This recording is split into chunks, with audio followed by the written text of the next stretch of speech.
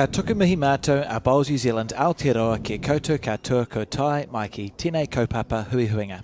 Hello and welcome to the Bowls New Zealand broadcast for the third day of the Summerset Open National Fours, broadcasting live from Bowls Mount Maunganui. We start with the game scheduled for 11:30, but it's 11:50 now, so it went a bit longer than it should have. Rod Graney taking on Darren Gooden as the two skips.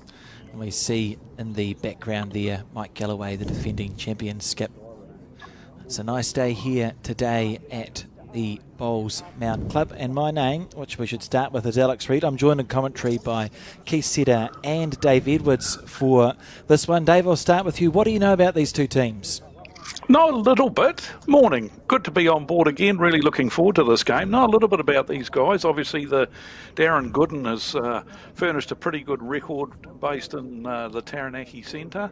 And, look, there's some familiar names in amongst that Rodney Graney team too. Look at Hamish Kelleher, our current pairs national champion. Shane Elliott, a well-performed Southlander. So, yes, I know a few of these players and I'm looking forward to a cracking game. You can see there on the right, Team Gooden, the blue shirts match the blue stickers, so it's nice and easy to understand. And on the left, Shane Elliott, Rodney Graney, Hamish Kelleher and Chris Campney will have the red stickers. As we start this game, 18 ends.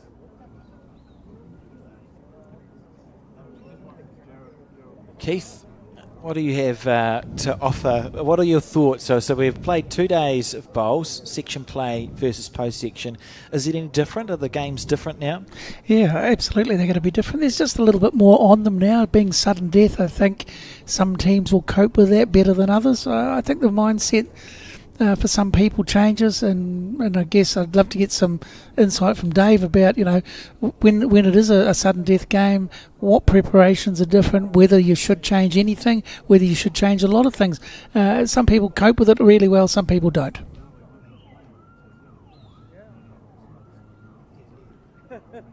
Just so we know, Alex, I think I'm right in saying that because this is the second game, there's no trial ends, we just get straight back and straight into it. Yes, it is correct. Lovely bowl from Chris Campney there.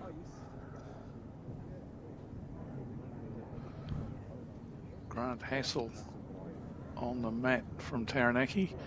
Familiar name to a lot of people, a great historian of the game is Grant Hassel. If you want to know anything about any event in the last, I don't know how many years, Grant Hassel will have the answer for you. Actually, be incredibly helpful to have in the commentary booth, Dave. I can imagine, yes. He's, I'm pretty sure, look, you're pretty good at it too, Alex, to be fair to say. Your knowledge of the history of the game is quite outstanding, but if you ever get stuck on anything, he'd be the man to contact. Absolutely. Chris now again on his backhand. What a rip snorter of a start he's made to the game, hasn't he? Look at this. It's another fairly handy one. Just going to pull up short, but his first bowl, outstanding. Yep, that's a good standard to set, and I think I was going to make the comment fairly early on. It's probably appropriate now that I think the standard of bowls overall, now we're into the post section or the sudden death phase, we're going to have a slightly, on average, I think a better quality of game. I just think the teams that have qualified are obviously playing well, and part of that playing well is performing well, and this is exactly what we expect. We're going to have a lot of ends that are going to be very tight, bowl to bowl, and it's going to be quite exciting, I believe. Yeah, look, it's they're in the groove, aren't they? They've had their 6 games of qualifying, maybe not all 6, because some of them might have qualified with just 4 or 5 games, but they're in the groove. Their deliveries are flowing, and yeah, so they've had some tough encounters along the way, obviously, to qualify, as we see another outstanding bowl from the Rodney Graney team. And yeah, so you're quite right, Keith. I think we can expect to see some good quality bowls from here on in the event, as long as the weather behaves itself.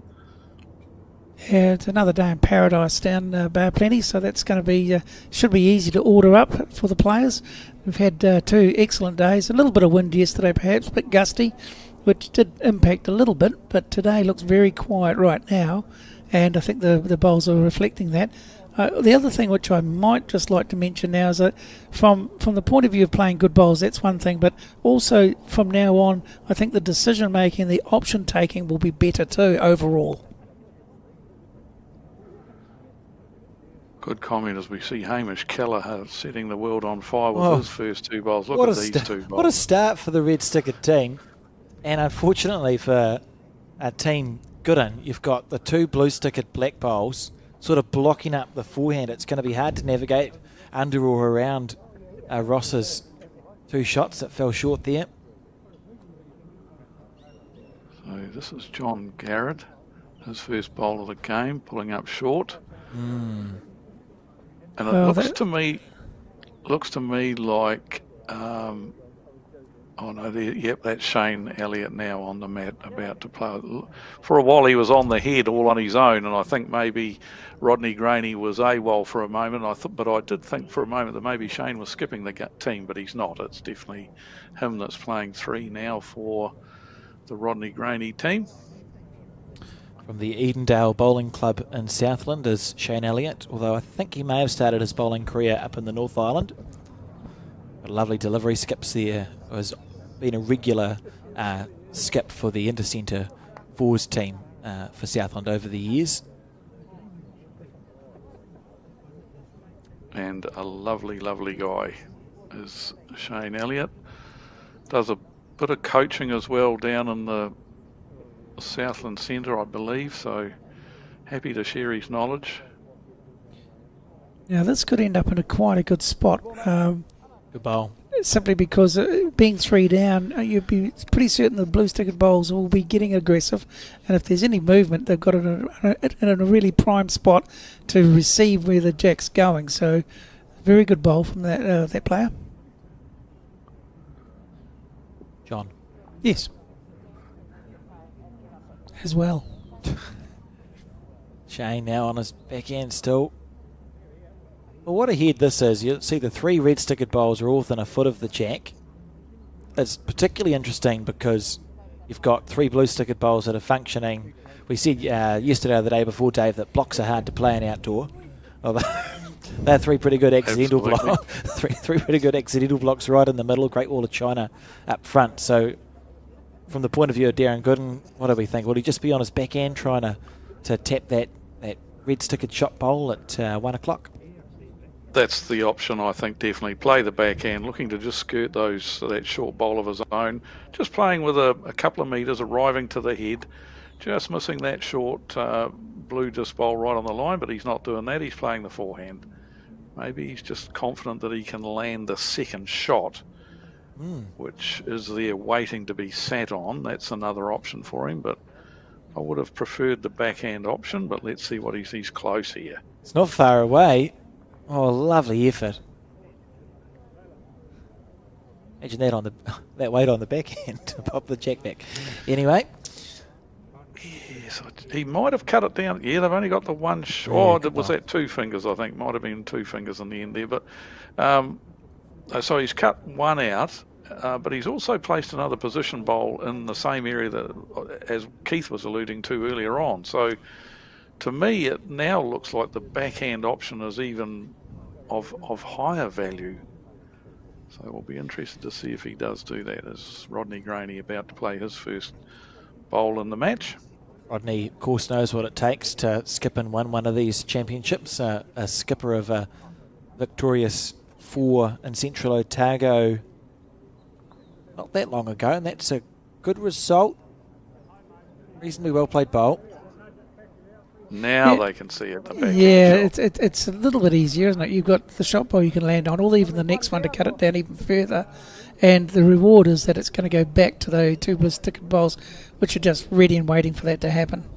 John's just going to tell him if he's 1 or 2. I think he might only be 1 light here. I'm going with 2. Probably right, Dave. And I'm clever enough not to say anything. This looks pretty good if the weight's right. This looks a really good line. just going to hold, I think. He'll get to the second shot, though. That's outstanding. That's What a Yeah. bowl. That was plan B, great for bowl. sure. Yeah, perfect. If you're going to lose one, that's the way to do it.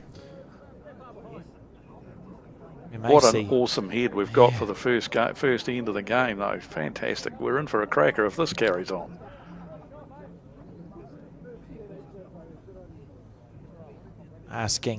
The reason they've asked Rodney to switch to the forehand is because it's unlikely you're going to give the shot away on the forehand, whereas he could have played a very good bowl on the backhand, be half a bowl off and pop the jack back.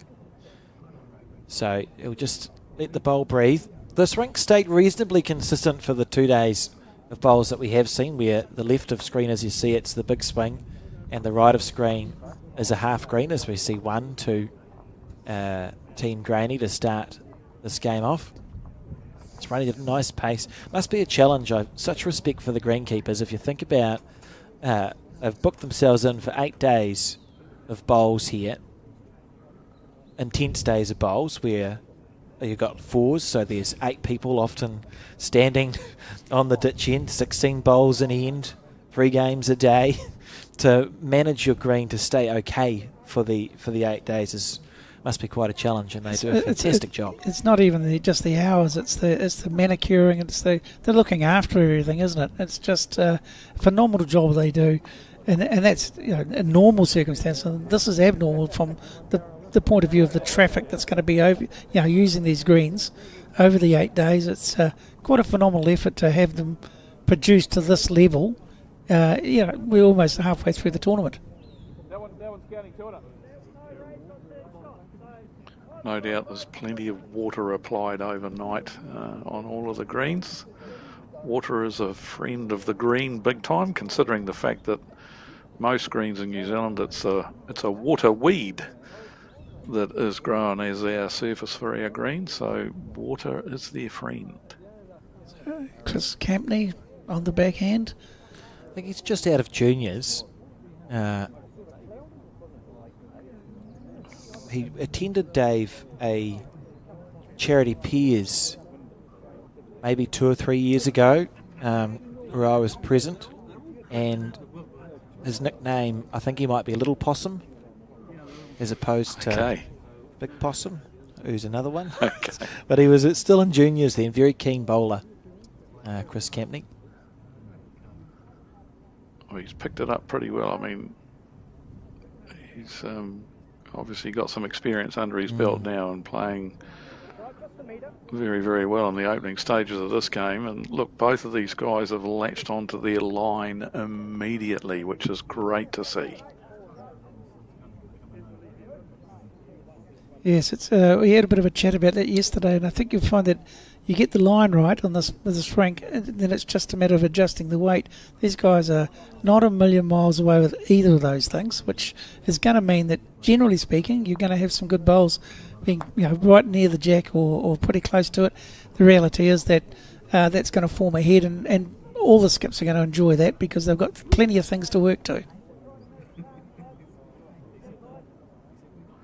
Yep, the key thing, line and length, sending the bowl down the right line at the right speed. That's the 2 things we have to get right. But if you can sort your line out, the earlier you can sort your line out, as we see a ripper bowl here. Outstanding stuff from these leads. There's no 2 ways about that. Grant Hassel gets a bit of chalk for his reward. But yeah, the sooner you can sort your line out, and once you know that you've got your line sorted, you can trust your delivery to hit the correct line, then all it's a matter of doing is immersing yourself in the feel of the weight.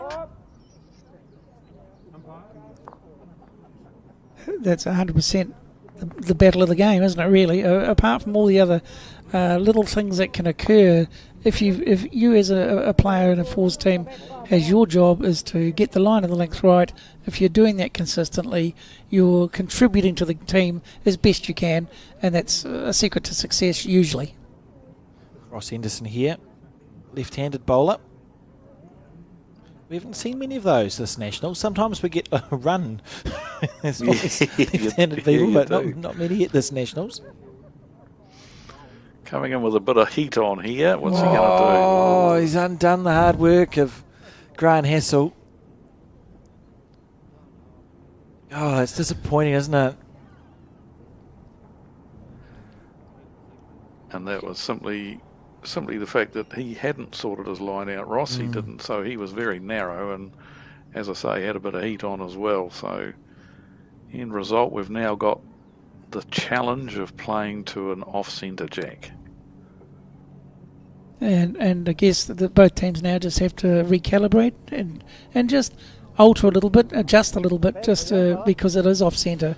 It's going to take a different line, and you just got to adjust as best you can, as early as you can. It's probably one of the positives when I said, you have nationals where there's so much bowls on the green. In theory, that's actually going to make it easier to play to the off-centre jacks, because if there's more play on a green, it gets a bit more compressed down. Where that can be a real challenge is if you're playing a one-day tournament, say, and the green hasn't been played on for a few days, it's just been cut and rolled, the jack gets spat out the side, and you're going into all this unknown territory. all this unknown territory Yes. that's had no bowls on it.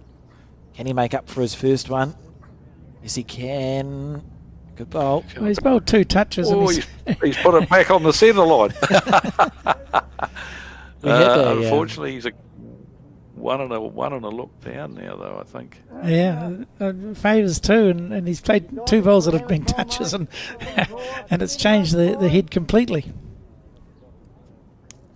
Interesting conversation with Joe yesterday, Dave, about touches, and we were talking about the history of it. So the Scotlander who gave us the rules of bowls, before then it was anarchy. People are just trying to roll things towards a target, and they gave us rules on a flat green, invented the rinks, etc.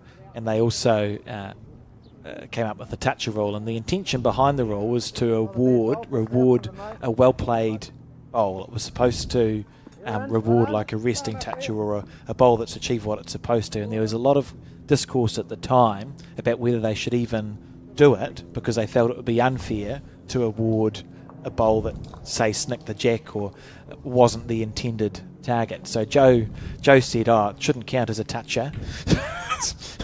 We then decided that might be quite hard to enforce and could cause some issues. So the rule can stay as it is. Yes, there would be a great debate about which ones qualify, wouldn't there? Yes, but I understand what Joe's probably alluding to there, the running toucher, which we've seen too, well, one, especially the first one. Does that really justify the little kiss of chalk for being a good bowl when in fact it wasn't? So, yeah, I understand. But, interesting debate, but my word, it would create a flurry of activity and debate as to whether one qualifies or not. You just have to develop a look in your face of real sympathy. I didn't mean to do it. And hope that the umpire agrees with you that although you've trailed it into the jack into the ditch 20 feet, it doesn't matter because I wasn't trying to do that. John Garrett on his forehand. Yeah. May have made a final, I think, if the mixed pairs and Taranaki. John Garrett. He's a good bowler. That's a nice shot, isn't it? That's a great bowl. He was 2, possibly 3 down. Now he's measure for shot, possibly still 1 down. But that's a good saving bowl. I'm certainly enjoying the standard of bowls already. I think over the last couple of days that early on there's been that settling down process. These guys are just straight into it, and I'm thinking it's they've got the weight perfect, which is obviously going to help getting close as we see the replay. Hopefully we'll see the other one where he's hit it again very accurately. He didn't look very happy after that one. No. Henderson. No, very well. It's hard to be unhappy when you've hit the kid or the jack twice and gone 2 down. It's not easy. It's going to give us an indication of how Rod Graney's feeling. Playing with weight to get rid of that bowl. Just playing arriving weight, looking for the jack or that bowl, and he's close. He's very close. That's awesome. Oh. Wow. Well, if they didn't have the shot they have now, so that's good. I think the fact Rod played with that really nice weight is probably an indication he's feeling it today. When you feel like you've got that touch that you can just play square through a bowl, as we see Darren similar, square through that one. Oh, what an end of bowls. Now, through that bowl, he's got 3 seconds Then Nice wee toucher, mate. Touch him into there. Darren Gooden, where did it go there? No. Yeah, that's Change just to an 14. indication, isn't it, of the quality and the expectation of the teams. You know, that, oh, just draw it 6 inches. That's all you have to do. It's quite straightforward. You know, from 90 odd feet away, that's easy, isn't it? It's the right call. He's just a bit tight here, but yeah, that was the right call. Try and just tuck the jack round the corner. Pretty good, mate. So, now he's opened up that front too, so that Darren Gooden can see the plant shot on there, onto the one of his second shots that he's got there. It's worth to 4. plant. Yes. Hey, what you see? Saying that If he bowl can that's get- sitting flat, Dave, that's at sort of 2 o'clock to the jack. Oh, Yeah, And he is hunting it. Yeah. He's hunting it. makes a lot of He's a bit sense. wide though. could get a result. Oh, play that harder, you would have got 4. Oh, well, what an end. And it's one more to Team Graney, 2-0 after 2.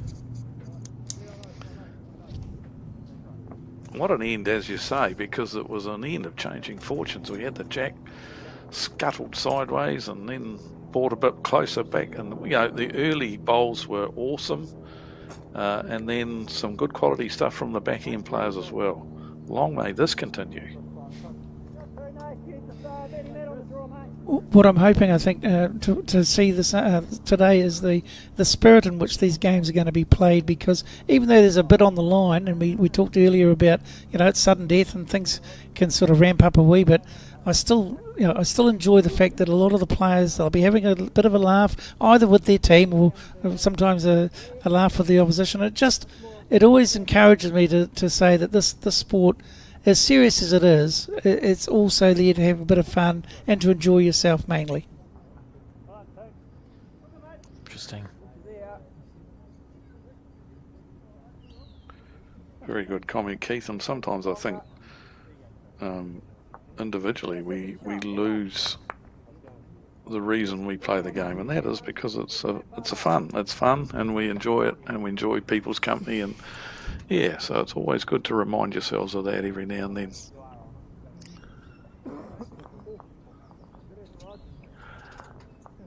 I hate to say that, Grant, that's probably the worst bowl of the game so far. Yeah. It was a very high Whoops. standard they were setting, so I guess we're allowed to have one or two loose ones, and there we have them. This is Dave's fault. I think what's happened here is, look, they've brought the mat way up. So Chris Campney brought the mat way up and thrown a relatively short length, and it's fooled both himself and Grant Haskell, although Grant's made a superb correction here. What a great bowl that is. Yep. Not only is it just generally a great bowl, but under the fact that his first one was, let's say, less than ideal, to adjust to that level is actually quite a skill. See how the rest of them handle this change of length, this dramatic change of length that Chris Campney is thrown with the jack here. Hamish is onto it straight away. What a No great worries. bowl here. No worries for Hamish Gallagher. Look at that. I think those first 2 bowls were apparition. We didn't actually see them because the second 2 have been phenomenal. Just put away. Looking to hunt the jack, no doubt, after that last end.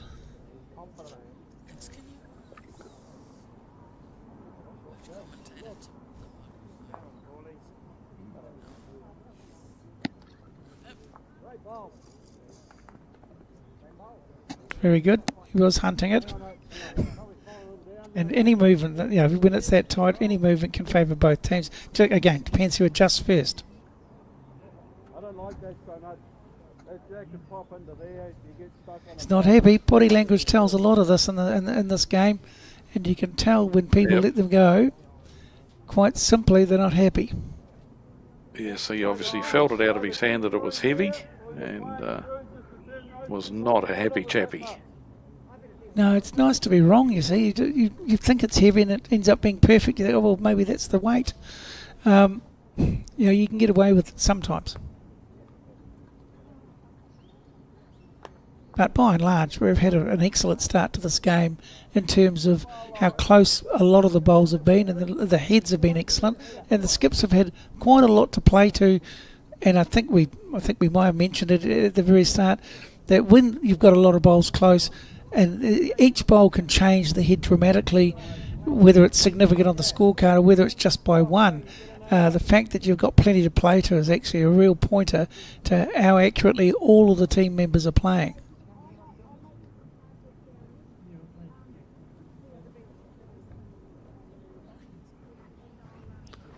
Unfortunately, this length has just caught the players on the hop a little bit, and we haven't got quite as good a head as what you were alluding to, Keith, but no doubt they'll settle in shortly to this length, but it was definitely a massive change of length to what they played on the first two ends, and it has caught them out a little bit. Yep.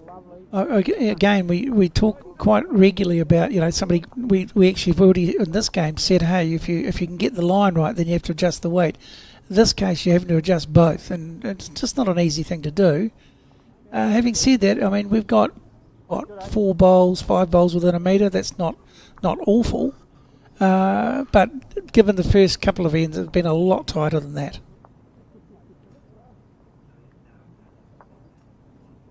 So we have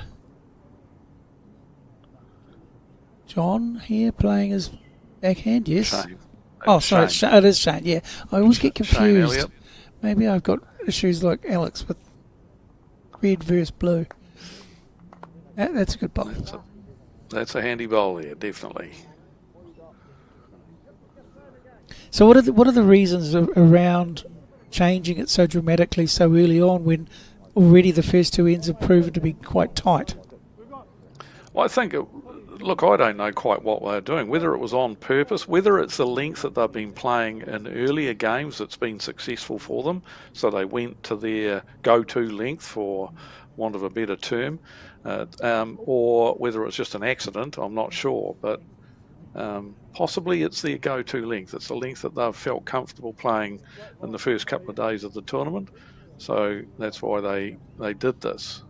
Yeah, Let's hope it's that reason and not the other reason that he just made a bit of a muck up.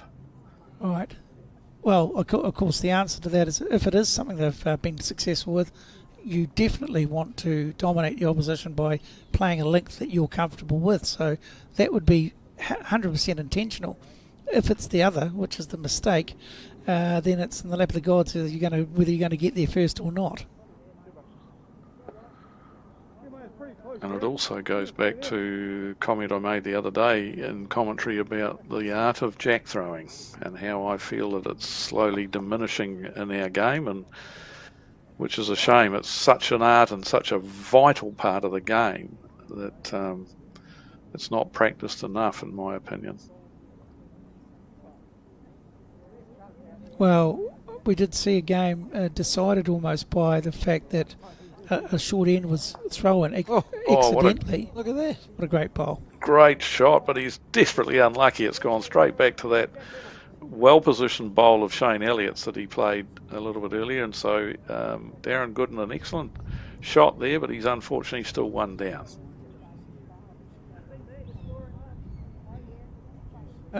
Again, on the fact that he's changed it, that was probably more than half what they're trying to achieve. It was no good where it was.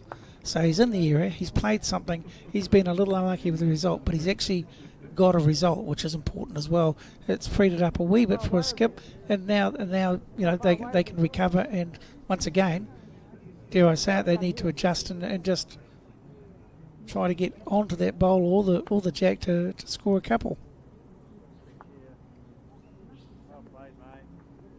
Yes. Yeah, this looks good. Playing with a little bit of arriving weight again, Darren Gooden here. He might be a bit wide though. He's just holding.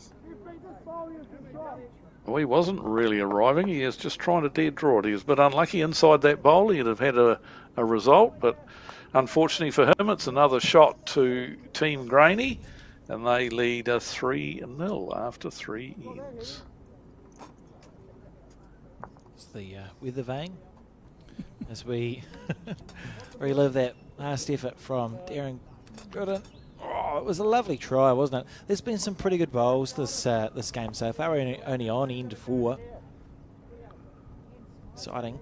How far out of the bowl?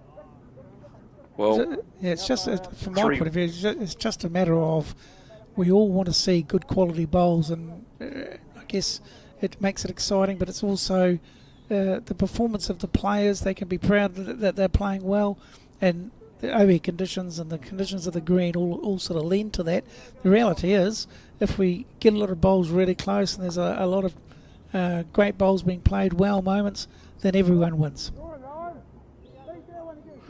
interesting to note that Chris has taken the mat quite a long way up again, and the jack's probably a little bit longer than the last end, but so this must mean that this is the length that his team are comfortable in playing, and he's opened with a very good bowl here this time. I guess, Dave, then that if this is what we've sort of gotten onto, and they've obviously identified that's the length they want, as they continue to score, you could expect them to try to throw the same length as much as possible? Absolutely. As I said, we'd talk about the go-to length, and we always used to have a go-to length with our New Zealand team. So it was a length that all four players in the team felt comfortable to play and were very good at playing that length. And sometimes you wouldn't use it in a game. You wouldn't need to, but you had it in reserve. If you were cruising along comfortably, playing at a different length to what you normally do, and you're in front, there's no real need to. But as we see, two fantastic opening bowls there from Chris Campney. He's really playing exceptionally well. But but if you get into a spot of bother and then you eventually get the mat back, then pounce on your go-to length, and that's where the lead was important, that they were able to place the mat exactly where we wanted and send the jack to our go-to length, and then go for gold and settle back into our rhythm on our go-to length. Well, it's already paying dividends on this end as well. You see Chris Campney's team bowls right next to the jack, and of course that's a setup perfectly for the rest of his team to add a little bit.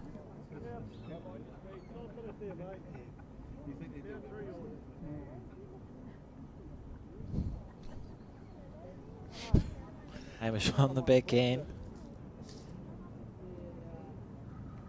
A little bit of cover for the back because the two bowls there at the back, as you can see.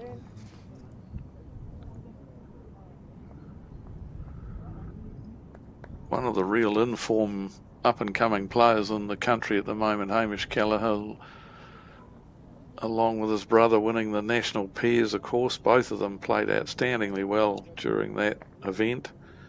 And Hamish's good form is continuing here today. What's great about that effort is that it was only 2 years ago where Hamish and Ethan had lost the final to Gary Lawson and Tony Grantham on the Burnside Green in a very dramatic game. 2 years later to make the final again, play the same pair, this time win on the last end instead of lose on the last end sort of thing. One of those special moments that happens in bowls, and you see those patterns pop up over the years. Well, they always say you've got to lose a couple of finals before you win one, and there's a prime example.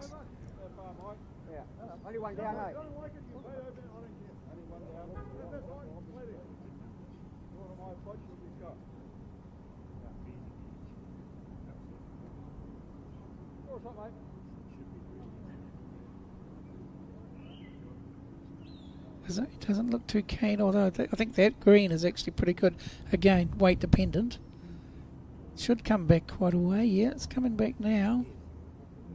Yeah, I think you probably felt he was a fraction wide and he was dead right. The weight was perfect. Oh, yeah. So nice head building up here again for the Grainy team. The only area that might be of concern is out the back. I think there's a couple of heavy-weighted bowls from Team Gooden that sit waiting out the back of the rink. So that's the only concern that they may have as we see Shane Elliott play a great bowl here, consolidating the head nicely. And hasn't made the target any bigger, so he's added pressure and he's kept it exactly as difficult as it was a bowl ago.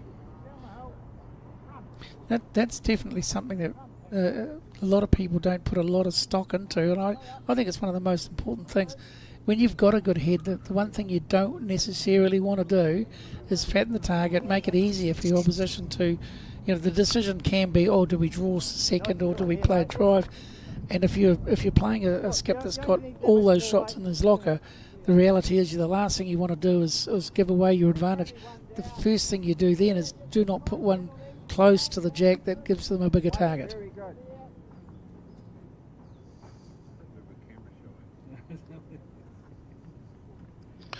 And that's where it becomes, you're right there, Keith, and that's where it becomes a game of chess now. The skips have got to be careful about where they want to place their bowls. This is a very, very good bowl here because it's covering those ones at the back. Excellent bowl from Shane Elliott. He played 2 rippers on this end, but yeah, it's about a game of chess, about making sure you're specific with your players as to where you want the bowls to be to avoid building targets, etc., as you alluded to earlier, Keith. John Garrett on his backhand again. Found a gap with his first bowl. Be hoping not to find a gap with his second. He's not far away here. Sit down off that front one. Oh, wrong half. Great effort. If you think about the 3 red stickered bowls are all within 1.5 to 2 feet of the jack. Another day, John's bowl would have been close enough to hold the shot. Alex, that cannony planty thing, blue onto the front red, takes all 3 of those reds out. Is that something you might consider? It would depend how I was feeling, Keith. I'm not often good enough to hit a single bowl target. On your best day, would that be something you might like to think about? Yeah, maybe. It'll be interesting. It'll be interesting to see. Darren's showing he's happy to hit, so I wait with interest.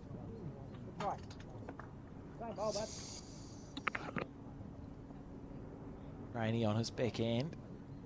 So this might inform his decision, really, Keith. Yes. Depending on what Rod does, if he makes the target bigger, like we spoke about, it's a very easy decision for Darren. You just wind up because you might have a slightly bigger target. You might have a slightly bigger target. I don't know how I feel. What would you play here, Dave? Yeah, I think I'd be into that on the forehand now. Yeah, look, there's options there on the forehand. He can find the gap between that last bowl that just landed, the gap to the left of that bowl as we look at it. He could get the plant onto his own blue bowl, which is going to clean all 3 shots out. I'd be playing with good solid ditch weight down there on the forehand. And he's on his forehand, so I think we're on to. I think you might be right. There's chickens we can count. We don't have to count them first, though. Surely, yeah, well, this is looking good. It needs it to hold. It's going to swing. That's good weight for the shot. Yeah, don't mind the weight. Wow. Okay, well, he's clearly decided that's the right option, and we all agree. So that's one thing. It's the second thing is the performance of actually playing the shot. So this will be an interesting one, whether he can tuck the jack somewhere different or change that shot some way. What we've heard in the ambient mic is Rob being asked to draw another shot. So as a team, what you're pretty much doing is saying, we think you're going to miss your bowl. If you do get it, it's probably a kill, so you may as well just add a bonus here from Rob. Aaron's going to have another nibble at this. Has he made the adjustment? Oh, yes, he's going to get a result of sorts. He's definitely reduced the count. Might still be 1 down, but... It was a really well-played bowl. It was, yep. And funnily enough, he hit that bowl of Rodney Graney's first bowl that had finished short on the centre line, and that's the one that probably prompted that prompted the shot that he opted to play as well. So Rodney Graney probably regretting putting that bowl there, definitely. But yep, so they still score though, but isn't this tight? 4 ends, just 4 shots scored. Good game of bowls.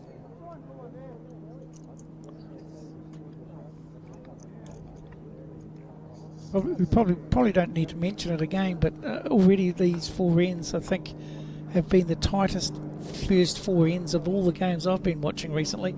They've just settled on a really good standard of bowls, and as we've already said, it's actually always exciting to see that the bowls all right round the jack. You've got plenty of things that you can get, and in this case he didn't get what he's after, but he got second shot, which was great. He was 3 down. Before that they had 3 shots and they'd be hoping to score a multiple, and it's just bowl for bowl, which obviously maintains interest for everyone that's watching.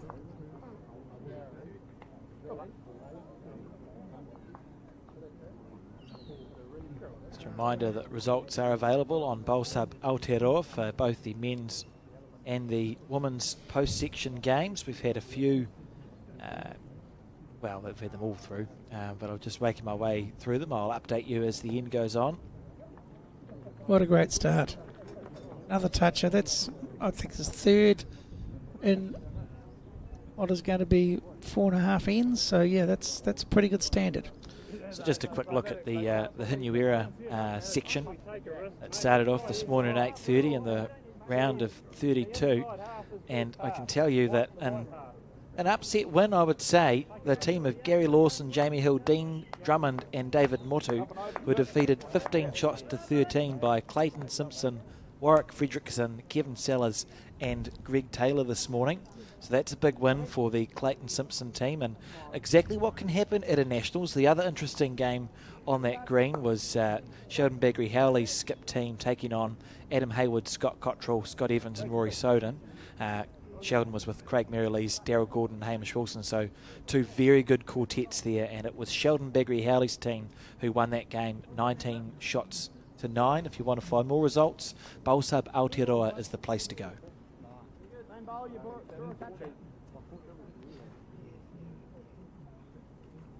Well, I don't know. I think for me that's a wow moment. You never envisage hearing Gary's name and team running second at the early stages of post section. So that's the beautiful thing about this sport, is that no one is guaranteed anything, and if you play well, you win the game. And that's an example of it. Yeah, you're dead right. That's what I mentioned the other day about that's why I love the Nationals, because the Club 4 that are a good, solid Club 4 love each other's company, really enjoy the game, get up there, and they can do those sorts of things. I'm not saying that the team that beat Lawson was an average Club 4 or anything like that. I'm not aware of those players. None of the names rung a bell with me, but that's the beauty of the Nationals, isn't it? That you can get those sorts of results. Yeah, I think you see that with bowls generally right through from club level, championship, regionals and nationals. So you get those upset results, and a lot of people talk about but the in inverted commas, we're not allowed to say the word S word, but the teams that have got a lot of name players, they are beatable because they're human and they make mistakes, and if you play well, you force them to make mistakes. What a fantastic bowl that is. Hamish playing outstanding bowls. He really is. Don't know whether it quite counts, but it's a great bowl. This head's building up nicely yet again. Yep. I don't think I'll ever get bored of saying it though, Dave, because I think that's what we really want to see, is a lot of really high-class bowls. It's just satisfying to watch. It's Ross slightly on the high side. Commentators curse. He was having a wee nibble, eh? Having a wee nibble. Remember back to the halcyon days where he hit the jack with 2 bowls in a row? That was good. I think he thought, we could do it again. Big breath for Shane Elliott here. Now, Dave, I've got a question for you, just to by the by while we're looking. What advice would you give a team involved in, as opposed to qualifying? They now reach sudden death stage. Is there any advice you would offer to teams before they go out to play a game? More of the same. Change Really, nothing? Nothing changes. You've played well, obviously, to qualify for post section. Nothing changes if you immediately start thinking, oh, now we're going to run into tough teams and we're going to all that sort of thing. It's just nothing changes. Same mindset. I'm just delivering another bowl on whatever rink it is, on a beautiful green, on a lovely sunny day. I'm just trying to draw another shot here for the team. And if, just focus on your process, immerse yourself in that, forget about who you're playing, what you're playing, and you're just delivering another bowl on another rink on another bowling green. I think that's quite often at international level, we used to talk about, the pressure and the challenge of playing it when you get to the nitty gritty. We loved it. We walked towards that pressure, walked towards the challenge, embrace the challenge as we see a rip snorter of a bowl there. That was exceptionally well played. But yeah, accept the challenge, walk towards it, be happy to be involved in those games and expect and want the opposition to play well to bring the best out in yourselves as well. Well, I'm going to have to give you 10 out of 10 for that answer, Dave. It's pretty much covered everything that you need to know as a prospective player, whether you're beginning or whether you're middle or whether you've been around for years. Look at this from Shane Elliott looking to split the bowl off. Oh, he snicked the jack over to the side. Well. 3 holes in the ground. You did right, Alex. That's, perfect. I mean, what a great head. Now, it doesn't look great now, but up until then it was a great head, and now you know that was a great bowl to get the jack to there. So there's been some absolutely brilliant bowls already. Yeah, it's dead right. The who had the shot has changed about 3 or 4 times on this end, which is fantastic to see. Now here's an interesting thing. You see to the left of your screen, they've got a short end being played on the adjacent rink. The jack's been spat out to the left as we see it. Very easy to get frightened by those bowls and finish narrow if you want to play your forehand.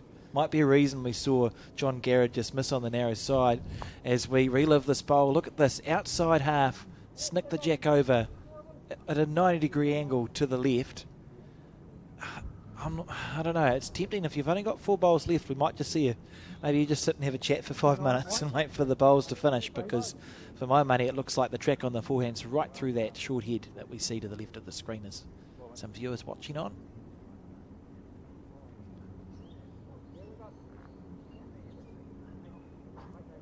It certainly will actually impact on people when that jack has been moved to that far to the side, because as you saw, somebody had to pick up a bowl. You could use that as a marker, but then you've overcorrected the weight as well as the green. Yeah, it's just different. You almost wouldn't play.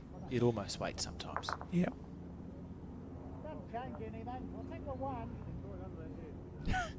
It's obviously the right line.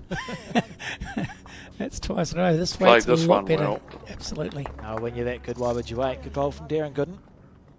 It was a good one, all right. I'm sure he's never heard that one before either, Keith. Welcome. Sorry. It's been a long 2 days. So we start day 3 of 8. How's the correction here from Graney? He's gone around that bowl now. How much weight's he taken off? Quick, is he? Yeah, I think he's still a bit quick. Was it going to pull up? So, this is an opportunity for Darren Gooden. He'd back himself 9 times out of 10 to make a 2 out of this. Oh, has he got 2 already? Maybe a 3? Good question. Probably only 1. Yes, probably only 1 at the moment. Oh, that's just lovely skipping. Perfect. An opportunity just to put 2 bowls in the area. It's gone bang, bang. Nothing fancy about that. It's just solid bowls, and it's 2 to Team Gooden on this end. The score now 4-2.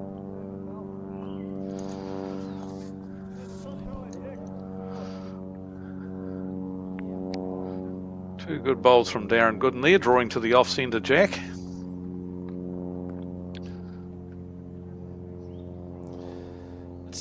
It's not underrated, but that's one of the things you see in our good skips too, isn't it, Dave? Because it was a head that was building, a tight head. The jack gets spat out to the side.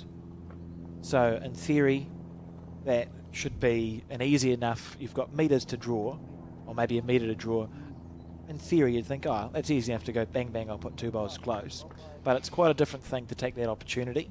And Darren really did that. That's a 2 that'll hurt a little bit for Team Graney there. And they'll be pleased with that as a start. Yep, another skill that should be trained. Drawing to the off-centre jack is a very, very important skill, especially for the back-end players to be training on a regular basis. As we see a change of length immediately from the Taranaki team. Gone a lot longer than what we've been playing. Matt right back and Jack almost up on the 2 metre mark.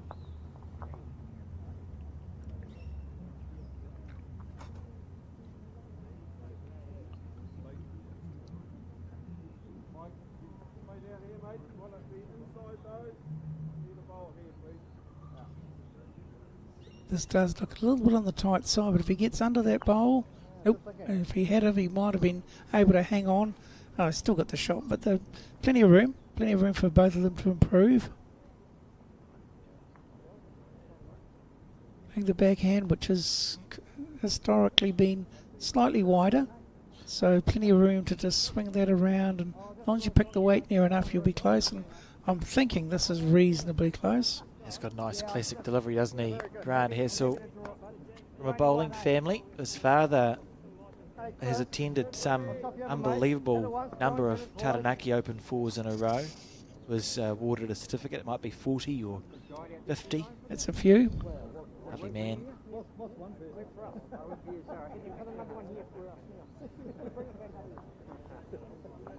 Change of hand here. That's interesting. It's good delivery too.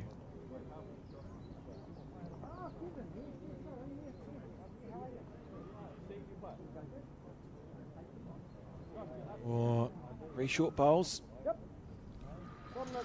Yeah, so the length change has definitely caught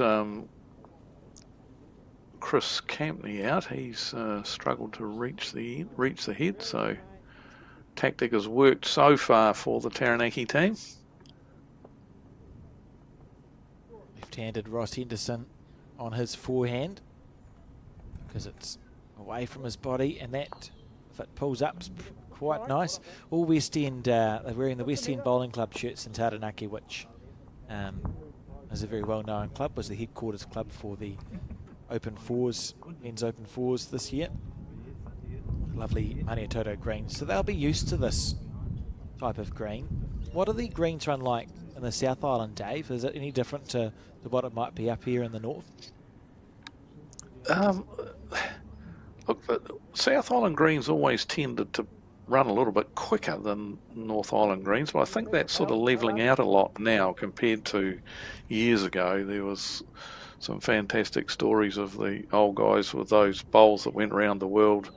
You know, they'd let it go and roll a cigarette while it was rolling because it was running 22 seconds and it would come half a metre back up the green. Such was the speed of the greens. But I think two things have happened. One, the South Island have consciously slowed greens down a little bit, and the North Island have sort of done their best to just speed theirs up. And so I think we're getting a pretty level playing field across both the islands these days compared to those days. Yeah, I agree. That's been my observations. And it's still a high standard. I was talking at one of the days. I think it's one of the cool things. We still have a lot of, obviously, artificial and carpet greens. We're going to get more and more of those. I don't think the natural green will ever go away. And what I love about our New Zealand game is that the natural greens that we have are a native waterweed, as you said, Dave. So they're a uniquely New Zealand thing. They popped up in the Westport Bowling Club's green 1923. They tried to get rid of it, couldn't. Stuck with it, found it was really good for bowls. And we've used it for 100 years. It does a great job. Yep.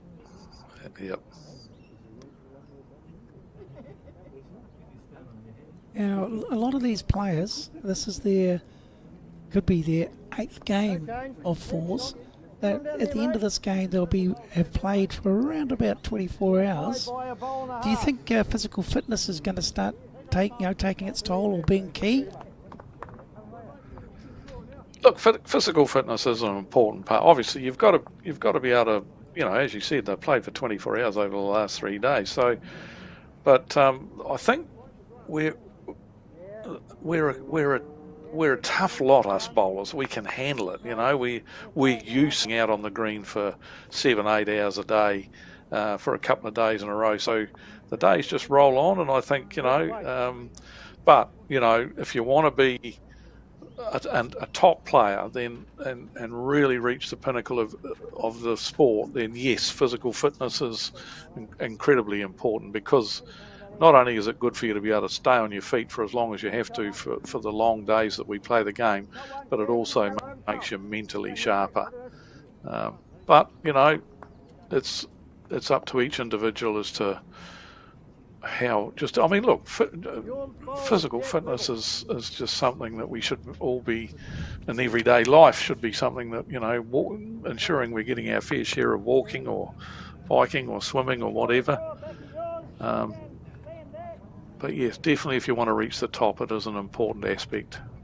I think up until that level, it's the comment I've heard most often is you can be bowls fit, which is in itself just fit enough to play a lot of bowls over a period of, you know, a day, 2 days, whatever that tournament might be. And you know, at the end of it, you're going to be fatigued, but hey, who wouldn't be? The reality is you've got through it, and you've managed to maintain a mental state that allows you to play your best bowls. And if that's the case, that's all you need. Now, obviously, as those levels go up, I think your awareness of staying sharp becomes just that little bit more important. Absolutely. Well, the longer end has caught them out here, and look at that side-on view showed to see that there was only 2 bowls past the jack. Everyone else has just struggled with this first time we've played this longer length end, and no doubt they'll pick it up pretty quickly if it goes to the same length again next time. And it looks like it's a measure for shot. Someone was putting the fingers over the top of the bowls just to see exactly who did have the shot here.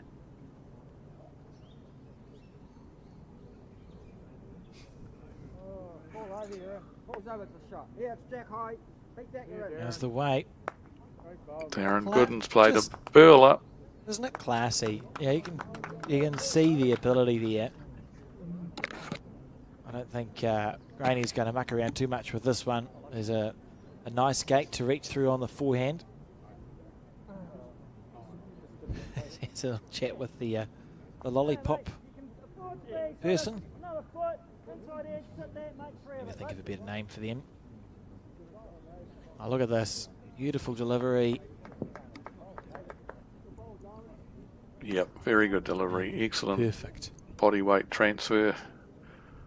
Nice straight lines to his footwork and arm work.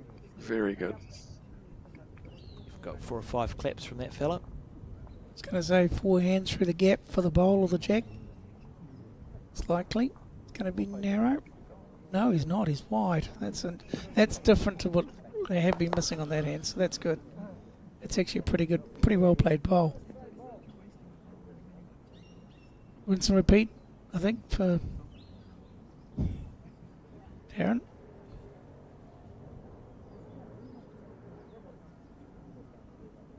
Or a strategic block, one or the other. I think it'll be an accidental block, but it could be a block nonetheless if it stops anytime soon. No. Well, this is interesting. Because what he's done is sat the red disc bowl that was in the measure for second shot. He sat that down, and he might have actually made 3 of it now. The bowl that he played could be counting, and the one that was in the measure earlier on could also be counting now. So might have made a 3 of it here. Let's see. On the attack again is Rodney Graney. Is he a bit wide again? Could get her up here. There we go. Oh, he got a big slice of help there. Oh, dear. Yeah. And that apology says it all, doesn't it, really?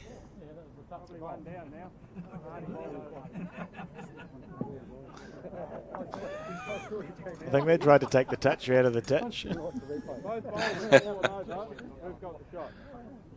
Here's the replay, and we can see that the slice of luck he gets off the wing bowl here straight onto the jack, bellies the jack into the ditch for shot, and immediately apologises. Good to see. Yeah. And in the background, you can hear them. They had a bit of a laugh about the person who's taking the bowl out of the ditch, and they're enjoying themselves. And again, that to me is a big part of the game. We've already talked about people having fun. That's why bowls are such a great leveler. It doesn't matter what the circumstances, people can still have a laugh about it, and you just move on, don't you? I mean, there's nothing meant by it. It's just a bit of fun. And these guys are just having a great time, and we're enjoying watching the good quality bowls. It's actually where you see the best bowls played, as we see that it was a 1-2 Graney, so the score 5-2 after 6 ends. The best bowls are played when the teams are enjoying themselves. And the more you play at that level, or the more bowls we see at this level, and they're relaxed and there's a mutual respect there, I think, is my sort of takeaway. I've been fortunate to watch quite a lot of bowls played at the pointy end of events, and it seems to be the further into it you get, or the higher level it is, more often than not there's a mutual respect with the players, and I think that begets some pretty good bowls. Yep. And it certainly doesn't help, in my opinion, to put your hand up and just admit when you've got something, a little bit of luck goes your way. I mean, everyone gets a bit of luck. But that's the respect thing. That's it, 100%. Yeah, that's what I'm saying. You can accept that because there's that mutual respect. And then there's no frustration. No, or there's less. Just go, cool, I'm just playing a game of bowls here. So we see on the back end, very efficient delivery. It's Chris. Yep. His first one was about a foot away, which is inside that circle of what we are trying to achieve as a lead. And he's got a position bowl with the second one behind.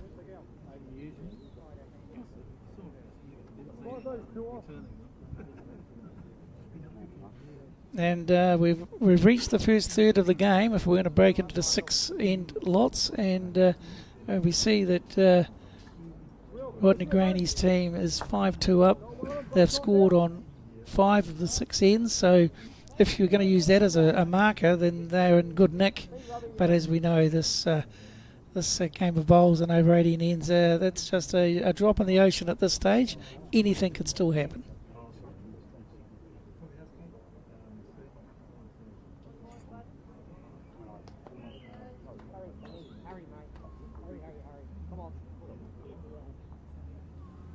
So immediately noticed that the Rodney Graney team, their lead, Chris Campney, went straight back to obviously the length that they like playing the mat up quite a few metres up the rink. And so obviously that's their go-to length as a team, because he went straight back to it.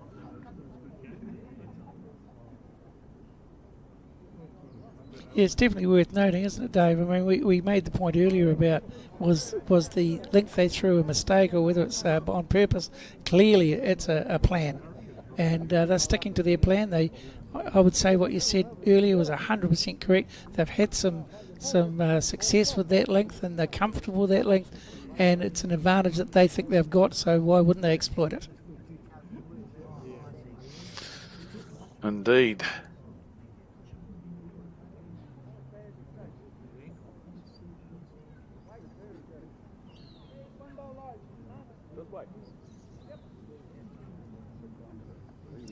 Interesting to note Hamish with his non-bowling arm, and that as you see another fantastic bowl from Hamish, he's really in good nick. Non-bowling arm just away from his body, or sitting over his thigh. He doesn't actually anchor the arm to his body in any way, shape or form, but reminiscent of the great Paul Foster, his arm that actually quite significantly is well away from his body during his deliveries. Was it Ivan Kostanic as well, Dave, who had that sort of delivery where his left arm was quite a little loose? Bit. Yep. So we see another touch here from Ross Henderson. He's getting a few touches, isn't he? At least he wasn't holding the shot before that one. It's a good bowl. He's improved the thing. That's very good. Yep. It's a handy bowler. He's had a lot of success in the Taranaki region, Ross Henderson. Shane has to play his back end.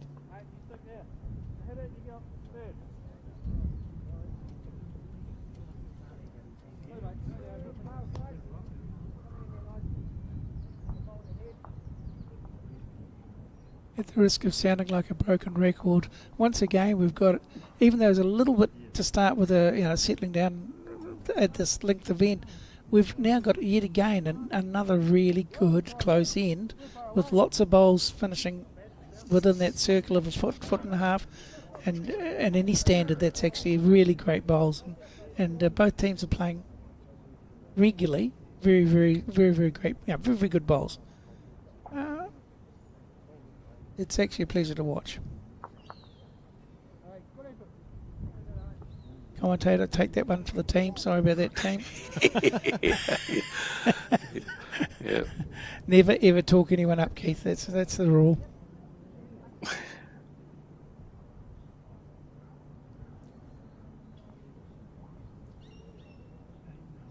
Another classic delivery. Elliott, he sort of twists his wrist a little bit on the backswing, and then a nice smooth follow through.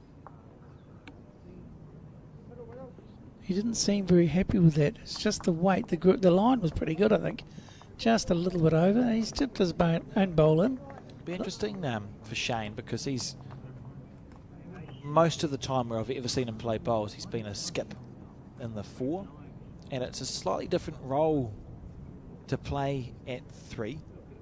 Some sort of different feelings there for him, as we see John Garrett on the back end, on down to that red stickered, I don't even know what to call that, sliced bowl. Remember, it's sunny, Keith, so we've got them back in stock on the Bowls New Zealand online shop. Spalms, wonderful things. They're almost cooling as well. It's like a moisture wick, so it cools you down, protects you from the sun. Don't have to worry about putting sunscreen on. I hate the feel of sunscreen. Challenging for bowls sometimes. I noticed you've got the arms only, and then you've got the one with the vest type as well. That's right. Have you actually tried one of the vest ones? Because I'd be interested to see if they're comfortable and whether you notice that they're something that you've got on. Terry Blackburn uses those ones, and she says it's actually quite helpful. Oh, there you go. Obviously, Shane Elliott there has been watching the curling. He was pretending to brush in front of Rodney Graney's bowl because he knew it wasn't going to get there. We're revolutionising the game rule by rule. We're going to abolish an automatic bit of chalk for a toucher, and That's next we'll have sweepers. Sweepers to affect the bowl. And you've got to yell out really loudly the whole time too. I don't think you'd manage it, Keith. No, I'm done. Darren on his backhand. He's looking he's a bit short here. He's looking to be maybe 3 or 4 feet over, just through the shot bowl. And he'll be disappointed he's sat against the bias as well, because he's tightened up. He's made it more difficult for himself. Yeah. Rodney Graney, if he can reach that second shot and just sit it down, he could make 3 of it, but it doesn't. He's not reaching the head even, so he'll be disappointed with that. An opportunity to have reached that second shot, the blue disc bowl at sort of 6 o'clock strike there, but he failed to reach it, which he'll be extremely disappointed about.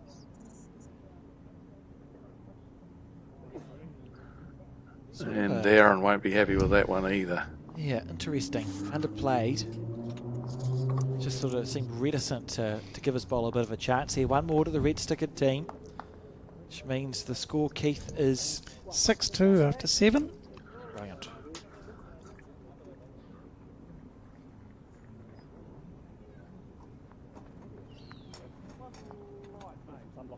Brilliant. Alex, we're only 9 ends away from the anti-penultimate end. I'm glad you've been listening to me, Keith. Anti-penultimate obviously means third to last. That's it. Or 16th. Well, yeah, depending on how many ends you play, so we'll just let's not get overcomplicated. Now, I noticed if you look at the shirts that Team Graney's wearing, there's something called the Rusty Mac Memorial Hares Tournament, obviously named after Rusty, who sadly passed away, I think, in 2019. Was from North Otago. Did you come across him much in your travels, Dave? Yes, I did. Used to run into him, when I was playing, and you'd go to events. Rusty was there fairly regularly, and look, an absolute tragedy to lose Rusty, and he was a lovely guy, and just so well known around the bowling traps, and it was a real tragedy when we lost Rusty. And yeah, they've got a fantastic tournament down there now in his memory, and I know it's an extremely popular event. Just a lovely guy. Good to see the teams wearing the shirt as we see Grant Hassel play a good bowl. It's been an interesting battle between these two leads off the front. They've had their turns, haven't they? They've been, Grant Hassel's been on his game, definitely early on. Chris was by far and away the better lead, but Grant's definitely come onto his game now, and they're really going toe for toe now. Not often you see the lead follow their bowl up. Chris, I noticed is wearing the spams. I didn't even notice that. That's good. It's obviously been to the Bowls New Zealand online shop. That's it. Never too soon to do that.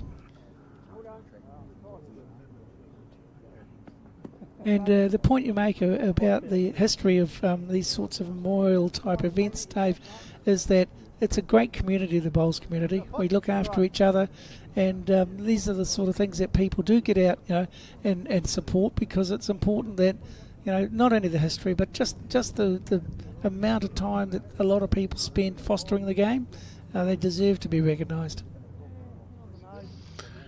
Yep, you're dead right. There's lots of events around the country in memory of some true, not necessary legends as far as being top bowlers, but just great people, and dedicated to our sport and such big and so many different ways. And so, yep, it's you're dead right. We do honour our past extremely well in the sport. Ross on his forehand, just underneath the line, a smidge. Didn't like it as soon as he let it go, did he? He pointed out wide, he knew he had pinched his line, and what a waste of excellent weight he's got there too.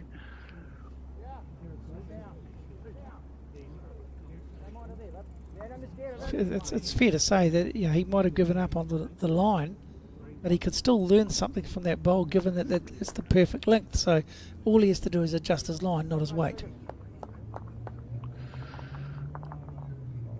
Bowl here again from Hamish. That'll be the shot. Let's see if he was listening, Keith, on his forehand. I feel like he was. It looks like he might have taken it on board. Well, if he gets around that front one. Oh, he changed his weight. Not much, just enough. Not by much. It's quite a good bowl. Yeah, nothing wrong with that. If you could do that every bowl, Dave, you'd be quids in to be doing pretty successful bowls. Absolutely. Actually, just watching Ross, and he has crossed the centre line a lot. And one of the things I've just I believe I've noticed in his delivery is his alignment on the mat. He's not aiming his body, so his feet are pretty much aiming straight down the line of the green instead of out aiming at his aiming point. And I think that can quite often lead to you playing narrow bowls like he has done on occasions throughout this game. Just on that point as well, Dave, is it significant, do you think, a left-handed delivery versus, in this case... Oh, no. That I didn't even want to mention that. Dear. That's the wrong bias. That's an expensive bar shout, isn't it, really, to be fair? They've got stickers on the bowl. How many tens of thousands of people are watching this? He's got to shout us all. Great for us. Yep. Don't be shy. Just get that visa out and start shouting. That's the way. That's a sick feeling when you play a wrong bias. Just getting back to my point, Dave. Is it a significant, like you've got one left-hander and then 7 other people playing right-handed? Is there an alignment issue for the left-hander? Is it a trap to follow the right-hander, or do you just forge your own path? You forge your own path. You definitely don't go following the right-hander, and right-handers definitely don't go following left-handers, otherwise you'll be in all sorts of trouble. So as we see a promotion of one of the short bowls there that's now ended up as shot for the Gooden team. Yeah, no, it is a trap sometimes, because early on in games, quite often you'll watch the opposition's bowl to see what line they're taking so that you can perhaps learn something from them. But if you're right-handed and they're left-handed, don't take any notice of their line, really, because it is completely different. Yeah, and that was the point I was hoping you'd make, because it is something, it's a trap for people. They think they've got their line right, and they go, oh yes, I can see that person's bowl's gone out to that, to that area. Let me follow that, and they're miles away, and it's, well, what do I do now? And it's a little bit of panic sets in, and it's simply you've just taken the wrong line for you. You've just got to forge your own way, don't you? Learn your own line, yeah, definitely, but you can learn from others in your team. If you've got someone playing in your team with the same bowls and they're right-handed, you're right-handed, you can obviously get some information from their bowls as you see them going down the rink. But generally, you've got to find your own line and stick to it for sure. Yep. And we don't want to bang on about it, but simply once you've got the line right, you're only worrying about the weight then. That's all you're thinking about. Yeah. Bingo.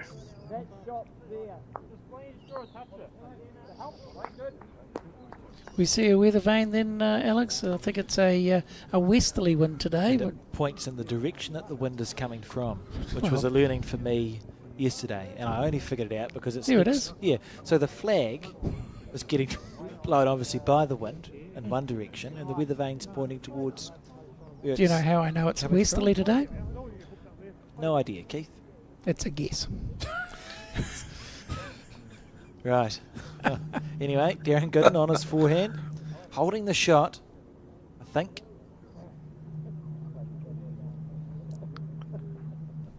The good news about the wind is that it's not having any bearing, because it's just a little zephyr by the way that flag was hardly moving.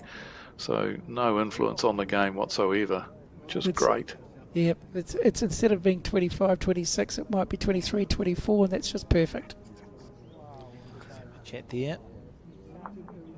I love it. I love seeing that, the smiles. Oh, it's because there's a committee meeting, and they've all decided that Rod should play on his forehand. Is it secret squirrel, or are they just talking out loud? I think it's pretty clear. I think they're just saying hit on the forehand. That's where we've ended up. Oh, we haven't seen him wind up yet, but he's got a very good drive on him. Still not his full speed. Pretty good. Doesn't need his full speed. Oh, it's been unlucky. The Jack's jumped out. Jack's jumped out of... So it's jumped out of the ditch, but it's still alive. So he's still been rewarded for his bowl. Yep, he's absolutely...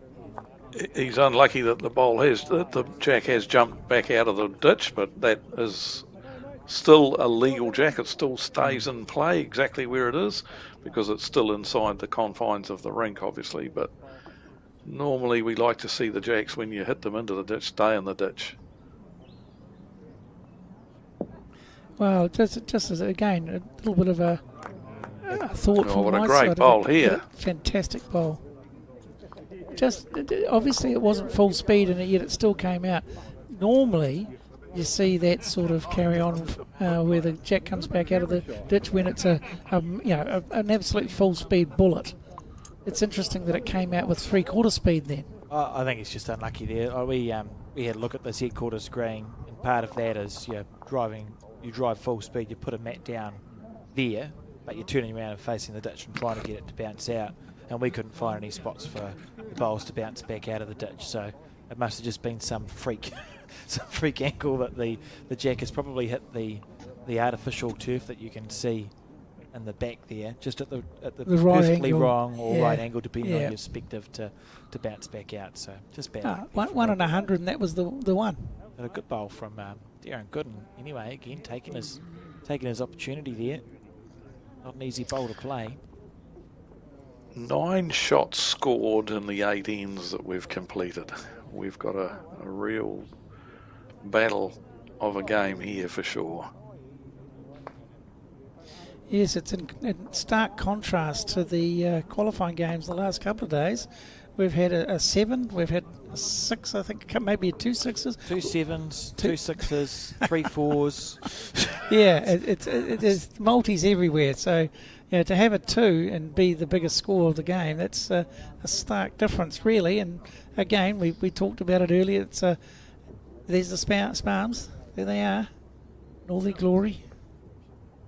But it's just the nature of post-section play. Things just tighten up a wee bit, and there's just overall better quality bowls being played at tighter bowls. So you can sort of expect the scoring to be shorter and smaller for longer.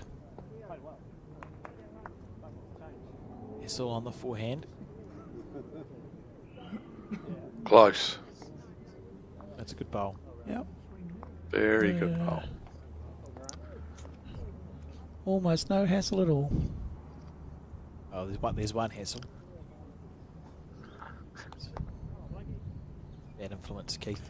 Indeed. Slept in the knife drawer last night, obviously. Had some glass for breakfast. How's the weight? Doesn't look too bad to me. It's pretty He's good. close. Just ran out of steam with a foot to go.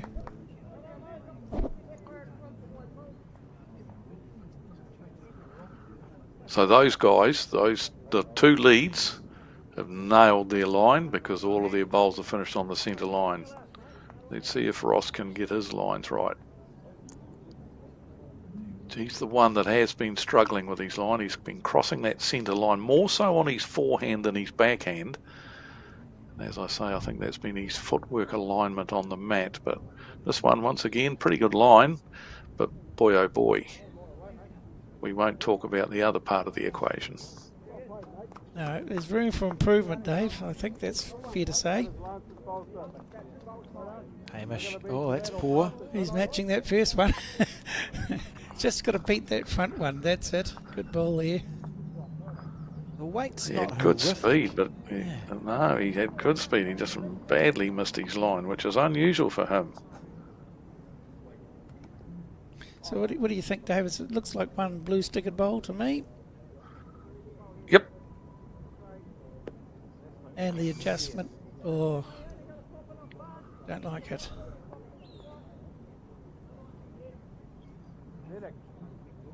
A real battle as a player to try and find your way. You're halfway through a game. The internal battle can be quite a challenge. When you're playing well, bowls is easy. It's simple. It's weight and green. When you miss by that much with your first one, you have to make a decision as well. How am I making my correction? Do I need to let it go more better? Have I just misread the green? Is it a mixture of those things? Was it the wind? Am I not focusing? Should I panic? There's so much that goes through your mind, and I think the longer it lasts, the harder it is to get yourself out of it sometimes. And that again is something that if you've got a compatible team, you can turn around, have a bit of a try to relax it by having a bit of a joke about it and say, and if you've got a compatible team, that somebody in that team will say, hey, don't worry about it. It's next end now. Forget about those bowls, and that's part of being part of a team. If you're feeling down on yourself and you're playing with people you perhaps you haven't played with before, and they don't turn around and help you out a little bit, things can go horribly wrong for quite a period of time. The set's beginning to get a bit concerning for Team Gooden because they've got the one blue stickered bowl holding, and the next 3 bowls that have been played are short of the head. So if the blue stickered bowl is removed or the jack is tucked around the corner, it's going to get harder and harder to actually recover the situation for Darren and his team. John really needs to try and draw a second or third shot here. Absolutely, and you're right on the money. there, Alex, because they can play now that they've got the shot. The Rodney Graney team, they can play with a bit more confidence towards that second shot bowl, although this might change things a bit. This is a very, very good bowl here. That's made a big change to the head, because if the second shot is sat out, it's still only, they're going to make 2 of it, that's all. Whereas earlier on, it could have made 3 or 4 of it. Really classy bowl as we relive this. It's going to be the shot bowl from Shane Elliott. So we had 7 or 8 bowls of almost nothing happening, and Shane's drawn a toucher and John's played a beautiful second shot.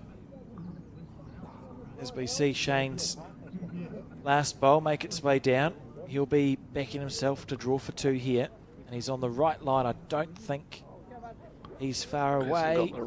How's the weight? Has he got the running? Oh, he just fell out. Needed that curling broom.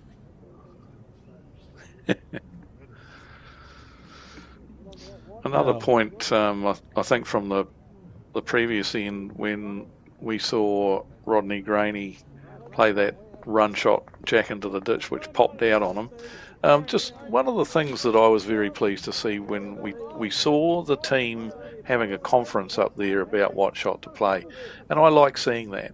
Gone are the days where leads and twos on the bank and that's it, and keep your mouth shut. Long gone are those days. I love seeing teams discussing shots, and being working as a team, operating as a team on the head. It was good to see. Yeah, I think again it's the old ethos of you win as a team, you lose as a team. Now, if you've got 4 compatible players who get along, they're all probably, if they're at this tournament, they might be 2s or 3s or even skips at their club. They've all got opinions, and it's worth hearing those opinions from time to time, just to get clarity, to make sure that your whole team and your skip are very clear on what you think the best options are, and then you play that best option. And that's part of the game, is just to make sure that you've got an opportunity to maximise a good end or minimise a bad end through communication. Well, that's what you should be doing. I think that's 100% correct, Dave.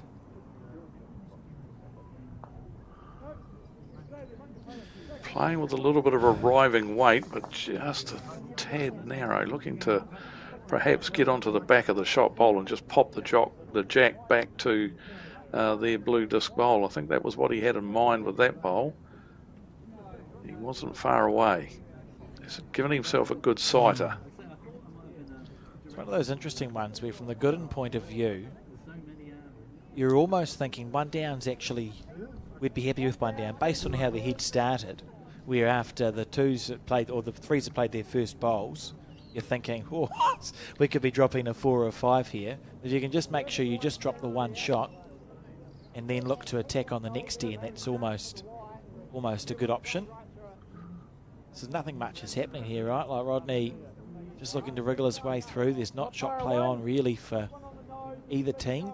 So Darren still on his forehand, as you said, Dave. If he clears that shortest bowl that you can see right at the top of the screen in the 11 o'clock direction, clear that with nice weight, foot over, you could pop the jack back to that blue bowl, and should it be removed, you're only dropping 1.5, 2 shots. Yep.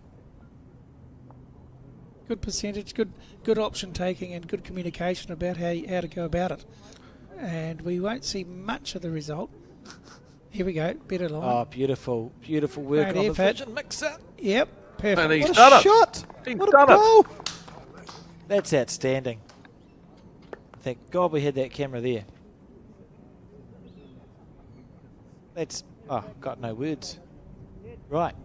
That was a very, very, that was the shot we talked about him playing, and he got a little bit of a help off of his own bowl, but it was a little bit of a help off of his own first bowl, but he was in the area and played it with perfect weight, turned the shot bowl onto the jack, popped the jack back to their waiting second shot.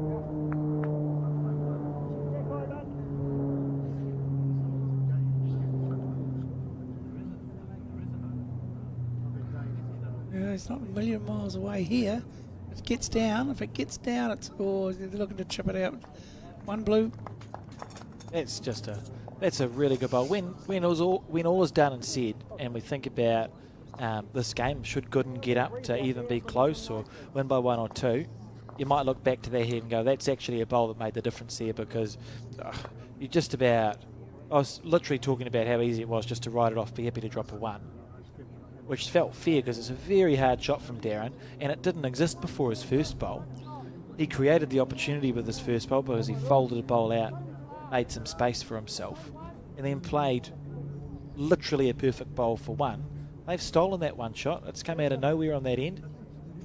Well, we're halfway through the game, and it's 6-4. So once again, we're in for a treat. I mean, we've been treated already in this first half of the game to some excellent bowls, and that one was no different to any others that we've been watching. Amazing. Absolutely perfect. And again, long should it continue. I mean, we have been treated to some absolutely world-class bowls here, and 6-4. I think I couldn't pick a win at this stage. Are either of you prepared to sort of put your necks on the line? No. Yeah, no, definitely not. I mean, you would have thought that, obviously Rodney Graney's side were playing the little bit the better earlier on, but that's levelled up now as we see a real good opener from Grant Hassel, just to prove my point that the Darren Gooden side have come back into this, and it's going to go either way. I'm getting splinters sitting on the fence. Fair enough. It's a great game of bowls, and showing no signs of letting up. A couple of collapses. I think Rodney might have popped off for a second. Probably seeing Shane run down. Grant on his back end.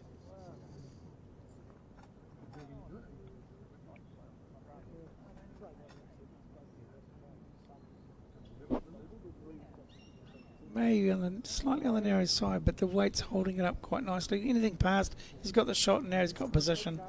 Again, as a skip, you'd be very pleased with that.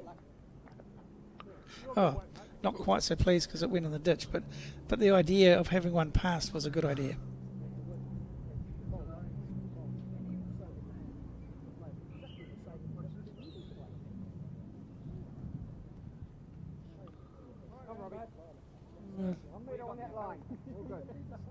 It's gonna do. It could land this. He could land it, or just about. Not been a favoured side. Let anyone's notice? Have you noticed a favoured hand, Dave? No, not really. They've all been pretty versatile in that regard. They've been playing around the clock a fair, like using both sides of the green and all 4 hands. There's been no favouritism at all.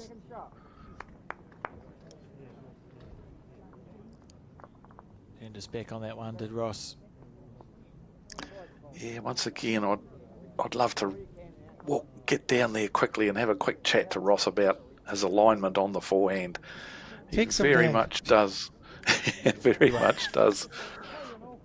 Doesn't line himself up down his line, and consequently he's pulling those forehand bowls across and, not taking any green at all. And if he doesn't correct it, it's just going to get worse and worse as more and more pressure sort of piles on. So he does need to be aware. However, he isn't getting a text from anyone yet, so perhaps just needs to work it out for himself. Well, that one away a little bit more smoothly, so certainly have added some weight. Oh, where are we going with it, Jack? He just missed it. Oh, he's having a real struggle. It's almost as a skip. Maybe you go, do you want to go get a drink of water or go for a little walk or something just to try and reset? Because when you're in that space as a player, sometimes we're not actually able to self-identify. and dig yourself out of the hole. Exactly. It can literally be as simple as going for a walk after your bowls. Go to the loo, go for a glass of water. Take a deep breath. Come back and try and start again. Just reset, absolutely. John on the backhand. Oh, he's got good good lines and good weight. That's outstanding bowling. Yep, beautiful. Brilliant. Absolutely perfect. However, for every action, there's a reaction. Of course, now it sort of sets up the forehand drag for the other team, and that's bowls. I mean, if you play one there and you think, oh, okay, I've drawn a second shot, it isn't any safer, unfortunately.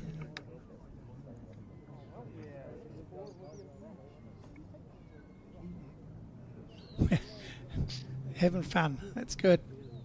And they still get a cup of tea and a scone at 3/4 mark. One of the teams will be able to have a couple of quiet beverages. One of the others will just have to think about who they're playing next. Almost like it there, yeah, like you land that or you finish in a good home here. Can actually get there and right back to the white. Just hearing the ambient noise of the ambient mic. The dulcet tones of Galloway. Blake Signal, who's playing Galloway on that adjacent rink. It's a big matchup. There's some great games going on all around the bay. Plenty today, this first round this first day of post-section for the men's and women's Summerset Open National Fours. Yeah, that's it. That is a big game, that one. Mike Galloway, the defending champion, going for a three-peat. As we see another good bowl from John Garrity. Just replaced his own bowl that was already shot. Give us another on the head, mate. And just a quick shout out to all the wonderful sponsors and all the clubs that are hosting this event on behalf of Bowls New Zealand. It's just fantastic to know that you've got that support out there, not only from the clubs but the sponsors. And it's just the most important thing is that with all the players that want to enter the tournaments, and we're finding more and more playing in these events, then we need to have those setups and those people helping us. And it's just impossible without their support. So thanks very much to all of those people. Yeah, it's great to have that support of the clubs. And in this Bay of Plenty Nationals, there is a pretty wide spread of clubs that we are using because the quality of the greens is prioritised. You come to a national event, you want to enjoy your bowls. So there's good greens all around the place. Places like Tui Park, Rewa, Inuera, Central Cambridge, a little bit out of the Tauranga city itself. Although I would argue I'd rather drive for 45 minutes for a beautiful country than 45 minutes from home to work in Auckland. But you go about 4.5 kilometres and it's a concrete jungle. At least you're moving, Keith. Yes. That's about 4 kilometres an hour, literally. Oh, look at that from John Gary, just replacing his bolt. So he's playing nicely. The three in the skip in that West End team, John and Darren, have played some really, really telling bowls. It's Darren now on his backhand.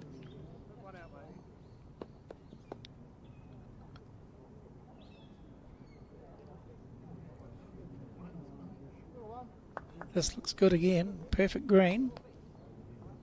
And it's finishing, so that looks an exceptional bowl. That's going to be in the count. Yeah, that'll be 3. Yeah, and there's not much of a target, so Shane and Rodney have to get their thinking caps on here. So yep, Rodney's contemplating what he needs to do.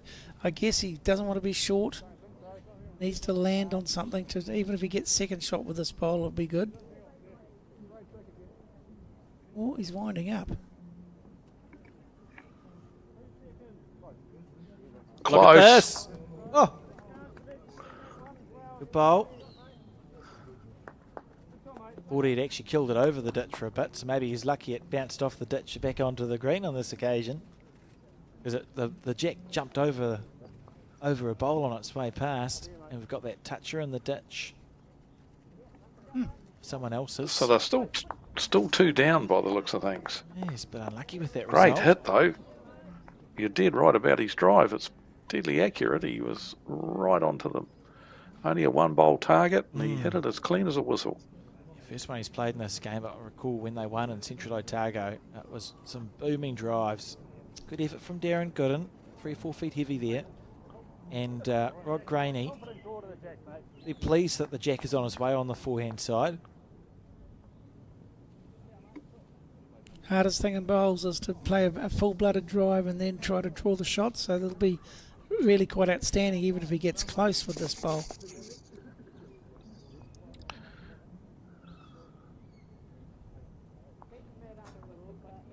Well, sorry, Rodney.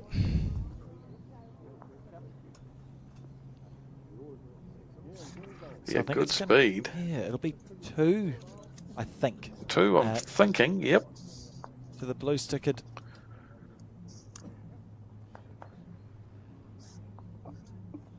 Bowls. And that means we're locked at 6 shots apiece after 10 ends. Great to have the lollipop. We need to think of a better name. What can we call them? Helpful. Great. Well, they are. There's no gender attached to it.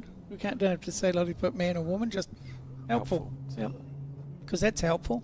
Just relive that bowl. 3 ends ago we saw Darren Gooden play an outstanding shot. Doesn't get better than that. Then on this end it was John Garrett sitting through for a toucher. And Rod Graney wound up afterwards. Just about, I actually thought he was going to kill the jack. So I can't decide. Was the jack's airborne? Do you feel unlucky you've not popped it over the back of the ditch and you're replaying the end? Possibly. Yeah, I think he can feel a wee bit unlucky there that he didn't actually kill it.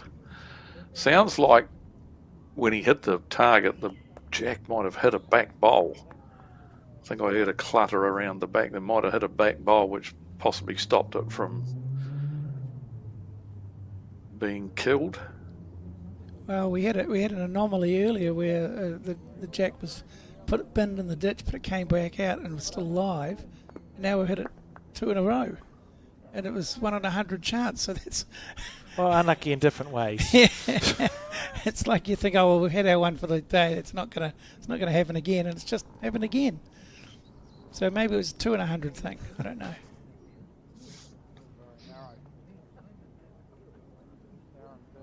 Oh, that's not his best one.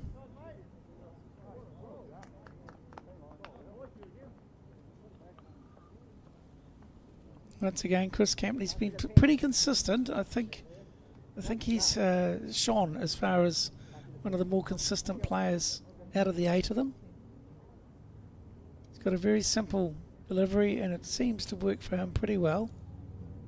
Oh, sorry. When will you learn, Keith, that... Hey, that second shot. Yeah, good weight, just underneath the line. Yes. Easier said than done. I like that. It's been said a lot in bowls over the last 200 years, I would think. Yep.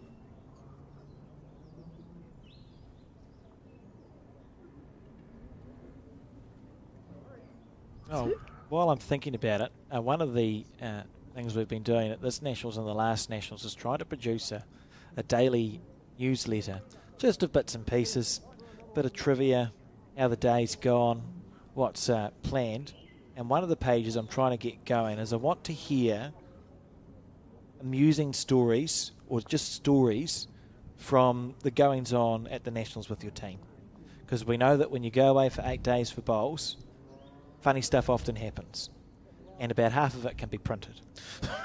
So I'm looking just for information. If you had a teammate who's locked their keys away, or turned up to the wrong club, or some other amusing happenings, flick me an email, alex@bowlsnewzealand.co.nz. Would love to hear your stories. I won't name you. It's totally anonymous. I just want to put them in the newsletter so that other people can get a bit of mirth out of it as well. Dave, you must have some stories that are printable. One comes to mind immediately. Actually, it was quite funny. We went to the Nationals in Auckland, and there was 8 of us, so 2 lots of 4 and 4 pairs.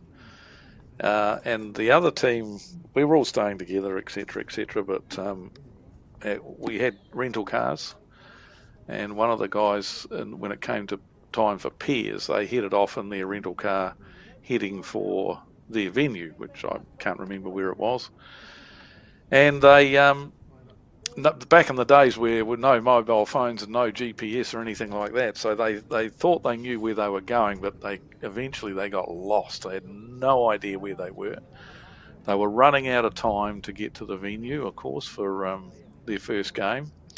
So they pulled over on a side street and locked the car up and hailed a taxi and got the taxi to take them, got their bowls out of the boot of their car and threw them in the taxi to the bowling club, which they duly did, and they got there just in the nick of time to play their bowls. So they played all day, and then, of course, right, we'll go home now. We'll go and pick the car up and we'll head home. Where's the car? They'd taken no notice of the street that they'd parked the car on or anything. They had no idea where the car was. So they rang the taxi company and asked the taxi company to go back through the records, find out who the driver was that picked them up from the car. He rang the bowling club eventually and told them the name of the street that the car was on. They got another taxi and took them to the car, and they got home. But Wow. that was an absolute classic. Every time I thought I'd figured out what was going to happen in that story, we had another twist to the tail. Oh, you'd be so proud of yourselves, wouldn't you?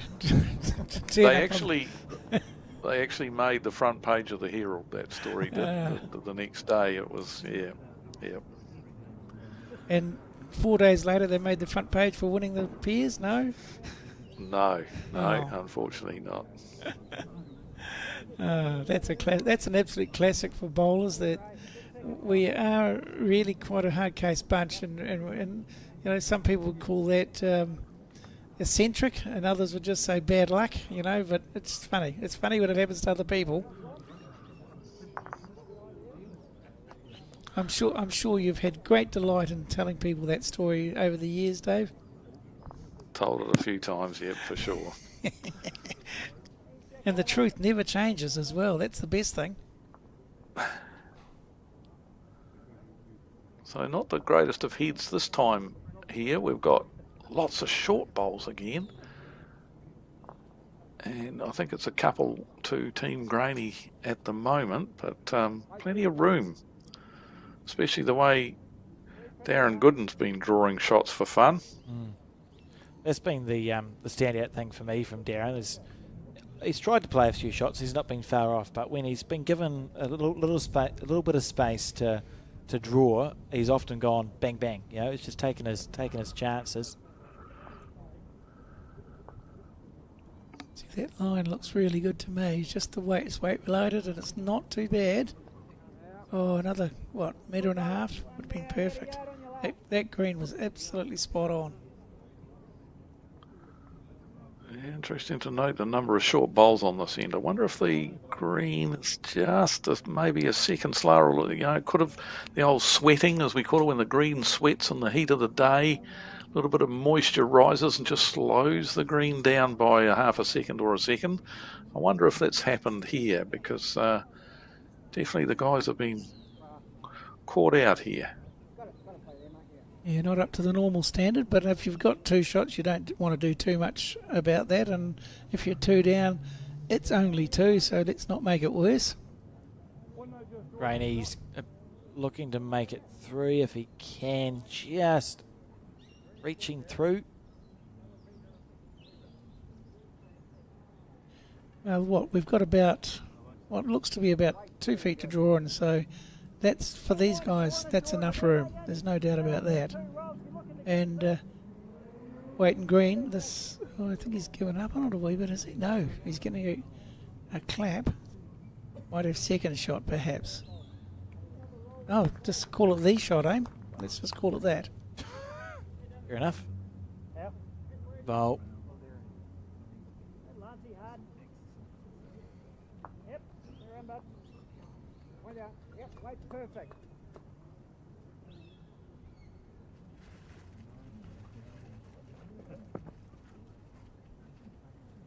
Look at this. Anything square? Oh, I think I just saw two of the Gooden bowls chipped out of the head. And what's that meant? 1, 2. What happened? Were you not watching? I was watching, but I couldn't process the information. It looks like 2 to Granny. Oh, hang on. He got something square. Oh, helpful. 2, yeah, there we yes, go. That's very Beautiful. helpful.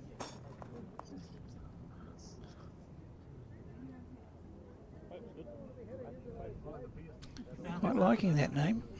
Just heard in the ambient mic someone say, "Oh, the weight was good." Fair enough. Yeah. Well, when you're down, you've got to be up, and that's one of those things that, again, the anomalies of bowlers and bowls. If he's trying to draw and he missed it, it'd look, worse off. So he had plenty to hit, and he hit something, and he got a good result out of it. Now, Chris, who's been my pick of the players so far, he's been, in my opinion, one of the more competitive, more consistent players, and he's helped his team at the moment after 11 ends having an 8-6 lead. Their first 2 of the game. In fact, all of their other scoring ends have been singles. It's a scoring avalanche.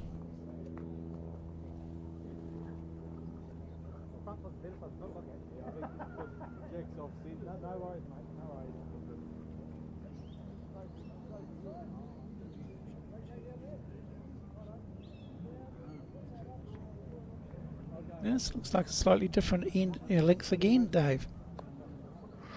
Yes, a lot shorter this time. Green's perfect.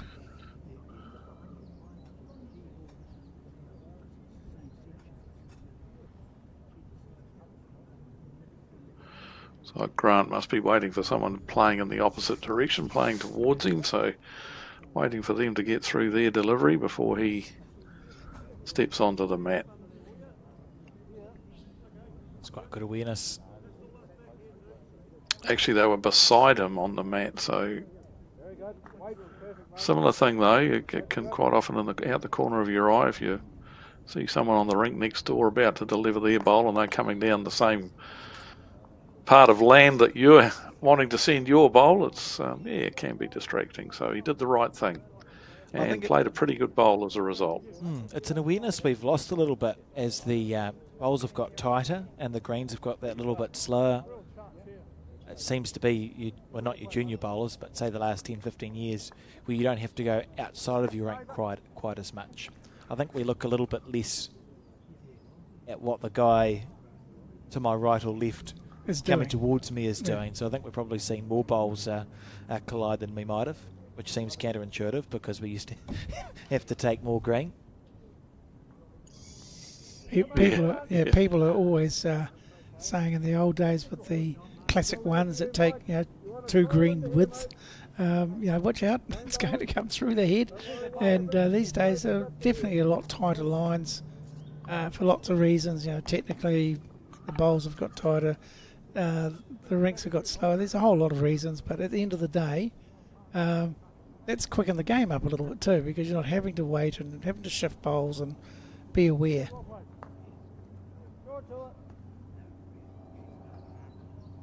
Two very good bowls this time from Grant Hassel.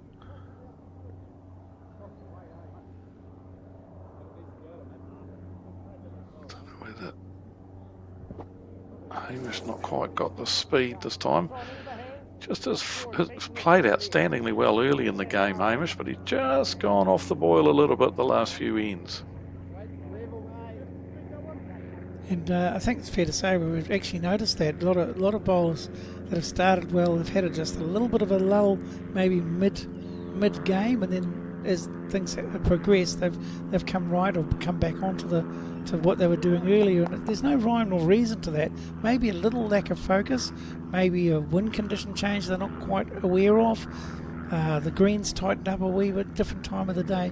All these little tiny things that if you're not in tune with, can make a difference of 1.5 meters, 2 meters, and instead of it being nailing like you have been, you're 1.5 meters, 2 meters away, which isn't as good as you'd been doing. And the sooner you adapt, the better. That's what your circuit will be expecting, is that take the line you need, pick the weight you need, and obviously help the team get some scoring.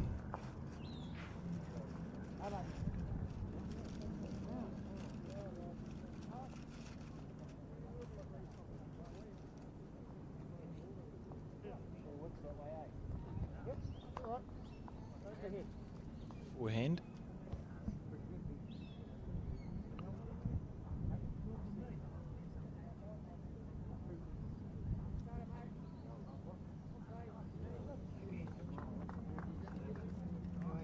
Can get all three.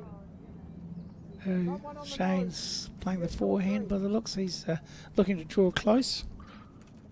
Ooh.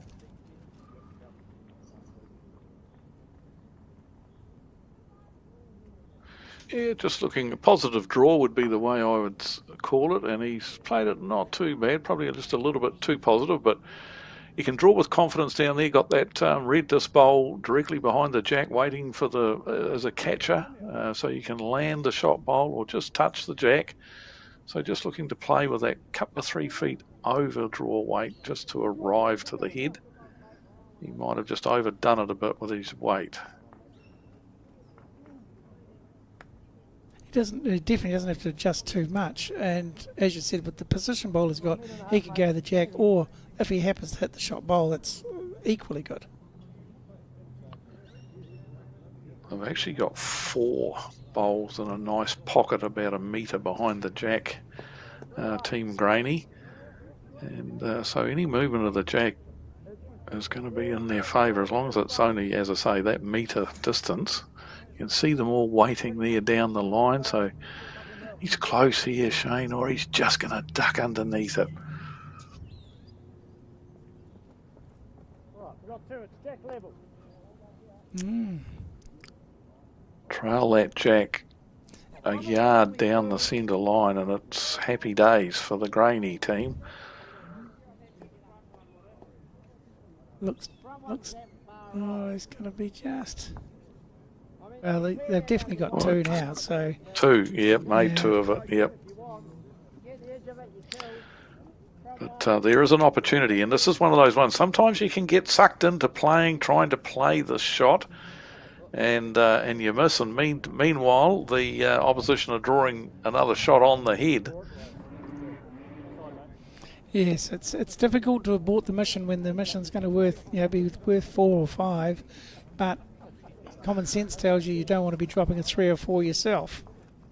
That's right, absolutely.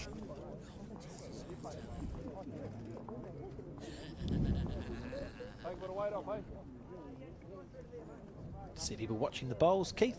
Yes, no dogs made an appearance so far today, so that's disappointing. Oh, we've got all day to go. That's true. It Only is true. N12. Yep. Just putting it out there in the universe in case there's one for us to Oh, driving. like it. Look at this. He's got the jack. He's got the jack, and it's a kill. So we'll replay the end because it's gone outside of the 2 marks. And we said earlier on we hadn't seen Rodney sort of get the drive out of his hit bag. We've seen 3 of them now, and has he missed one? One. No. No. So No. he's Don't going think he pretty has good. when he's gone. No. At full Yeah, weight. when he's eh? gone the full drive. He missed one Yeah. with a 3/4 weight. It's missed wide, but other than that, no. Oh, and he got the rub. But hey, other than that, it's been pretty good display of driving. The more of them you get, the more comfortable you are Playing them. playing that shot. Yes. Yeah, driving can definitely be a big confidence thing. Hit your first couple nice and sweetly, and generally you're away, but miss the first couple, you start doubting things a little bit. But you've got to, if it's the shot to play, you've got to stick with it and just have confidence in the fact that you can do it, that your delivery will allow you to hit the right line. So, yeah. Some of the bowlers from history have been absolutely experts at drives. There are people that Look at this. I've As only we relive that lovely fantastic shot. Yes. There's plenty of people. I don't know whether you had anything or ever saw Nick Ankovic play, Dave, but he was the exponent extraordinaire of the drive, I believe. Yep, Nick. I saw Nick a lot. He, over the years he was, and he was outstanding, and he favoured it big time, of course, because he was so good at it. He used to use it a lot, and so yeah, no, he was an exponent of that. Yeah, Peter Bellis in his day, you know, was another extremely good exponent of the full-blooded drive.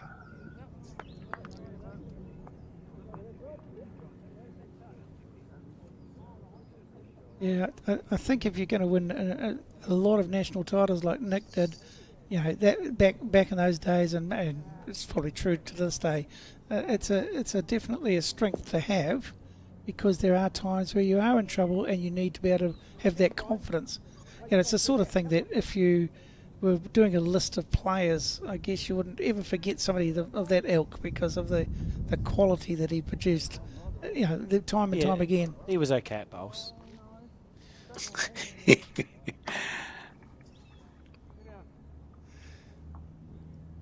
we see another, well, the Jack's on the 2 metre mark.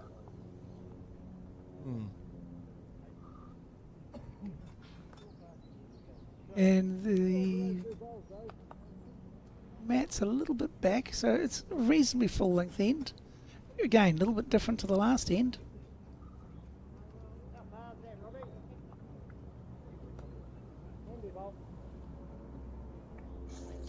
Yep, pretty good.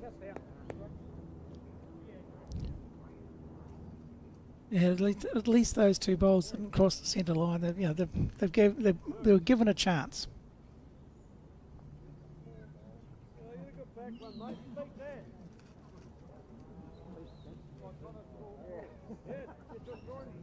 Hamish, who, you see, it's just fallen off pace at the smallest amount.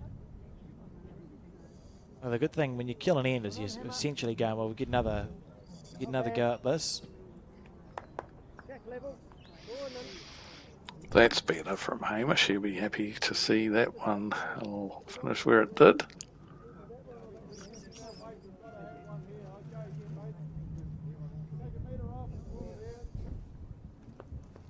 Yeah, be happy with that. As we see Ross on his forehand.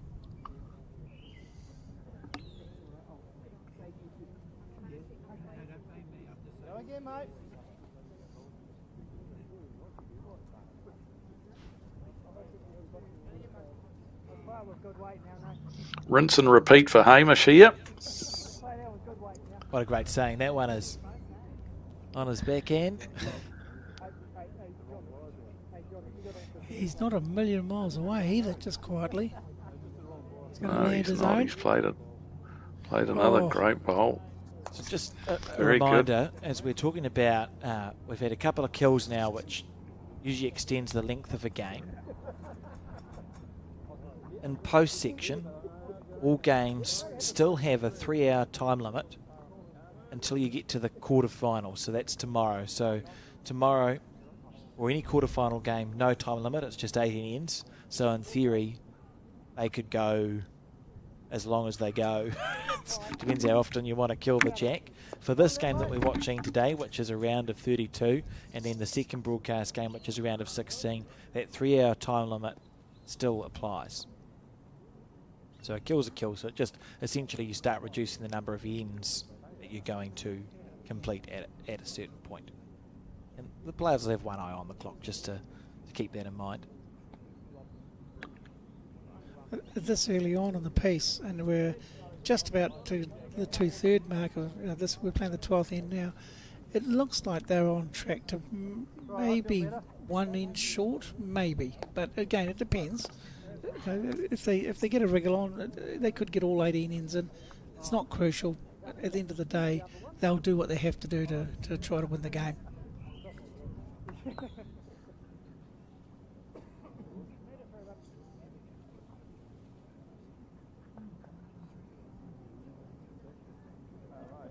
John. This is close. A little further off that one. Yeah, nicely played. Well weighted. Made 2 seconds out of it, actually. He's 1 down, but the result after landing on his teammates' bowlers that he's made 2 seconds now. You're underneath there. greeny thing and flop over. We're always so specific in bowls, aren't they? If you heard Rodney come through the ambient mics, I'll hit that greeny thing and flop over. So it's specific. And we all knew what he meant. Yeah. We all knew what he meant.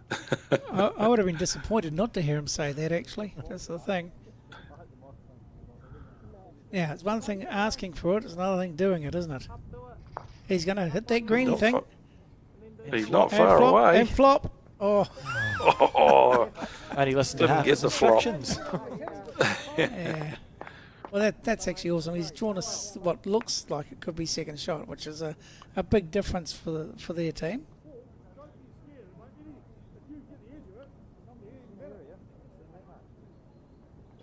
It's going to be a little tight, I think. Oh, he's got the weight to hold it He's up. Incorrect, Keith. Unbelievable. Oh, lovely effort. This is a good head of bowls developing. yes, very much so.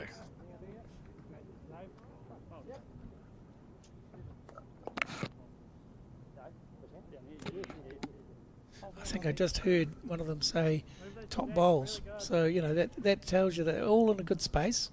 They're all thinking that they're playing pretty well. And at the end of the day, we have, within that circle of a foot, you've got, I think, 7 bowls out of 12 so far. Again, just an indicator. It doesn't mean a lot, but it just means that, you know, we've been treated to the fact that we have to then comment on that next bowl's going to change it again and so on and so forth. And I think that's really, really interesting and something worthwhile watching. Come on, mate. Yep. Yeah, nice sit there. Is he up? See if he can land on the green thing and flop, but no, he's Yeah. not up enough. Another metre of weight would have been perfect.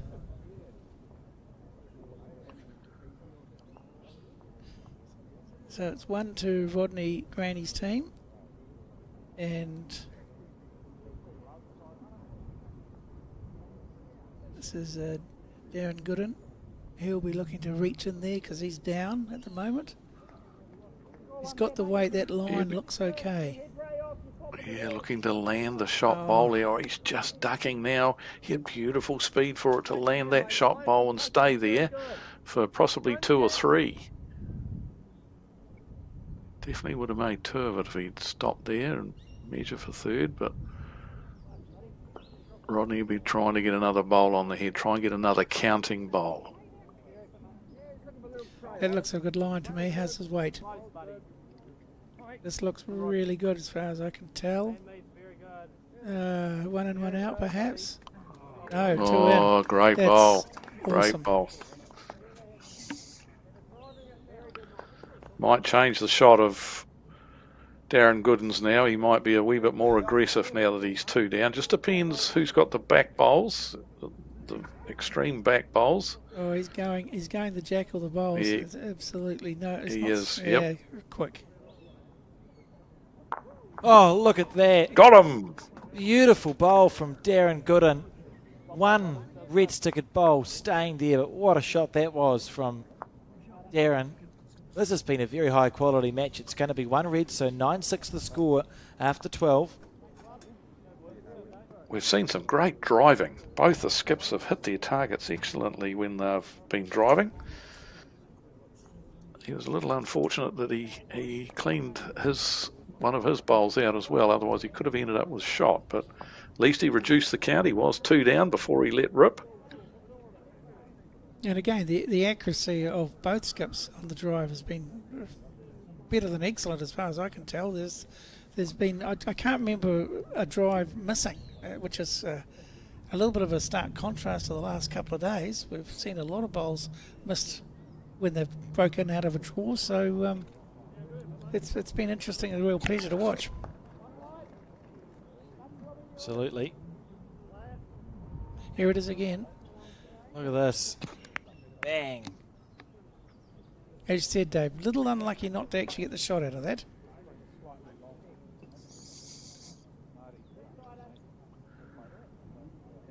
Once again, 12 ends played and just the 15 shots shows just how close this game's been. Fantastic game of 4s.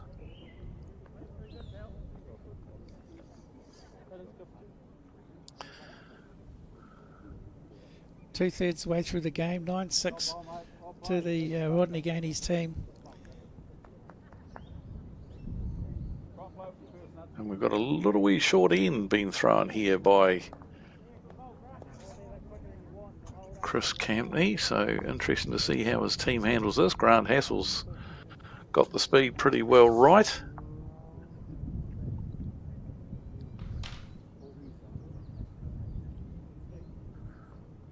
I think it's about time that I get off the fence. I'm going to predict a winner here. I have a feeling the Rodney's team is just tracking a little bit more consistently. Not only because they've scored more ends, but it's just the heads, although all have been very tight. There's been some great bowls from both teams. I'm not one to sit on the fence. I'm going to pick, this early on, I'm going to pick Rodney to kick on and actually win the game. And of course, it can either be right or wrong. And I just don't like being wrong, that's all. Like I said last time, if you don't like being wrong, the commentary booth is possibly not the place. Well, I'm giving myself. I'm getting it. Getting in early because I didn't want somebody else to pick the winner. But feel free, gentlemen, when you feel confident with this thing, to give us your picks, and we'll just see how we get on. It doesn't still got splinters here. Yeah, big ones, big splinters.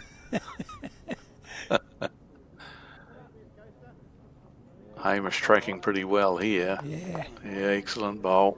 That's what I'm liking about that team. Absolutely. Oh, you'll like all of their bowls now that you've predicted them to win. Even the ones that haven't played yet, I'm quite keen on.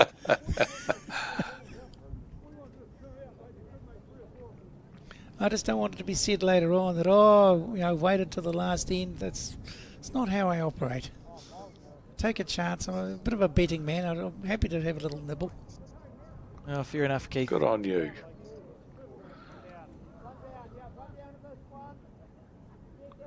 Can you give us the winner of the third at Ellerslie then, please, Keith? What's the track conditions like, David? Far too complicated. Let's see if Hamish can double up here. See if he can get both bowls nice and cosy to the jack. It looked He a looks bit to be on a tight. good line again. Yeah, it's hailed because he's just that foot, metre heavier. Yeah, nice. That's two very good bowls. Oh, yeah. Excellent stuff. They're responding under the pressure of me picking them. That's the way they get. That's what they're doing. Backhand. And Alex, just getting back to what you were saying before with that, what you'd called an upset with Gary Lawson's team losing. Oh, he's got the jack here. What a shot. I'm more than a little disappointed with him. But anyway, I'll get over it. Are there any other results that would fall into the category of upsets or others that might be of interest? That's a good question. Thank you. Let me get back to you on that one, Keith. Right, we'll just carry on what we see here. That'll be quite helpful. I can tell you that Mandy Boyd and her team of Kirsten, Amy and Gemma are through. They defeated Kim Rowlands, Chris Kibblewhite, Anne Woofenden and Julie Robbins 14-12 in a tightly contested match at the Ottawa Bowling Club this morning. Other interesting results, and probably the big matchup of that first round in the women's post section. Olivia Bloomfield, Aggie Motu, Marissa Poser and Kirsty Hill played. Bronwyn Stevens, Rebecca Jelfs, Leanne Crute and Ange Francis. That game was 12-10 in favour of the Bloomfield team. Olivia, the winner of last year's Open Hears title with Lisa Prideaux, and Aggie, Kirsty and Marissa well-performed bowlers in their own right. The rest of results available on Bowls Hub Aotearoa, so just go to results.bowlshub.co.nz or the Bowls New Zealand website at bowlsnewzealand.co.nz. Is that what you're looking for, Keith? Couldn't have asked for any more than that. That was excellent. Thank you for that.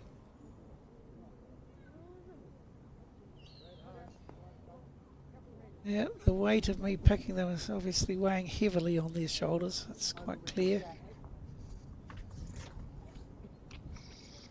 So 3 the difference. And we've reached the 2/3 mark. So, I mean, this is... It's been this- anyone's game the entire way through. Correct.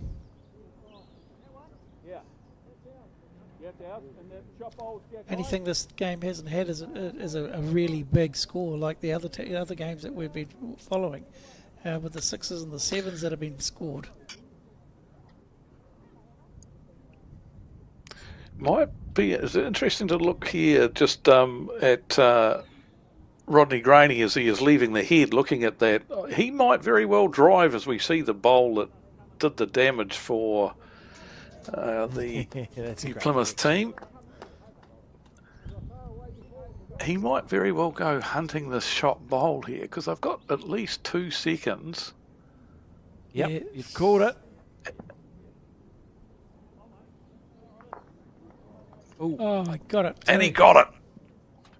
lovely shot. He's still not missed one of those drive shots. No, he hasn't, and that was a good option. Even though he's left a fair bit of room here for Darren Gooden, he's got 2 or 3 shots at the moment, and Darren just will be feeling a little bit of the pressure, and consequently he's gone sailing past here, or has he? Is it going to pull up, or it'll be close? At the most, he'll be 1 down now rather than the 2 or 3. So that's a good save. Or if not, he's got the shot itself. Either way, it's a very good bowl. I think I heard in the I like that. I think I heard in the background there that we've got 1. So I think it's still 1 to Rodney Graney's team, and he'll be trying to add now with see if he can go from that drive shot back to a draw. He was trying to get Shane's attention. Gave him a bit of a whistle. You got there. Close. Yep, that'll be the shot. Yep. So all really Darren Gooden's got to do is just beat his last bowl. If he beats his last bowl, he's going to be pretty close for shot. We're not going to see it. We've got We've got a clap. they're so clapping it, so it yeah, looks that's promising. Oh, Is it come going on. to get there? I think it was an early clap. No, it didn't. It didn't get there. So they're going to put a tape on Darren's first bowl and go round and see how many. This Yep. could be 2 shots to Rodney Graney's side here. Oh, it's definitely 2. It could have. Yeah, they were measuring for 3. 2. 2. 2 it is. In the context of the game, 11-6 after 13, that 5-point lead is actually just, I wouldn't call it ballooning out, but it's definitely significant in as much as we've been talking the whole time about it being quite tight. A 5-shot lead in a tight game is still only 5 shots, but it's a lot because you're expecting the other team, if they do score, it's only be 1s and 2s. It's going to take them a few ends to get back under some sort of parity.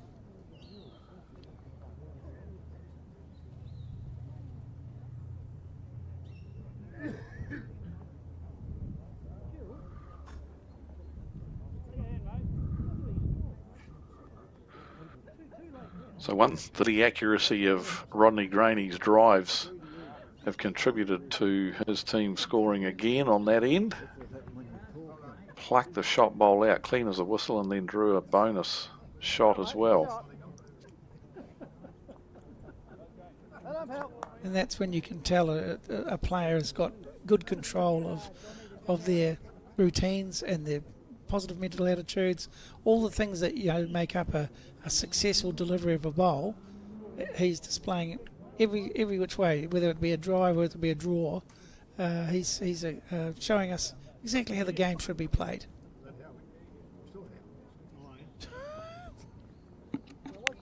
Something happened there.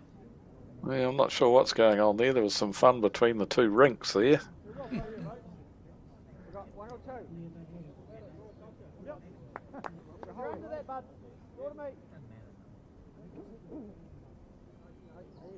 Right, boss, let's go.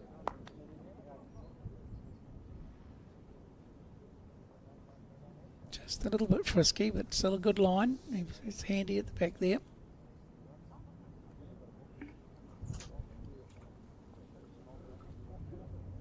Chris is showing a bit of interest in this one, and rightly so. This looks pretty good. Yeah, very good bowl.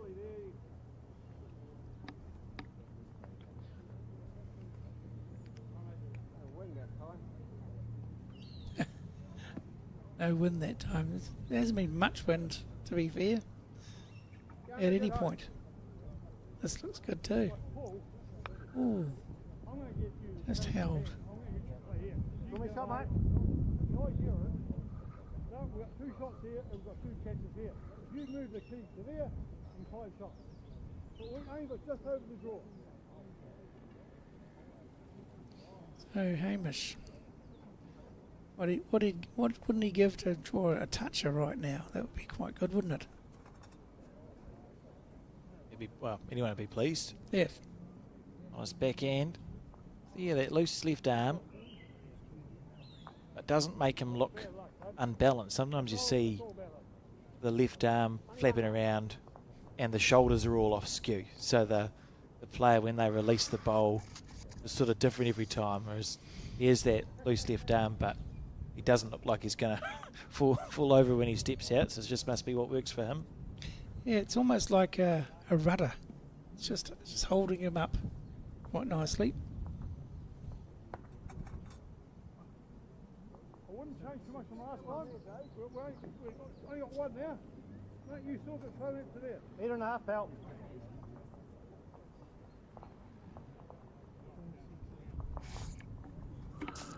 Well, Ross finally got the line right with both of his bowls, but just a bit quick.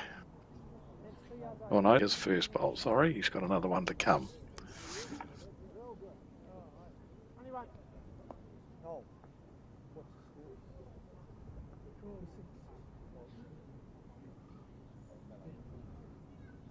Has he made the correction with his speed? Not really.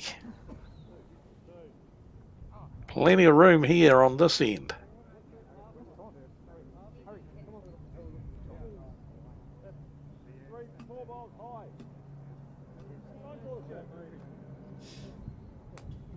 He could help his team out a lot here by just drawing the shot itself. And it doesn't even have to be like a toucher, but just within a foot would be the shot.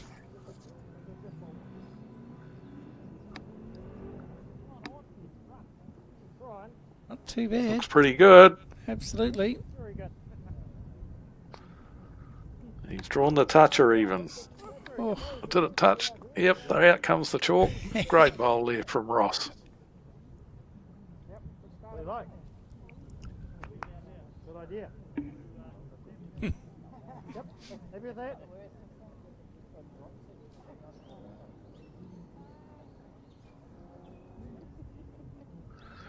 Good bit of skipping there too from Rodney Graney, where he just said, "What do you like?" And Shane called out what he thought he liked the look of, and Rodney straight away, "Yep, happy with that. Go for it." yep. So that's, you know, unless it was a dumb shot, obviously that's just giving the player confidence. Yes, you've seen the shot. You know what shot you're going to play. I'm happy with it. You go for gold. So great call. Great bit of skipping work there from Rodney Graney.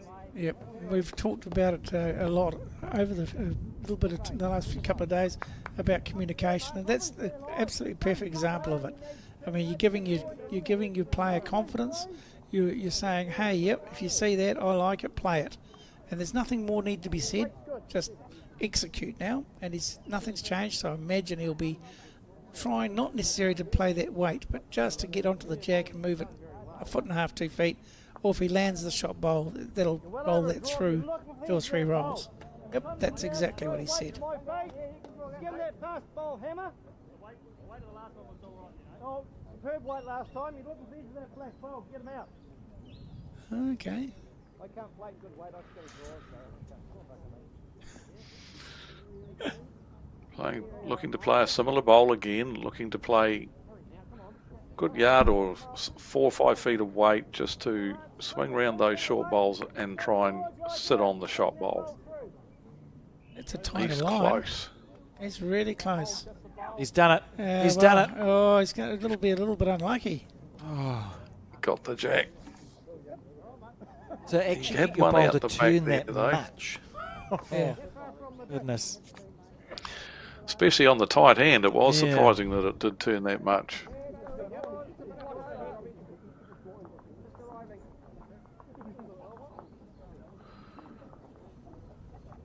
The challenge again of drawing to an off-centre jack and one that is sitting almost on the edge of the ditch. How's the weight? Well, the weight's good. Ish. Ish. Nearly good. Again, do we have that short end on the adjacent rink as we watch this replay?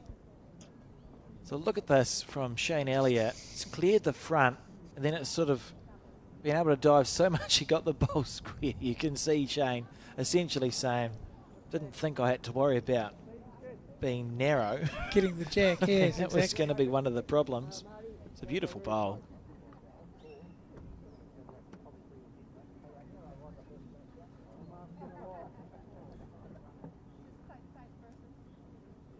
And Rodney just trying to get close.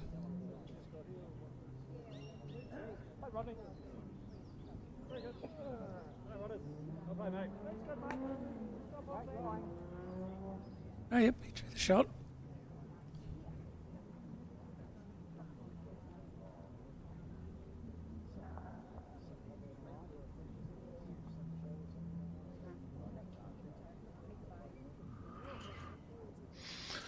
So Rodney will be happy. And that's a good shot. I mean, like, he's not real close, but he's just got the shot and put that little bit of pressure on Darren, and then he can try and improve on that with his next.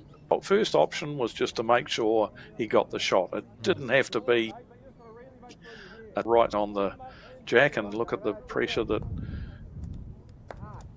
put down respond with his first attempt.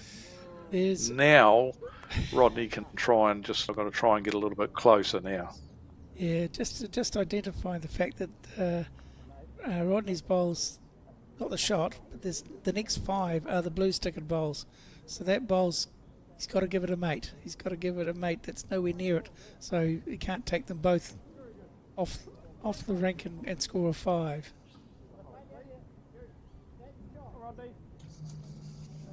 How's your weight? It's coming back. Well, how's the greens? A better question. Oh, Yep. Very good. Yep, that was. Oh, what a great bowl. That was excellent. 2 very good bowls. Drawing to the off-centre jack, to a jack that's that close to the ditch. They are 2 very good bowls.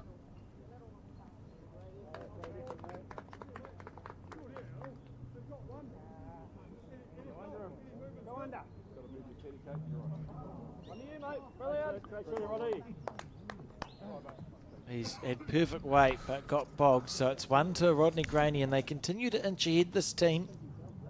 Now leading 12 shots to 6. And with the low scores that we've had, you'd say with 4 ends to go, odds-on favourites to defend this lead.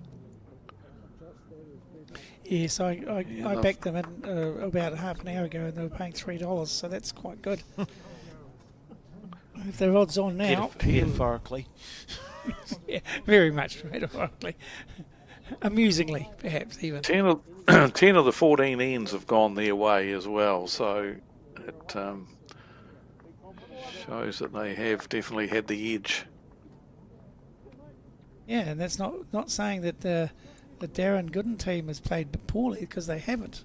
Not by a long shot. They've been a very much a willing participant in this game, but just things haven't quite gone their way, and that can happen in a close game of bowls. What a great start that is.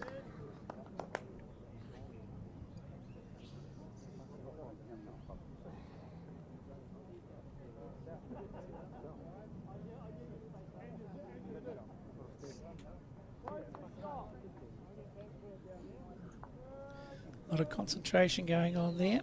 Grant Hassel thought he was in with a show there. He just underdid it a little bit. Still pretty good.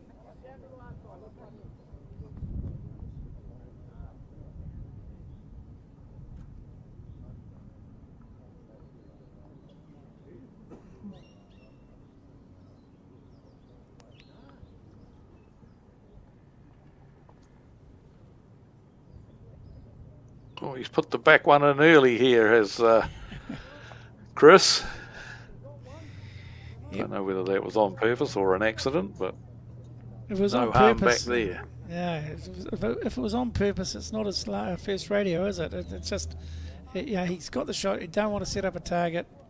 However, might have come unstuck a wee bit, maybe. Oh, it's a pretty good effort. Lovely try.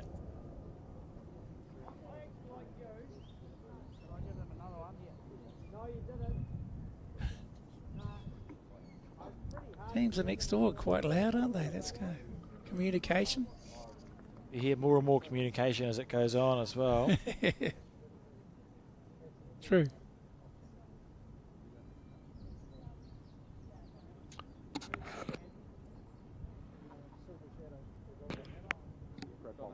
Yep, it's a good spot there for Hamish, because if the jack has touched at all, that's sort of the direction it's heading. So did exactly what the skipper asked.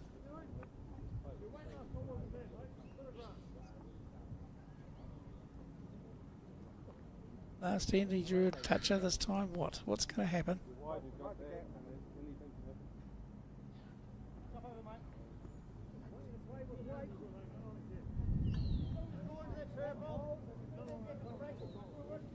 Yep, it's pretty good skipping. That's exactly what he should have done. Draw the gap, give your shot roller, mate. Make it more difficult for the opposition.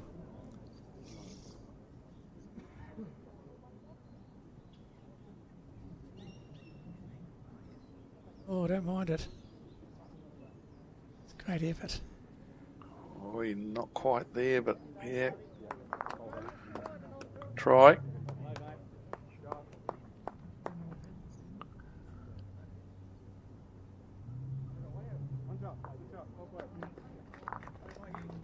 See that game on the adjacent rink with the defending champions. Looks like it's locked up at 13 apiece.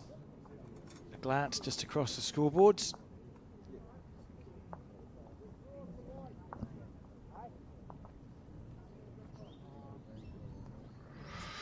That's finished in a pretty good home from Ross as well. They've got 2 good seconds there now. They can perhaps look to be a bit more brave when John Garrett gets on the mat for his. He can look to really play with confidence to reach the shot bowl. Yep, and it's getting to that point where the singles are probably not going to be enough, so they'd probably be nice this early stage to try to score a multiple. They don't want to be, the ones are not going to be enough. That's class. That's a magnificent bowl. And sit. And apart from that, he got everything. That was amazing. Fantastic shot. Great bowl, Shane Elliott. We've been waiting for a wow moment. That's as good as it gets. Just a reminder too. Oh, actually, wait for this bowl. I think we're going to see an aggressive bowl here from John Garrett on the forehand. It's tight.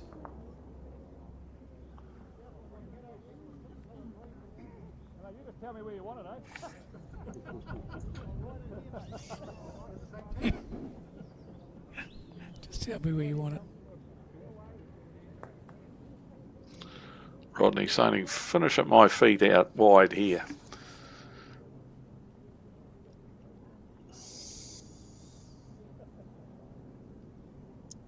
Don't quite know why he wants a bowl out there. It doesn't look like that's the place the jack's going to go, to be fair. You read my mind, Dave. I thought, well, you'd be absolutely fine the other side, about the same spot on the other. Yeah, the other.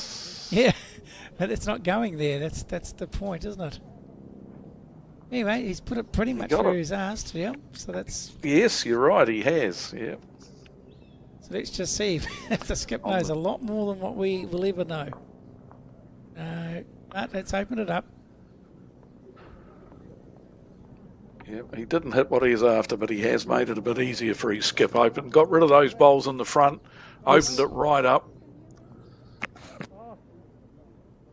I guess there's a chance on the backhand if you could hit that closest bowl square without touching the jack, both those red stickered bowls would disappear, and that would be quite helpful. But it's just changed the entire way that the head has been formed, and you've still got to play it literally millimetre perfect, not even inch perfect. That's not good enough.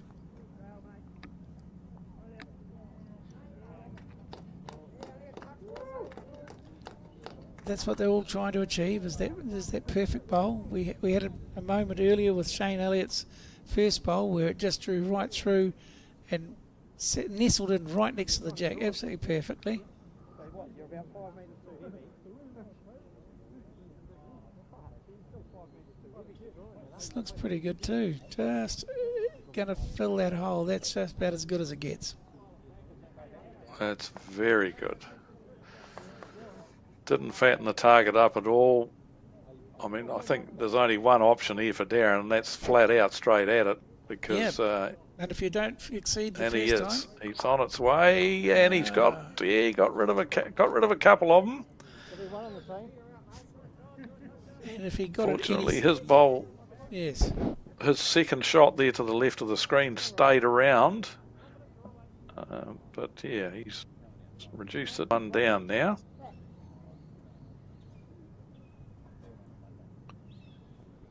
this would be the smart move. Would be to draw a second shot here, and anywhere. It doesn't matter which side. Just get another one on the head, so the options become less and less for Darren Gooden. Oh, that's in the eye, isn't it? Oh, he's ended up putting a block in. Yeah. Yeah. Oh, I don't think Darren would have been driving again this time, because only one bowl on the head. But you think if he's still got second shot, he could still move that bowl along and make two of it. He's definitely not shy. Yeah. Needs to hold. He's close. He's a little rub. He got the shot out of it. Well done. That's amazing. A little bit lucky with the feather off the front bowl, but he was in the area and he got the desired result. They've got the mat back, and it'll be interesting now to see whether they change things dramatically here to try and close the gap even more. Still 5 shots behind. It's now 12-7 after 15 ends. We've got just the 3 ends to go. And Dave, news for you. It's the anti-penultimate end. Unbelievably, we've reached that target. One of Alex's favourite words. Oh, I'm rapidly beginning to remove it from my lexicon. Yeah, weirdly, as you're doing that, I'm enjoying it more and more. Don't know why.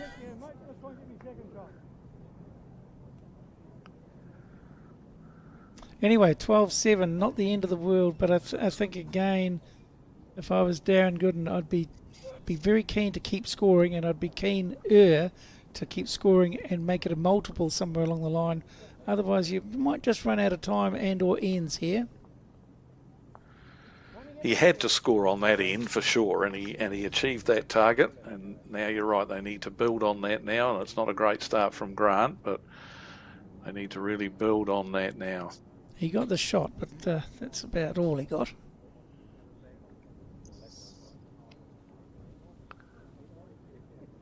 That might be on the tight side as well, depending on weight.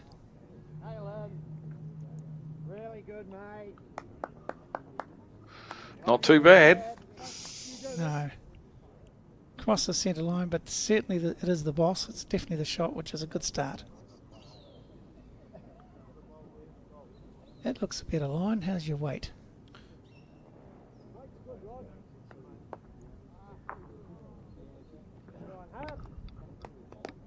Definitely coming back a long way from out there now. That's a lovely bowl. Yeah, great adjustment there.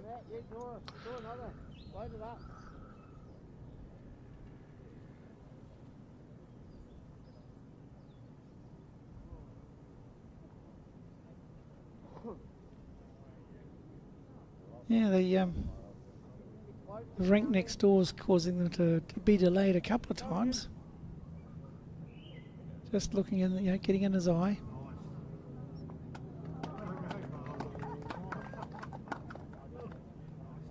This is a lovely line. How's the weight? Pretty good. Feather off the front one. Oh, he got it square. Good, mate. Isolated the shot bowl though. It's good leading. Yep, you're going there. That far out. You're crossing over, it's good. Well done, mate. I'm backing Ross in here. I think he's going to play a bomb here. just have a feeling.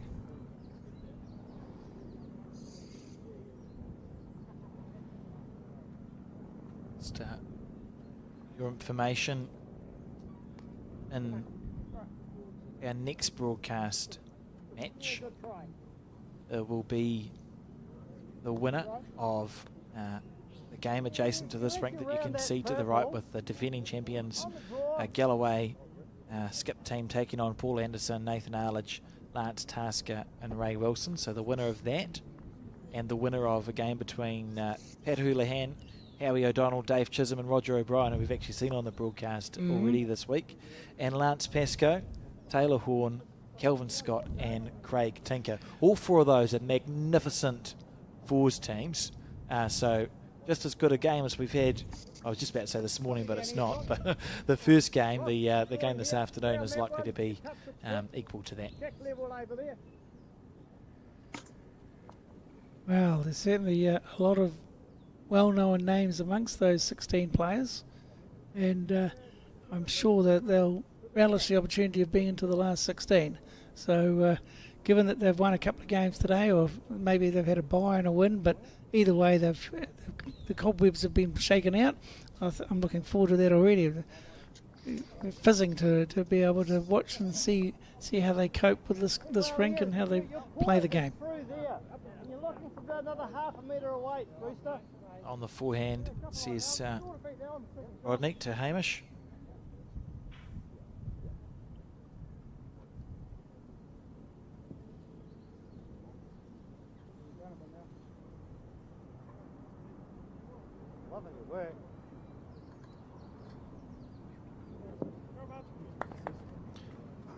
He says it's a good bowl. Yeah, another bowl on the head. I think that game next door is just completed. Maybe. And I think it was Mike Galloway that won it. Got no reason to say that. Just looked like it to me. Fair enough. Most recent update we had. Oh, look at this, inside out. Two blue stickered bowls are holding. Galloway was leading 13-6, Keith, after 16 ends, so you might be right. You get that bolt? And the other game, 19-15 to Pascoe after 14 ends. What are they going to do here, do you think, Dave? It's pretty obvious, isn't it? He's going to be...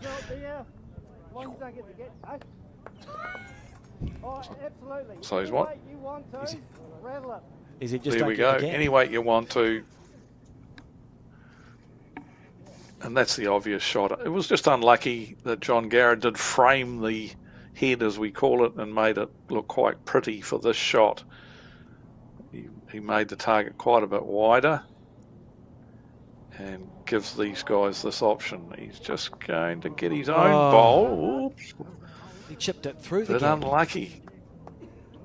He's unlucky. He thought he would have got a bigger splash than that, and that would have got some sort of result, but he's had a sighter. It'll be interesting to see how he can adjust with his second attempt, because no doubt he'll be playing the same shot.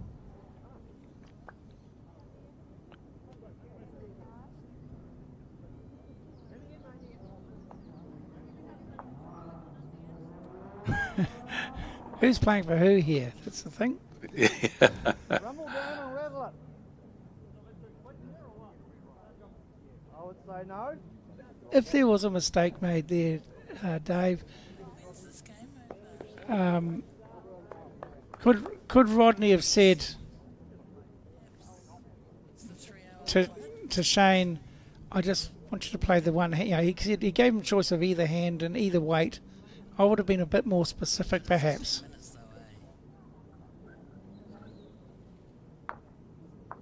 Oh, look at that. Oh, What's he done? dear.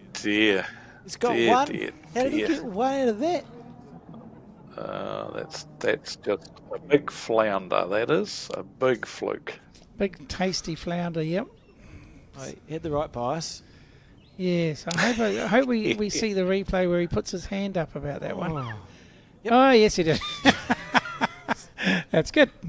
All is forgiven. Well done, Shane. You couldn't have missed that by more after not being able to miss it at all the first time. Yeah, fascinating game, Bowles. You're just never quite sure. And to rub salt into the wound, the bowl that's ended up being the shot is the one that John Garrett punched into the head from way out wide. So, yeah. Yeah, if you want Murphy's Law or irony to take over any game at all, it has to be Bowles. Because this looks really good of a turn. He's close, bit. He's close. Not as lucky as Shane, eh? But worth doing because it's going to, if he gets it clean, it's going to be 2 to him.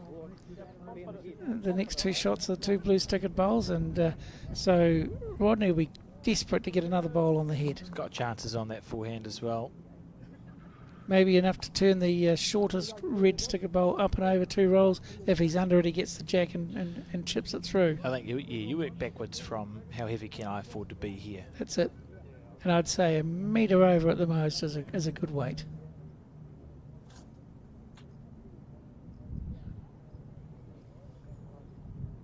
Maybe.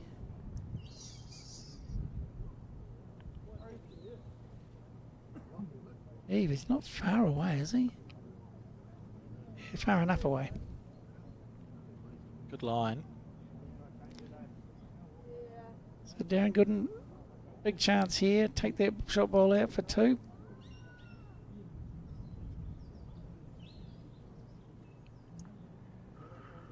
Punch his own one onto it. That's the lovely. way. Yep.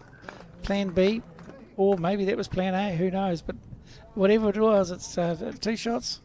Darren Gooden. Some twists and turns left in this match.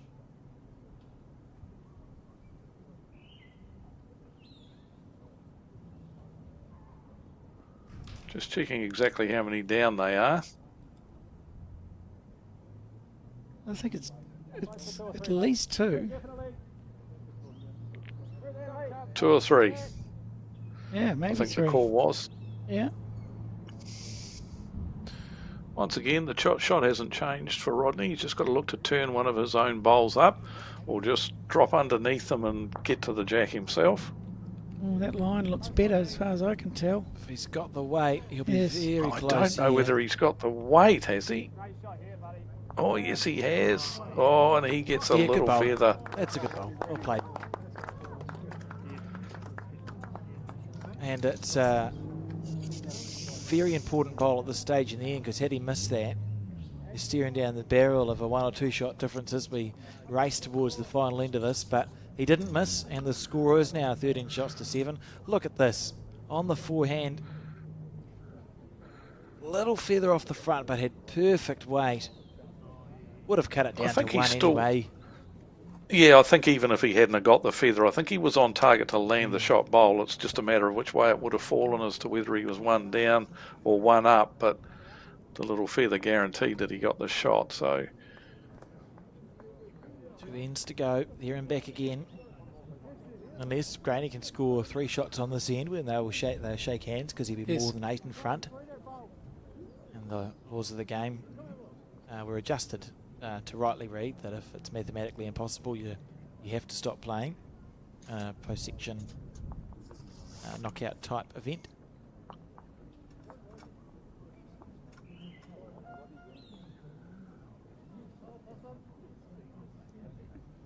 Chris Campney starting off with a pretty decent starter, and about close to a foot away, which is more than reasonable.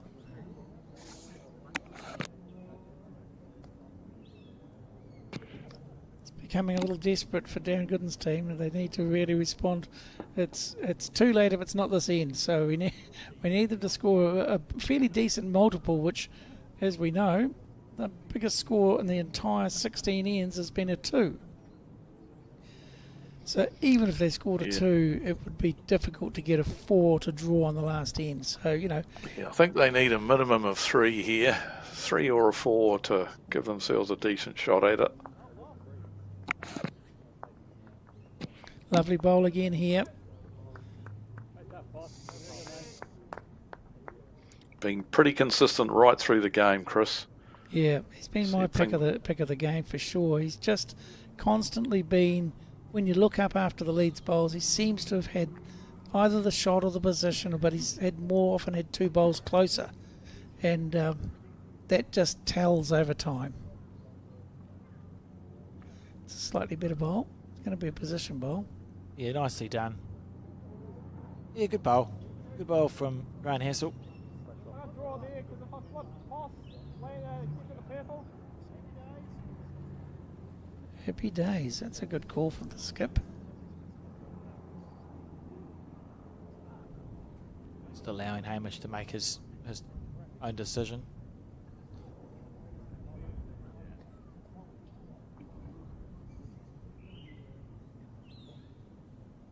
Some room to breathe.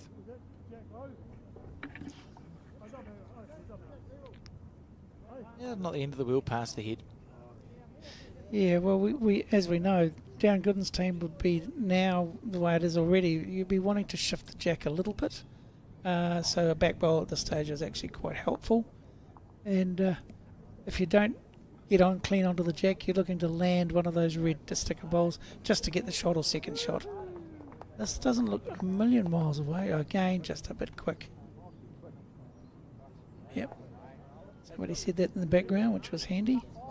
But again, rather there than short.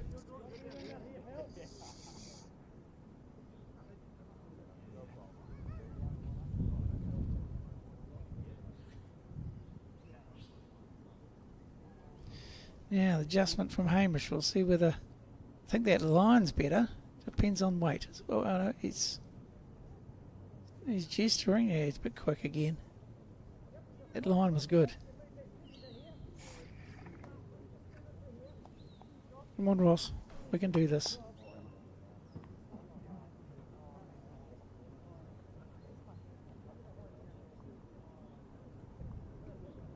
Finish on a high. That's what we like to do. That line's good. How's his weight?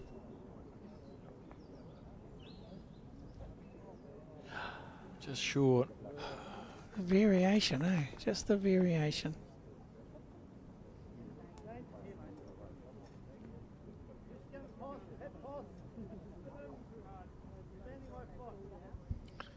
Once again, a good call from Rodney Graney here. Don't go anywhere near the head. We don't want to fatten things up there. We've got 2 relatively good shots. This is the danger if they play the backhand and trail the jack to their own bowl out here. So give us a bowl out here. Yes, Just behind the jack he wants to be. Sitting Yeah, that not bowl quite down. got the legs for what they wanted, but It's an important bowl for the game. You're trailing by 6 shots on the second to last end. Really wanting John to play an effective bowl here. See if you can snag a 3. 3's probably good fishing for Darren Gooden and his team. Oh, it's not going good to do it speed, like just that. a bit wide. Yeah. Preferably on that side of the line, eh? We got 2 shots for 1 shot. Things are turning a little feral, aren't they, now, because that red sticker bowl's between all the blues, which, if the jack is moved, it becomes second shot. And again, it's all very well to get a 1, but you really need to score multiple here, and that's sort of cutting them out. It's a bit wider. He's trying to finish on the wide side. As long as he's past the head, he's good. He isn't. And there's still a chance here. If John can just trail the jack back. 3's all they need. Well, 3's helpful.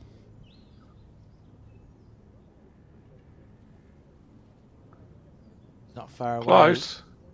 Not far Might be away. a bit quick. Needs it to hold. Where's the jack going? Hey, that's 2. Oh, he's a one bit- at a measure. It's a good shot. Yes. Well, good result. When you're down, you got to be up. That's the Yeah, saying. no, good shot, and he got a good result as a result of that. But one and a look, giving them a chance to get that number that they need. That's for sure. Well, I think if you offer them 3 right now, they'd snap your hand off for it, because that would keep them in the game. Whereas if they get a 1 or a 2, it's still going to be a massive mountain to climb. Yeah, good result. Yeah, sticking it back. I think we all agreed it had to be moved, and it was just, yeah, it was a little bit weighty, but he got the jack back onto a bowl, which helped it. What's happening here? Short and narrow. That's Not his best. Rodney will be utterly bamboozled at himself for that. Probably the furthest away he's been in the last 1,000 bowls he's played. Yeah, be the worst bowl in this that he's played in this game, that's for sure. Just to add a little twist in the tail, let's make this one count. And He's he has. close. Yeah, good shot. Well played, Darren Gooden. If it's definitely 2, and it could be 3. I think it's 3. I think it's 3 shots here. Well. On the back end. Needs to make it, well, not even a correction. He's just starting again. Good, Robbie. Good, mate. I don't know. Down to his weight. So, don't know. Inside good. out. Yeah, And that's Got the lovely. second shot out of it. Classy bowl. Is there any merit for Darren? I know the bowl's a bowl low, but surely there's an option to make a three-ish here if you can get the split on Rodney's bowl and the blue to cannon the 2 red-stickered bowls out of the head. Is it free at the front though to be able to go to that line? I thought he could on the... Guard up the middle. oh, there you go. Up the middle. Yep. Because 1's no good, 2's not even really enough, so this makes sense. Just there's slightly more of their bowls on the head than the other ones. Anything square. Oh, Just about chipped his own bowl out on the follow through. so that was 1 to the blue sticker team. No, it looks like it's 1 red. Ah. 1 to Graney. I think, have we seen a handshake happen here? Why is Darren Gooden walking down?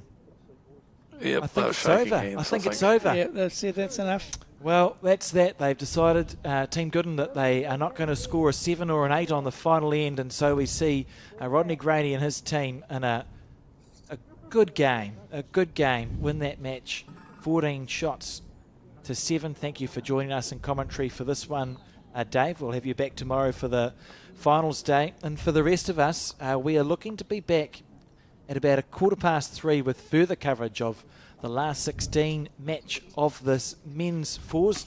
Thanks for tuning in to this one, and we will see you then. You can split those. If you turn it over anyway, it's not come to yours. But you're only playing, wait till that ball there now.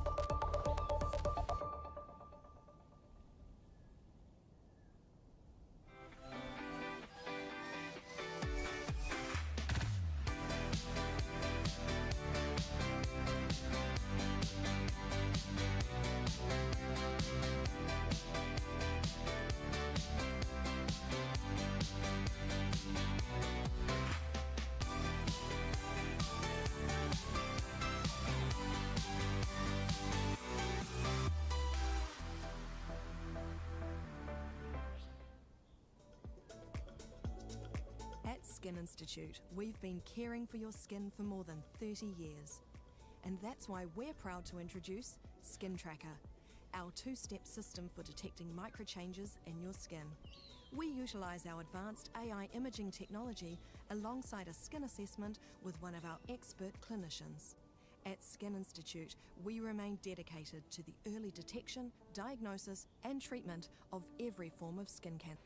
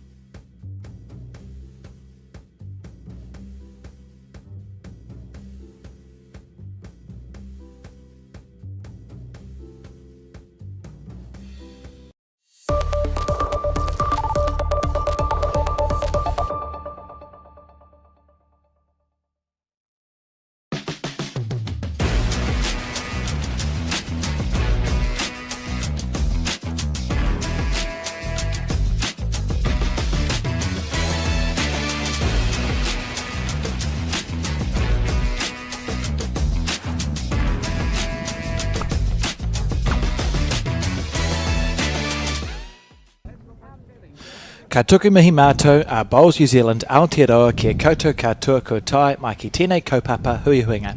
Hello and welcome to round 4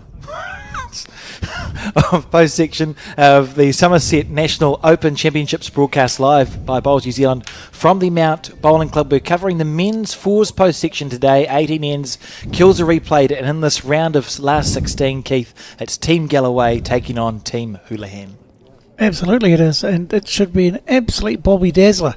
Looking forward to this because we're getting down to the business end.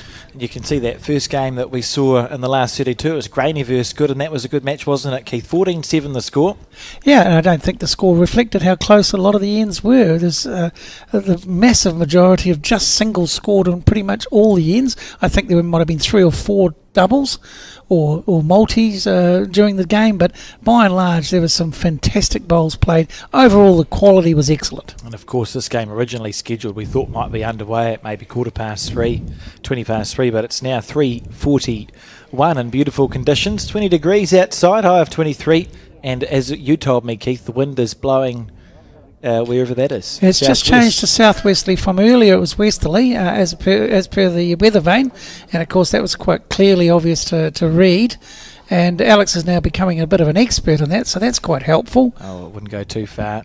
This play continues to be underway here at the Mount Bowling Club, and it's shake hands time for these two. Peter Houlihan's team, we've already seen on the broadcast, I think Day 1, they played a game of section play against the defending champions and Mike Galloway. So Peter Houlihan's team on the right of your screen, Galloway's team on the left, and it's going to be a great game. Pat, his team from Clyde, very dogged players. That's definitely one way to describe them. I just think when you're getting down to this level, they're obviously combining really, really well. And one of the tricks of the trade in terms of a team's event is you've got to be able to to be compatible, but you've also got to keep the communication open and play what you see as the right option every single time. Just don't make too many mistakes. And I think that's also indicative of what Mike Galloway and his team are going to be like, simply because they've got a track record second to none in the last couple of years of this event especially. Certainly, yeah, two wins in a row, joining a very small group of fours teams who've achieved that. I think there might be 3 or 4 in the history, 115 year history of the event, looking for a three-peat, but won't be intimidated, the Houlihan team. Well, let's face it, they're only four wins away from perhaps doing a three-peat, and that would be history made. Very glitchy. We see Steve Fisher leading off for Team Galloway, and he's right onto it. He's about a foot away, but a very good start. The line was excellent, and I don't imagine these two teams will take long to settle down. We saw right from the first end in the previous game early this morning, or early this afternoon and late in the morning, and both teams were excellent right from the word go. They'd both played a game earlier, so obviously they'd had a bit of on the rink practice, and they've come to the rink in fine fettle. So we're now looking at the red sticker bowls, and we've got Steve Fisher, who is part of the Galloway team. I'm sure will prove to be quite consistent, and that's one of the key factors when it comes to starting off for a team of 4. You want your lead to be there or thereabouts. You don't have to be touches every single time, but it's nice to be consistently close, and that's absolutely exactly what you'd expect and want from your lead.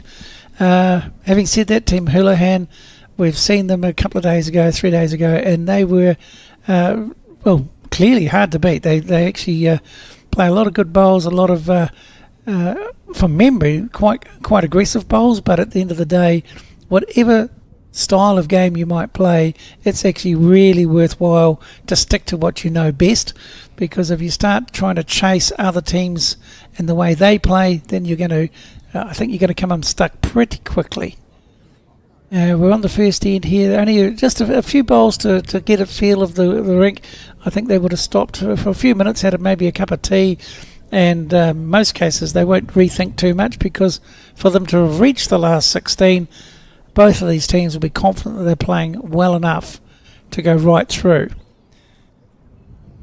This is Dave Chisholm. He's looking to get a close one. You can see there's two red sticker bowls are quite close. I might have got this wrong, have I? No, for once I got it right. It's unbelievable. So he may have drawn second shot there. Regardless of whether it's second shot or not, it's actually in a nice spot. Anywhere just past the jack is always helpful, whether you have the shot or whether you're needing to move the jack to a bowl. This is a very good bowl, Martin Dixon. Unfortunately, took the jack away from Steve's bowl, but he's gone with it. He's now got a bowl that's been marked as a toucher.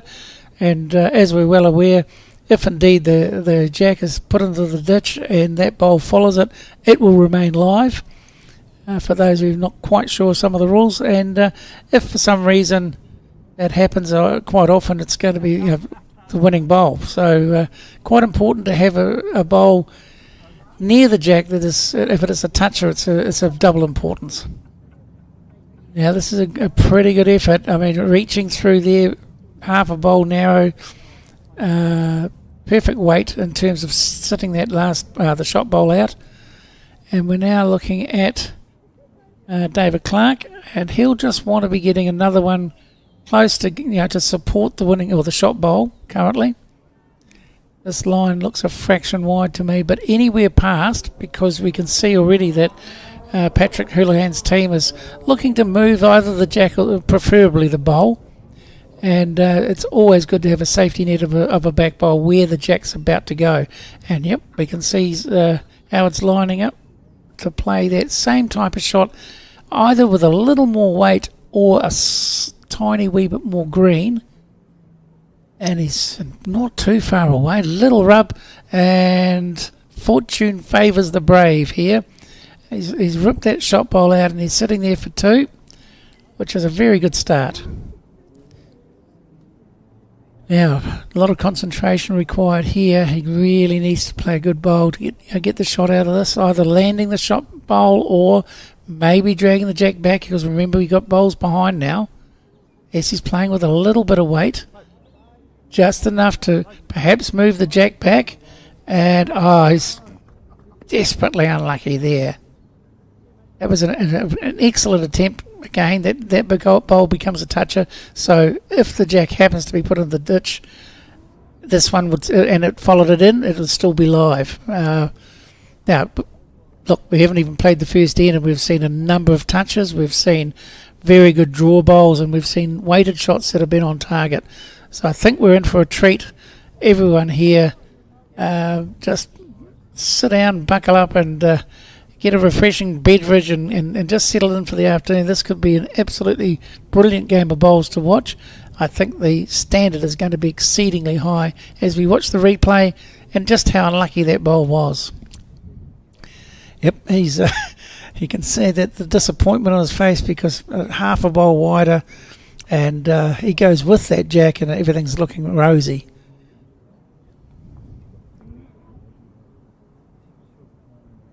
Just watch this bowl on the forehand. It's turning back.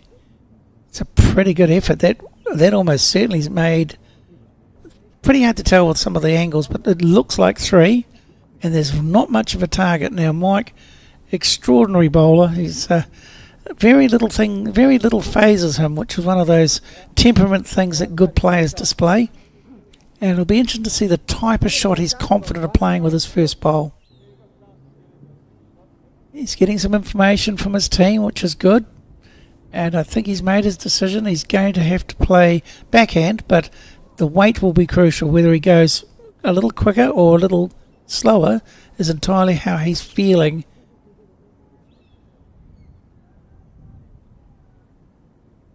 And it's one of those in-between weights. So he obviously deemed that would be enough weight to hold up, and it did. And not only did it hold up, it held wide. So he's learnt something from that, and I expect him to be a lot closer, if nothing changes, with his second bowl. Now, Patrick Hurlan very keen to just do what he just did, I think, and just put a little bit of scoreboard pressure on him. Just trying to get a fourth shot in there. If he misses long, that's not a bad thing either, because as we know, I think Mike Galloway's definitely going to be forced to play weight. Oh, hasn't really changed anything. So, yep, they're happy with the weight from what I hear. So he'll be trying to just adjust the line a fraction. Any movement on the jack, it will be potentially in his favour.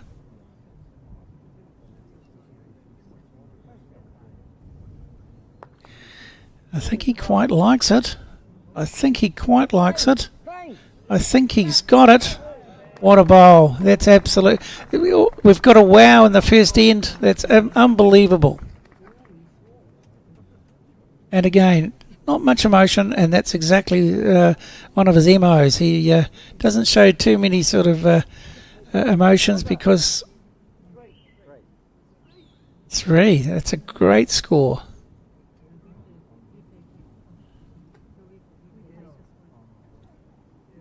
So,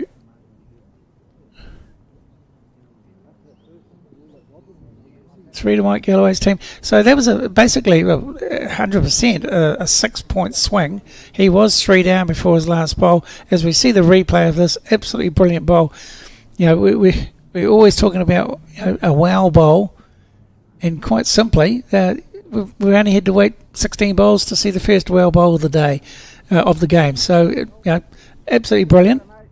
3-0 to Team Galloway, and what a start to this game. It's going to be, if that's the standard set, it's going to be absolutely brilliant to watch.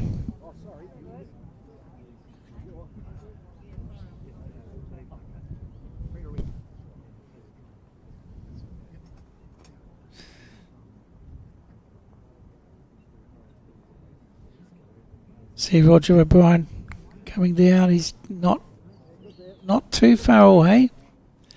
And if you're going to miss some bowls, I think it's probably 90% of the time missing it a metre past is more suitable than missing a metre short if you're going to miss. It's a game of millimetres, and obviously a game of high performance, and there is every chance that people do exactly what Steve Fisher's just done there.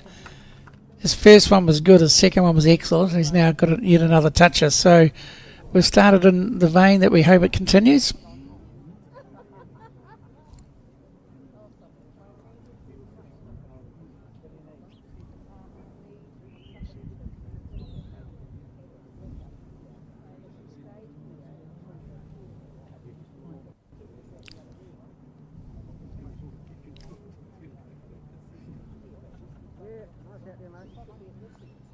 So again, 2 blue sticker bowls, third and fourth shots, or maybe second and fourth shots, but they're not in too bad a position. The line they're taking, all of them so far, has been excellent, and then it's just a matter of adjusting the weight a wee bit.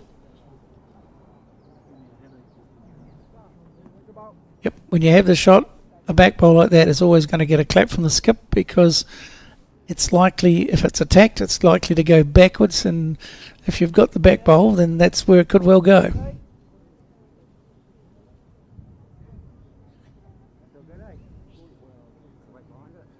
Yeah, this looks very, very promising as well. If he gets around that front one, looks really good bowl. That's absolutely brilliant.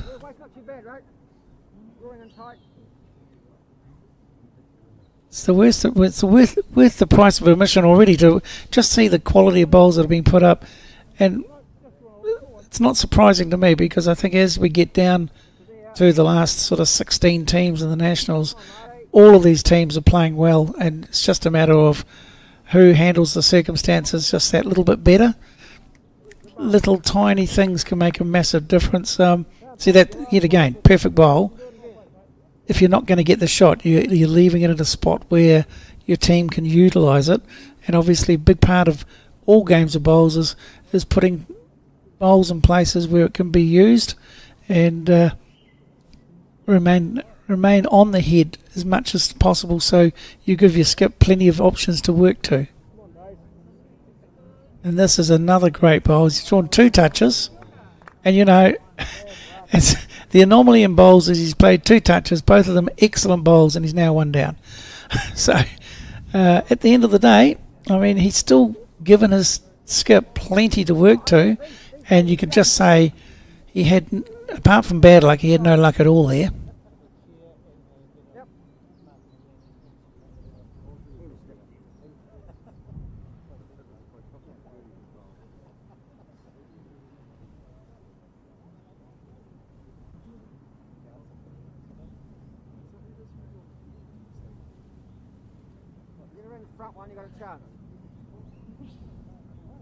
Just got around it, but lacking half a gnat's whisker there.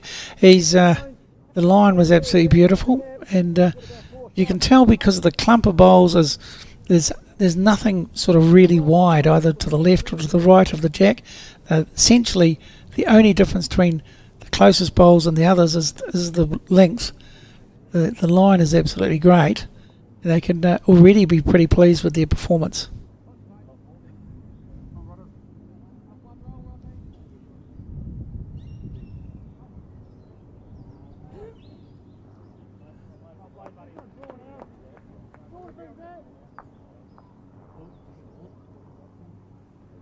Okay, that bowl changed a few things. So on the head we've got 1 red sticker bowl, which is Mike Galloway's team, and the next 3 are Patrick Houlihan's team's bowls. They're all the blue stickered bowls.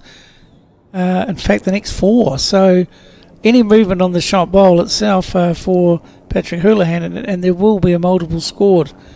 And I'm sure that's in the back of their minds. They'll be looking to attack at some point, but right now they might just want to put another bowl in there, just make it that much more difficult for Mike to attack, and meanwhile trying to change something and or set something up for their own team. Now this line looks really good because I think he is trying to be a little bit over the draw, just trying to get past it. Oh. Hello, Keith. Hey, Alex. Those technical issues have been resolved? No. Oh. That's what I've been here to talk about. So you might notice there's been a couple of sounding like you're doing a radio commentary. So we're going to disappear for 10 minutes after this end and come back bright-eyed and bushy-tailed. I'll just wait for this end to finish. And I mean, it's going to be a good game. How good's Mike Galloway? Well, according to that second bowl on the first end, extremely good. And how unlucky was this? He drew 2 touches and ended up giving the shot away. And you could tell he was pleased. But you know, that's bowls. I mean, he's put 2 bowls close to the jack, and that's what your skip's asking you to do. Galloway on the back end now. He'll be desperate to get another close one because right now the red shot bowl is a little bit isolated and also at risk of being perhaps moved along or out of the head. That was an excellent effort, but yeah, it was an excellent bowl. It did show Patrick exactly where to go though, so there might be a clue there. And the best thing about this situation is he's got 2 options, and he's also got 2 opportunities to play whatever he sees as the right type of shot. Such a tight head, isn't it? Oh, it's that reaching bowl.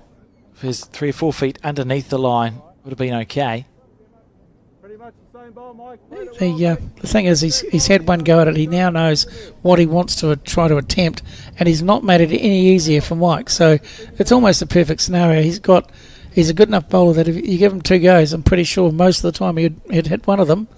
So he's missed the first one, remember. So hopefully, for Patrick's sake, he gets the second one. Mike, however, will be quite desperate to get another one on the head just to make sure that the shot bowl doesn't get chipped out and he ends up dropping a multiple. Oh, Mike Galloway. Oh, He's quite good at bowls, that man. he's been known to play the odd good one. It's the same idea for Pat Houlihan, isn't it? Just reaching through on the back end. Yep. Same weight he just played. If he's That's narrow, it. it's actually okay. Yes. And I think that he's had a sighter, and as I said, these guys are playing at such a high level, you'd sort of back him in to get the shot now. Here we go. Last bowl of this end before we take a small break, and it's looking like Pat's going to finish on the wide side, and he is. So it's 1 to Team Galloway. They lead 4-0 after 2 ends. We will see you in 10 minutes.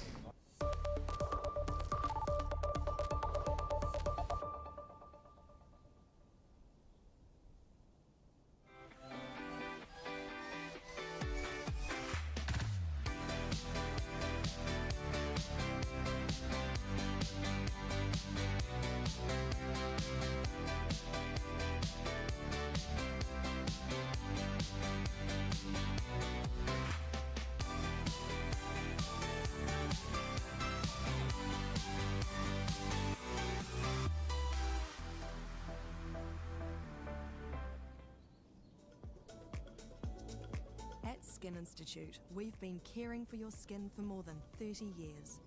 And that's why we're proud to introduce Skin Tracker, our 2-step system for detecting microchanges in your skin. We utilise our advanced AI imaging technology alongside a skin assessment with one of our expert clinicians. At Skin Institute, we remain dedicated to the early detection, diagnosis and treatment of every form of skin.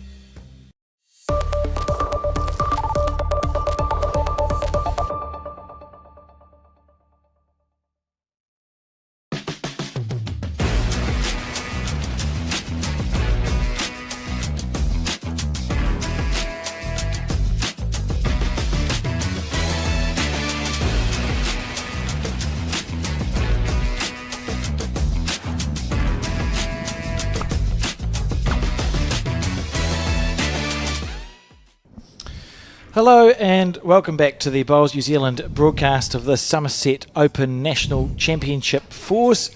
We return to this game with a score 7-0 in favour of Mike Galloway, David Clark, Martin Dixon and Steve Fisher, who are the defending champions, playing Pat Houlihan, Howie O'Donnell, Dave Chisholm and Roger O'Brien. When we left it was 3-0. We didn't leave for that long, Keith. No, and it's interesting that the Galloway team is fast out of the blocks and they've established a nice little lead. I think it's far too early on to sort of be saying anything that it's going to be a winning break or anything like that. But I think when you're playing a game of bowls, if you get off to a good start, it's certainly good for your positive mental attitudes and things are obviously going well for them. Absolutely. And I suppose it's an unusual position. We don't know of many teams that have gone back to back. It must beget quite a lot of self-belief, Keith, when you've won 2 of these titles in a row. Oh, it's you ask anyone that's played any sort of sport at a top level or any of the senior players around, it's a lot harder to win any of these events. And if you win one, quite often it's a learned experience, and you go back with a newfound confidence that if you've done it once, I can do it again. And I think these guys have certainly proven that. Winning back-to-back titles are going to be very, very confident in their team compatibility, their confidence, their abilities. But more than that, they're getting down again to the business end, so they know whatever the recipe they're doing is working. Martin Dixon on his forehand. Oh, we've got a left-hander again, so that's interesting. We had one this morning's game, and out of 8, and we've got I think probably only one here. So we'll be keeping a close eye on that. We discussed that with Dave this morning, Dave Edwards, and he was saying that you just don't watch anyone else's line, especially not if you're a right-hander. You don't watch a left-hander's delivery or line that they take. You decide on your own, and the way to do that is to keep an eye on what you're doing. So only 3 ends in and it's 7-0. That's 2 threes and a 1. So very, very good start to the Galloway team. Remember back to the first end when he was 3 down coming to his last bowl of the end, and he managed to bin the jack and get a 3 out of it, effectively scoring a 6-point turnaround, which is huge in a game of bowls. And that's the sort of stuff that Mike Galloway does in his sleep as well. I've seen him play. Is that legal? Well, do it in your sleep? If there's a man who can play an impossible bowl under pressure, he'd be one of them. Right. Like he's pretty good. He's got beautiful weight control, doesn't seem to feel pressure. His delivery allows him to play well when he is under pressure because it's the same every time and it's very grooved and consistent. But it's also a great overall team as we see another reaching bowl from Dave Chisholm. Tell you something I've just noticed, Alex. Have we got? I think in this first 2 ends that we saw and now this end, I think that's been about the 6th toucher, which is I think it's a very high percentage, and that just shows the quality of these bowlers. Forces team Galloway around on the other side on the forehand. Dave Clark's updated his bowls. Didn't used to play with those, Keith. It's to my saw. Oh, okay. Must be maybe a Christmas present. To himself, or maybe from somebody who quite likes him? Yeah, one of those 2 is probably the option. He's played a lot of bowls with Mike Galloway, David Clark has. They won the New Zealand pairs together in 2008. 3 or 4? Oh, quite a way away. Maybe 2. So they've been around a while. They've got the experience. Now they're getting the results, and I wonder what's happened the last 2 years. Okay, 2003. There's a 20-odd year gap. I can tell you. So they did one of the cool things that you can do in the game of bowls, and that they were young men, had a very successful career. As we see, David Clark. It's a lovely shot, and sit down. There you go. Very successful in the late 90s, early noughties, in family, work, Commitments, yes. Raised their families. Children look to start flying the coop, and they've come back to bowls. It's the rough Yeah. thing. Yeah, They've well, still been around longer than they haven't. That's absolutely awesome, isn't Both it? took a few years off. How cool, though, that it's a sport you Yes. can come back to and won back-to-back open Yes. fours together. I hazard a guess, but wouldn't it be great if any one or any of his children takes up the game and they end up being a family team? Logan's a great bowler, yes. Yep, that's David Clark's son. Was a good cricket player and is now in the intercenter team for counties. He played this national fours. I haven't had an update on how he's getting on. One of the interesting things when Logan started playing bowls is David said to him, right, you're going to start with Classic 2s. I think he played his first 2 or 3 seasons with Classic 2s, which are the big swinging bowls, so you get used to the feeling of trusting your bowl to come back into the centre line. Absolute classic, yep. Well, it warms the cockles of my heart to hear the stories like that, because that's what this game is pretty much all about. I mean, you've got a social element, you've got families, you've got an environment which is quite healthy. Reality is that it's a very inclusive sport, and anyone can play to any level they choose. And the culmination is that you put a bit of dedication to that and a bit of motivation, I guess a certain amount of skill as well, and you can win national titles. I'll let him off for standing in front of the camera because it's close to a very good bowl, but that's not helpful, Martin. He got a couple of claps. Yeah, It was a fair effort. Yeah, we got a good view of his back though. That was nice. It's quite a close up actually. It was nice. Normally you wouldn't see it that close. So we're on end 4, which is essentially the start of the game. We've got a 7-0 lead. What sort of damage control would you be expecting the Houlihan team to be thinking about, or right now it's not even a matter of that? Not even a matter of that, I don't think. After 3 ends, I think you just play your bowls and see how you're going when you get into double figures. So something like this, you might be best to sort of draw a line under it and say, okay, first 6 ends, see where we sit. Second 6 ends, and break it down that way. Bowl. Very good effort, yes.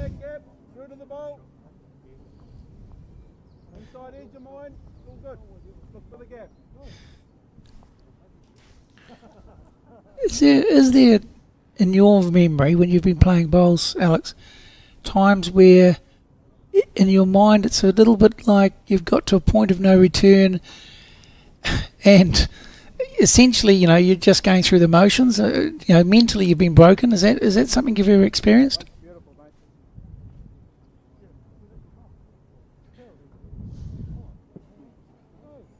I would have to look for a while ago, I think. If you're pushing me, 2005, I played... You were 7. A junior singles game against Natasha, somebody's last name I can't remember, and I lost 23-4. And I probably felt like I'd been beaten. 42, something. I probably gave up. Yes. Yeah, it's just one of, I'm just thinking the mindset for Patrick's team. They've gone very well. They've got to this point, playing defending champions. That once they get the foot on the throat, it's going to be hard to extricate yourself from that. And suddenly, very early on, you found yourself 7-0 down. Does that play some mind games? I suspect it does, but it's a mark of a good, compatible team to dig your way out of that, isn't it? Yes, I think it is. And a good, compatible team is just about the definition of Pat Houlihan and his Clyde 3. They've finished third equal in this event before. They've all won a lot of bowls titles. And you know that if you stick in there, and it's just about staying within Kui, when you're playing a team who are red hot and going well, you just go, okay, I'll try and weather the storm. You weather the run of ends, and then when that run of ends finishes, you've got a way back into the game.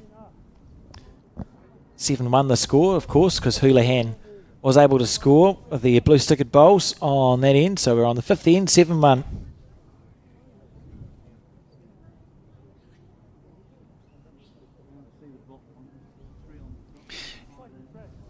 Something I found a little interesting this morning, talking to Dave Edwards about the dynamics of playing in a sudden death game, which these all are now. And I asked him the question about what do you need to change? What sort of advice would you give a team that's faced with a sudden death game? And he said, change nothing. You've done well to get there. You are doing what you as a team need to do to win. Keep doing that. And I thought that was actually really, really good advice, because people really do quite often overcomplicate the game. Mm-hmm. And I just thought that was quite refreshing to hear. Part of the reason we asked the question is to hear somebody of his expertise give us that feedback, because a lot of people that are listening and watching, they tend to overcomplicate things, and suddenly they're 7 down, or let's change our game plan, and it just turns from bad to worse. And really, if you're mentally tough enough to continue doing what served you well in the past, you're likely to come back at the other team anyway. Yeah. That was a good statement. You finished it with an upwards inflection, which means it's a question, but you'd said it as a statement, Keith, so I'm not sure what the appropriate response is to that, other than yes. Back to the bowls, I guess, is the appropriate way of going about this sort of thing, and this looks pretty good on track, but it's going to swing away a fraction, land that bowl. Good bowl. Yep. Marty Dixon's another player who changed their bowls, but he switched back to these ones. So he changed to Aero Optimas, I think, that had a football club's logo on them. Yes. Now, I know people get quite precious about the football, and I don't remember which club it is that he supports, so I won't say it. Oh, it's Liverpool. Oh, I don't know. I don't want to offend anybody, but he had his logo on the bowl, and it looked beautiful, but just it mustn't have just fit quite right in his hand. He plays so well with these, so I think he switched back to them. Well, Set of tailors. Why wouldn't you? I mean, if you Whatever works, eh? yeah.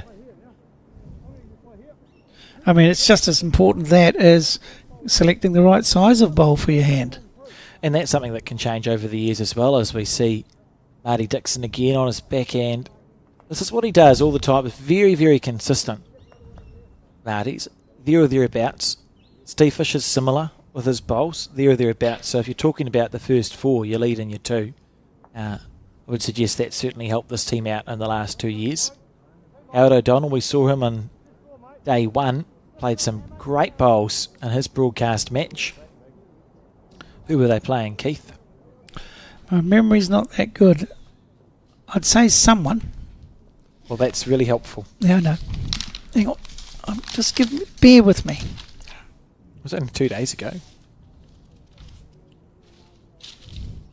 Oh, that's right. That was that game. It was Adam Blucher, David File, Sean Goldsbury and Paddy Stewart. Great game of bowls. Yes, it was. And that's something that Houlihan will be able to use, because they were down early in that game, weren't they? Patrick and co.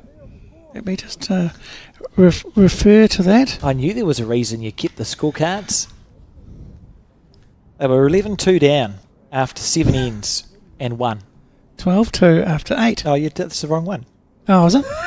Oh, it's this one. Points down. Of course. Only 11-4 down Oh, after yeah, 8 sorry ends. about that. Yeah. Yep. But still. So your point stands, right? That's a team that knows how to find a way to win, as we see David on his forehand. So based on that, I think we could answer the question / statement I made, which is no chance of them panicking. I think the reality is that they know what their business, they know what they're capable of doing, and they'll go about rectifying this slow start, and maybe that one they've just scored is the signal of that. There's a couple of spectators, or somebody on their phone. Probably watching the broadcast. I'd imagine that's what they're doing. We'll soon see them smile if they are, because they'll be hearing us. Yep, there they go. Excellent timing. And again, a little disappointed we haven't had a dog made an appearance yet. And you said this morning there's plenty of time. Well, feel like we're running out of time now. Should have been a bad omen. No dogs, as we see Pat Houlihan. And somebody's legs. Prefer to see the bowl than the legs, to be fair. It's a lovely bowl from Pat. He's holding 2 shots, and I think, so David's going to have a look at this. Mike Galloway is the best quick runner that you'll ever see in your... Well, he's got one of the very best quick run shots in the game. I haven't seen him miss one by more than 2 feet in 7 years of playing bowls in Auckland. You were about to hyperbole that, and then you stopped. There are options here on the back end with the speed that Mike plays really well. You get that front bowl square, that one there that he's putting About get the lot. foot at. All the bowls on the outside are going to split away. His collision bowl could actually follow through onto the jack. If he gets Steve square, Mike's collision bowl, the one in his hand now, could follow through onto the jack. Yep. No, I don't doubt you, and that's the sort of thing that competent skips would see and play. Yeah, Steve's bowl square, I think everything actually splits in front of the bowls and his collision bowl will be the shot. This could be pretty. Depends where these people stand.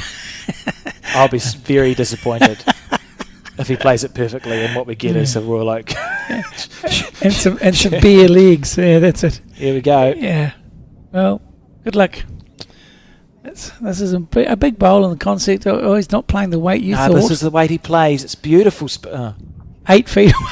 That is literally it wasn't hyperbole. That's the most I've seen Galloway miss a bowl like that by. You jinxed him. Commentators cursed him. Doesn't do that when I've played him. Ever. No. I wasn't exaggerating. It's a sighter. He just thought he'd throw the first one away. He's that good. I think he's on 20 or 25 Auckland titles. I've seen him play a lot of bowls in Auckland, and that's literally, he's so good on that speed. I hope he gets another go at it. I don't see what Patrick can do to stop it. He's just kicking for touch in case it goes backwards, and that's a fair enough call. Yep, back there's handy. But you wouldn't expect Mike, based on the big write-up that Alex has just given him, you wouldn't expect him to miss twice. He should be hitting exactly what he's wanting this time because he's headed a sighter.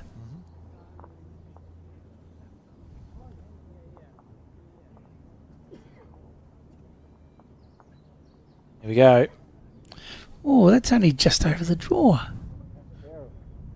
Oh, he's gone for discretion being the better part, but I would have preferred to, for the shot play, I would have preferred to see the big weight, but he still had options through there. Not going to be, and it's Team Houlihan who score at least 2 shots on this fifth end to trail 3 shots to 7. And where's our helpful? One must not ask for too much, Keith. Oh, she's there. asking you shall receive, Alex. It was a 2. Great. 3-7 the score. So we played 5 ends, 7-3 to Mike Galloway's team. And I don't see any, at this stage, I really don't see any sort of patterns arriving. I think it's a little bit of a feeling out process, but I would say... As we relive parts of that last end. It's a very good bowl. What would you say, Keith? I was just saying that I haven't seen any sort of signs of a pattern. I just think they're still in the feeling out process, but I was going to say that the standard of bowls already is another notch higher than what it has been, and it should be therefore quite intriguing to watch this game develop. Not only the whole battle, but the battles inside the battles, the leads against the leads, and so on and so forth. And I think you'll find over time, maybe during that second lot of 6 ends, you might start seeing a pattern. It may prove to be the winning of the game, but we'll have to wait and see and be patient about that.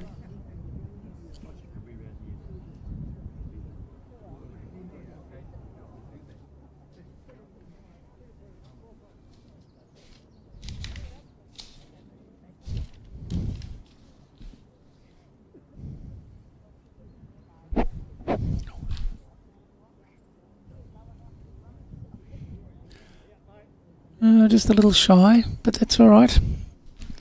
This is, I think, again, one of those ends that's in the middle somewhere, and they hadn't been playing exactly this length, so can just take a little bit of negotiating. If this gets around that front one, it's pretty good response. Yep. Steve's had the better of the first 5 ends in the battle of the leads, but there's not much in it. I do like the way that Dave Chisholm has been playing. He's been pretty consistent.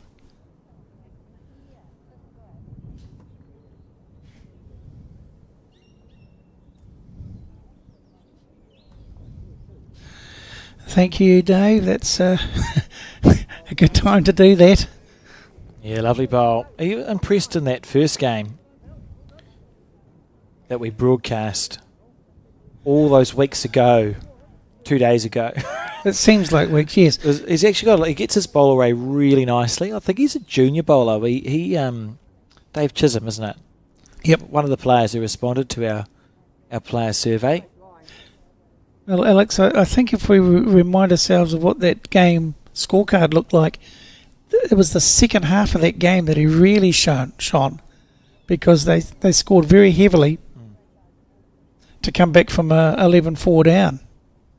And one of those things about a fours team is if your two's functioning well, generally speaking, it's a little easier for the rest of the team.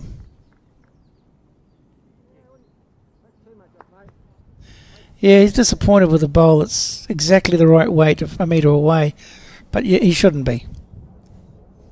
I'd be happy. I'd be delirious.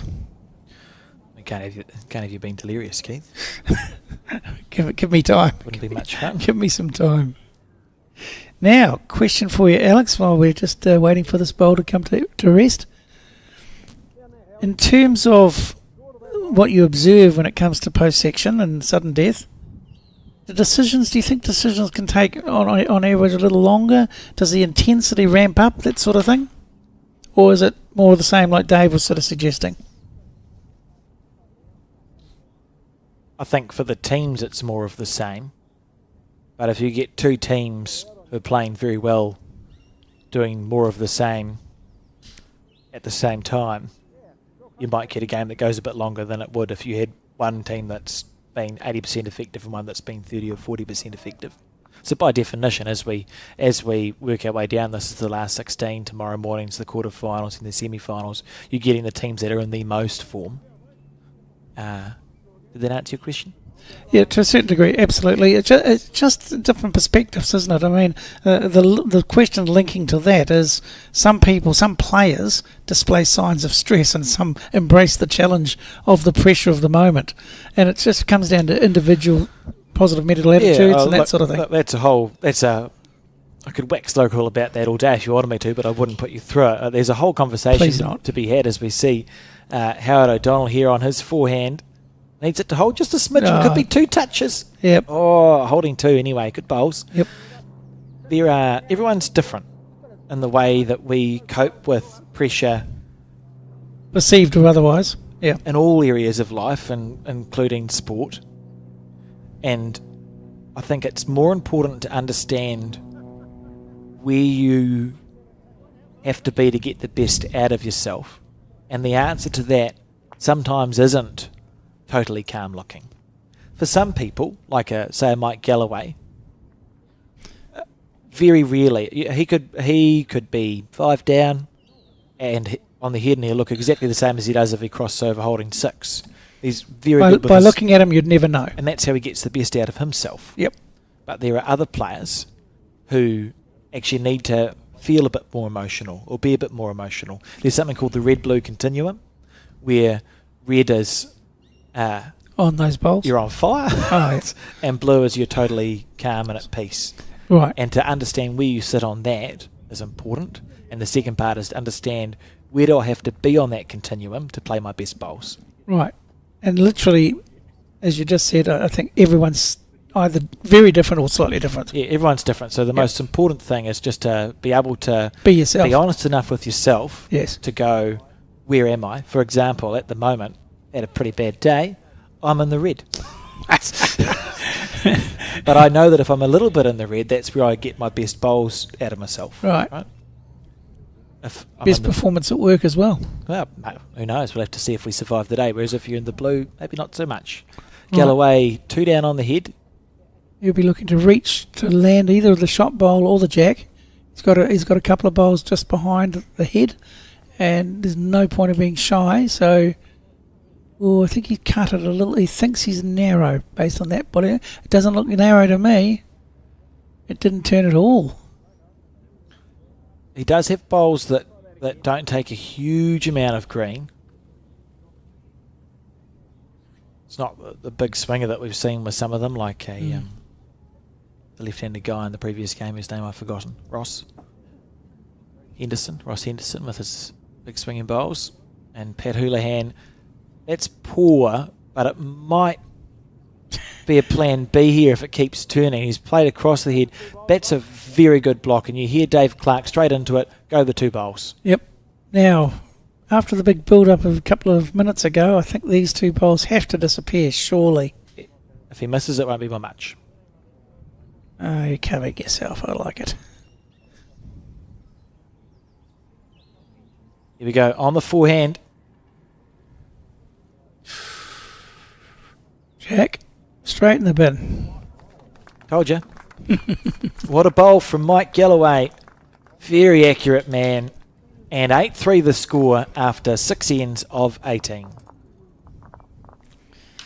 Well, that's case in point, isn't it? I mean, plan A was the bowls, because that's what he was going after. But if you're going to miss on the jack, and that's given him the shot. Absolutely brilliant. Third of the way through the game. 8-3, a nice lead. Not an insurmountable lead by a long way, but certainly nice to be slightly in front. And here it goes. Look at that beautiful delivery as well. Absolutely magnificent from Mike Galloway. And clapping in the background, acknowledging the crowd. It's got it all. Yep. It's a frightening moment.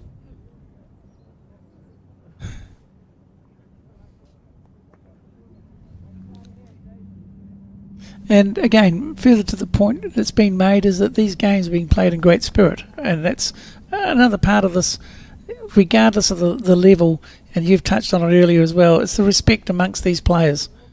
That they can enjoy themselves, even though the pressure of going to the next round is there in the background, it's not in the foreground. Absolutely. On the back end. Remember, if you are looking for up-to-date results on the rest of the games that are going on around the place at this National Championships hosted in the Bay of Plenty, Bowls Hub is the place you can find those, bowlsnewzealand.co.nz. Something that says Summerset National Fours and Mixed Pairs. Or you can pop down to the clubs yourselves and have a look. Hinuera, Mount Maunganui, And 13 Waihi others. Beach. Oh, 12 others, yes. There's about 15 clubs being involved, isn't there? Arawa with a 4 that had post-section games for the 4s. Ah. Beautiful greens in all 4 of those. Now, just for those who might be watching this and thinking, I've never played bowls, I'd like to give it a go. I know we've talked about this before, but it never hurts to let people know the information, and I know you've got it on the tip of your tongue. So, Alex, what would you do if you're a brand new player or potential player that wants to go and have a game? How easy is it to go and organise a game of bowls? Quite. Excellent. So there's how. over 460 bowling clubs in New Zealand. So there's almost certainly a bowling club near wherever you live, anywhere in the country. There is a bowling club in Bluff, and there's actually one on Stewart Island. So we literally have bowling literally everywhere in the country. The vast majority of those clubs run what we call like a Twilight Bowls League or Business House Leagues. And that's sort of what we recommend as a taster for the game they played after work on a weekday. Sometimes about an hour and a half a game. Yeah, it's not like too that. much, right? Yep. They're cheap to play, and they go for 6 or 7 weeks. The bowls are ordinarily supplied. Play a couple of games, have a drink, something to eat, go home. It's a really good place to get a taste for the game. If you found that you had an aptitude for the sport, or you wanted to play a little bit more, that's when you would ask the club that you're at, well, what's the next step? And there's plenty of bowls. You can play as much or as little as you want. It's a Commonwealth Games sport. We have a World Championships. There are national events such as this that you can play in, district events, club events, regional events, meat pack tournaments. I could go on. Don't. So I'm hearing you because I know that I've played in quite a few of those business house type of tournaments, and the beauty of it is you can get 4 mates or 4 people from work, anyone that's interested, just bowl along, excuse the pun, and they will look after you. So look, we call you a bowler, Keith, and that's been your experience with outdoor bowls, right? You Yes. play at the Twilight Bowls in the business house. Yes. Because it suits you. Yes. It's in the evenings. Play a couple of games of bowls. Perfect. Great. That Sausage could be, and a that could piece be of all bread that and bowls is drinks. for a player, and we'd be happy. Yep. As we see David Clark on the back end. Look at that. That's- Beautiful bowl. That's absolutely brilliant. And again, They want to wind up at this, but you can't, because the split bowl of Dave's is too easy to chip out. You chip it out, you're going to be 4 down. Like the instinct is to hit it, but it just cannot be happening. the only advantage of having a go at this is opening it up. That's the only thing. You don't, even if you do take that unfortunate chance, ideally, see, they're just trying to change the head so they've got something else near.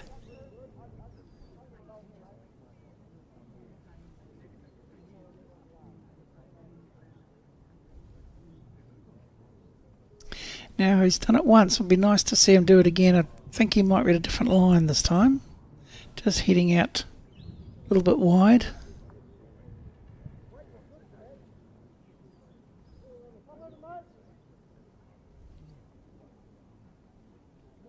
After this end, I will read out some updates on the women's fours, who are now down to the quarter-final stage, which means there's enough teams I can tell you the results and not be talking for 5.5 minutes. Is how disappointed with that bowl. He's underneath the line.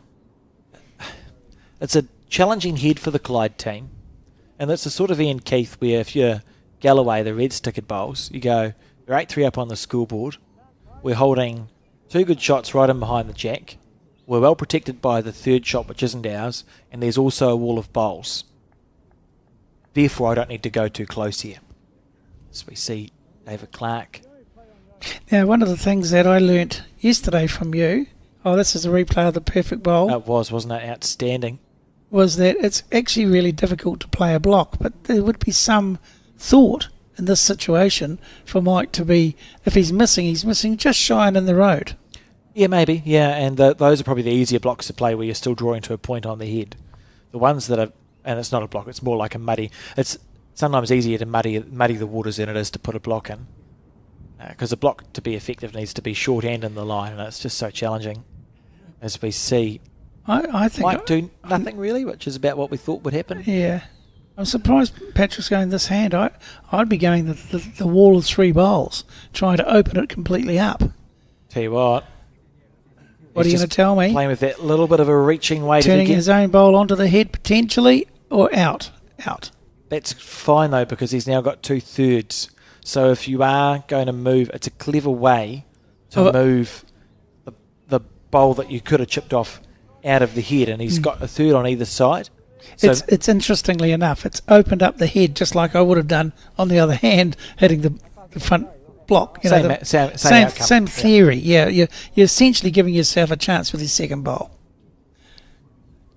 Those 2 bowls are not safe anymore now, which is the whole point of doing that. Still has to be a great bowl to get the shot out of it, though. Yeah, Mike's, I think, wanting to bung another one in there somewhere. Concentrating hard. Isn't that a perfect delivery? They said if he gets there, Oh, it's still tracking out. that's a surprise. He's taken the blue third shot away, so he's only got 1 third shot now. It makes it stressy again, and there's red stickered bowls everywhere. Even in places it's not going. The jack's not going to go to. Well, yes, he's saying crunch the jack, land the bowls. You're 2 down anyway.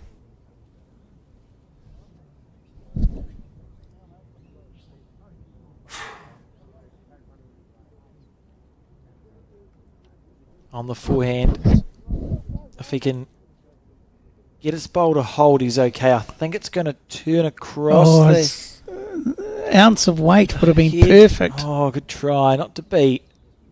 And we'll see 2. Definitely 2. Are they going to look for a third? I think it's 2. No, they're going to have a wee nibble at it. Maybe it's more than 2. Doing a bit.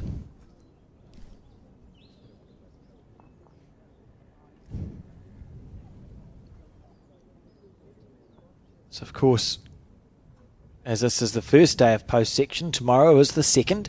and it also is I know, I can count.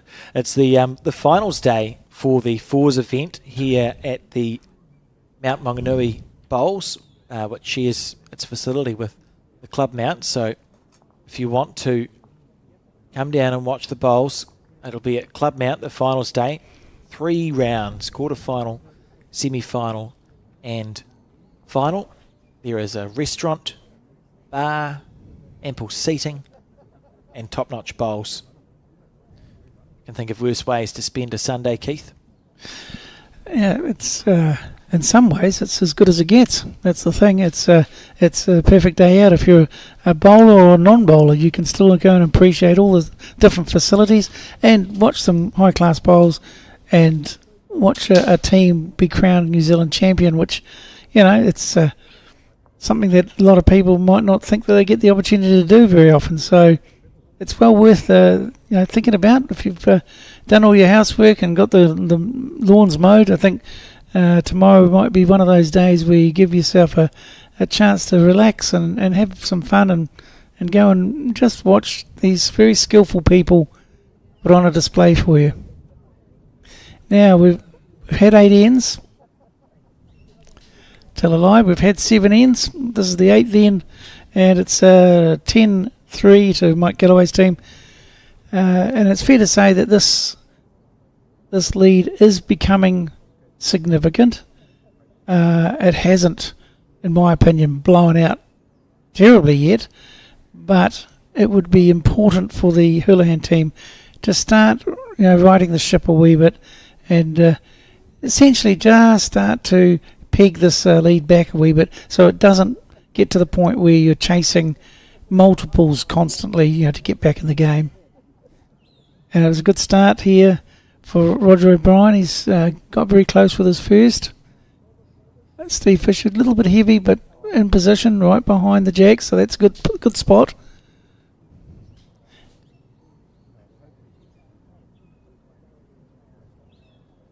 Yeah, pretty good again. He's done exactly the same thing twice, which is excellent. Yep.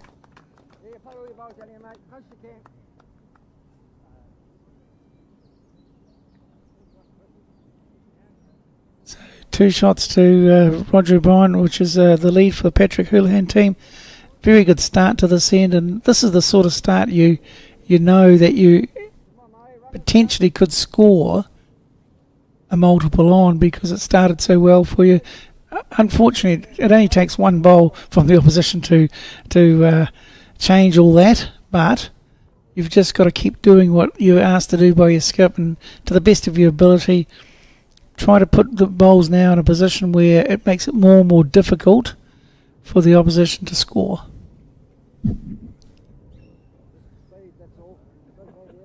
Yep, you might have heard that. Speed, that's all. Dave was just a little bit frisky, but given that the jack has gone backwards a few times already, having the backers bowl right at the back of the head isn't all that bad.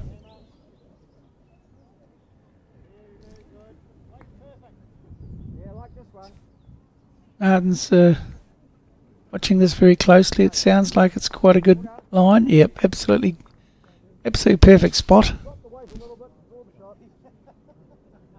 Now Patrick's asking Dave to get close.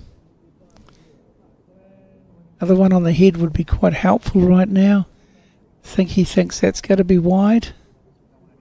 And we have seen that hand hold a lot of the time, but the green wasn't too bad. It's just maybe a metre short, but the line it ended up being quite good. So at the moment on this head, Patrick Houlihan's team has got the shot, and Mike Galloway's team's got all the position. So we'll see how this progresses.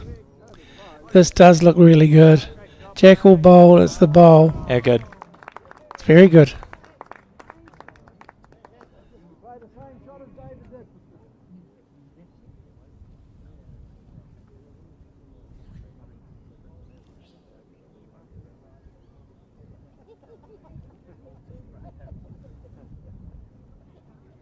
That unfortunately, unless the weight is heavier than it looks, it's a little bit narrow. So I can tell you, Keith, as I said earlier, that we're down to the quarterfinals of the women's fours. 2 of them being played at the Ottawa Bowling Club. Started at 2:30, so they'll be nearing their completion. And the other 2 being played at Mount Maunganui. And the quarterfinalists are Lisa Dixon's 4 playing Sue Hodges. Galen Carna's 4 playing Olivia Bloomfield. The defending champions Val Smith playing Jane Anderson. And Dale Rayner's 4 playing Terry Blackburn. Exciting times. Well, one name from that list of 8 that I'm immediately drawn to is clearly Mandy Boyd's team didn't get to that level. They had a very close game against Sue Hodges. Ah. In the round of 16. Been some good matches going on. I can also tell you that because Bowls Mount is the headquarters and they've got some wonderful volunteers, there is live scoring available for games that are being played at Bowls Mount. So if you're interested in the games between Val Smith and Jane Anderson, I mean, how good was this bowl, Keith? It's well, it's one of those ones where I'm not shocked anymore by great quality bowls. If he was going to be really picky about it, that weight was perfect for the jack clean, but he'll take second prize, which is to shift the shot bowl out of the head. Just wait until Howard's played his bowl and I'll finish my sentence.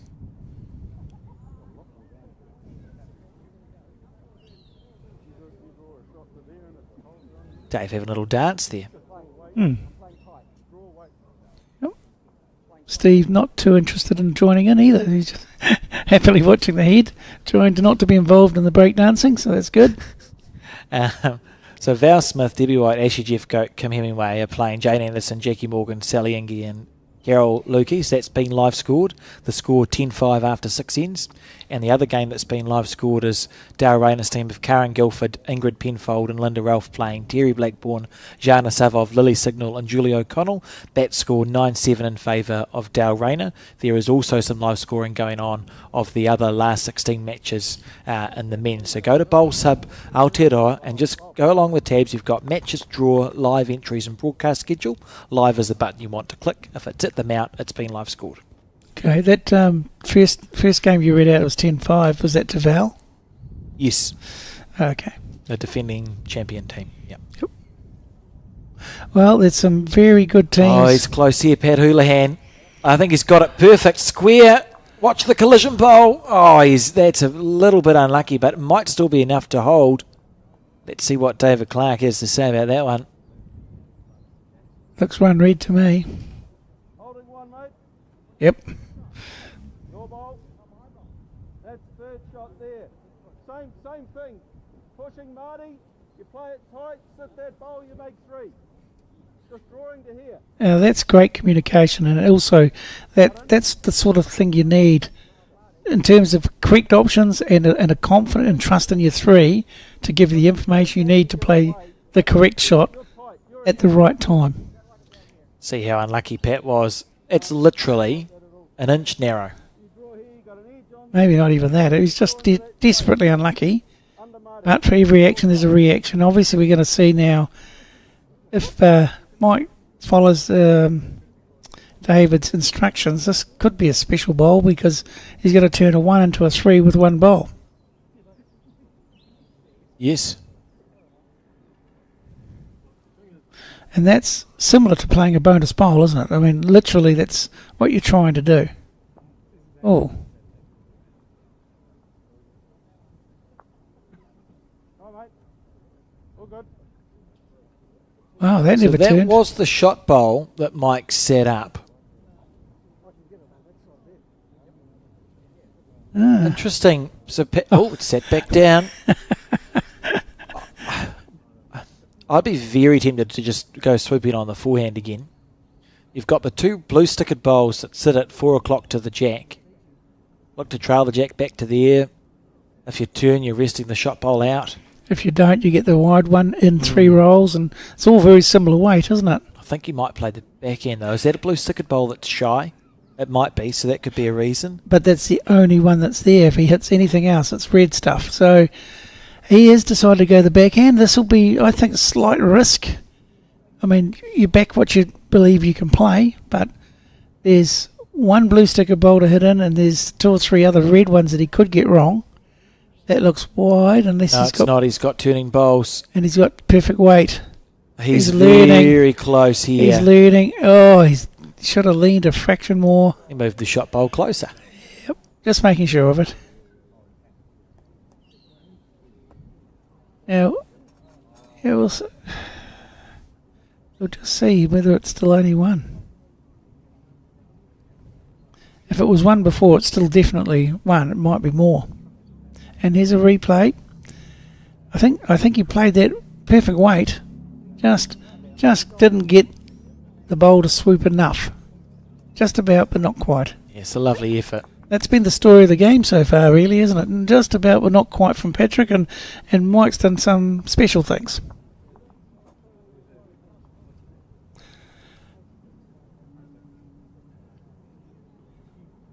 And the score... Oh. So, reliving that bowl.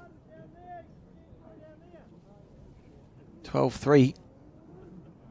11. 11-3. I think that's what we're looking at. Steve back into his work. I don't know what that means. Maybe he's a bit shy. He thinks he's shy. Not too bad. I've seen worse. Yeah, it's a good line, isn't it? Mm-hmm. I'm gonna say that the scorecard looks right. It's 11-3. Played 8 ends. We're almost halfway. I suppose I should update my scorecard. Only if you want to. Where did I put it?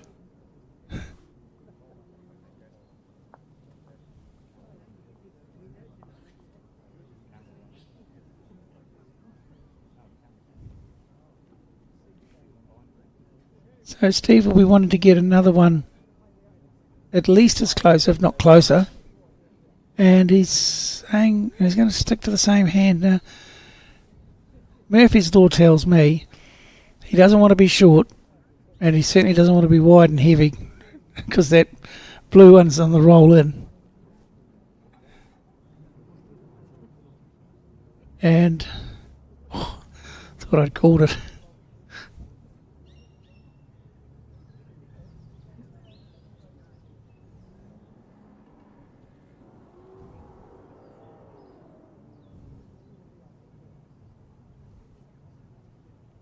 Green looks great. I just don't know about the weight.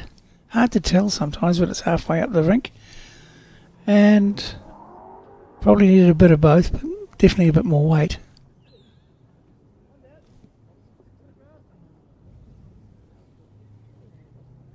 So we're approaching halfway, Alex.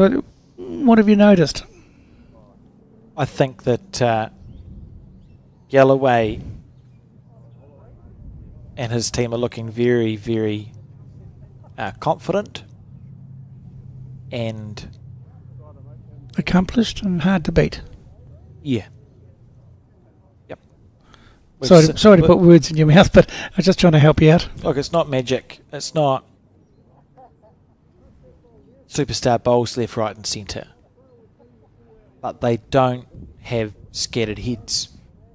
So from a Galloway's point of view,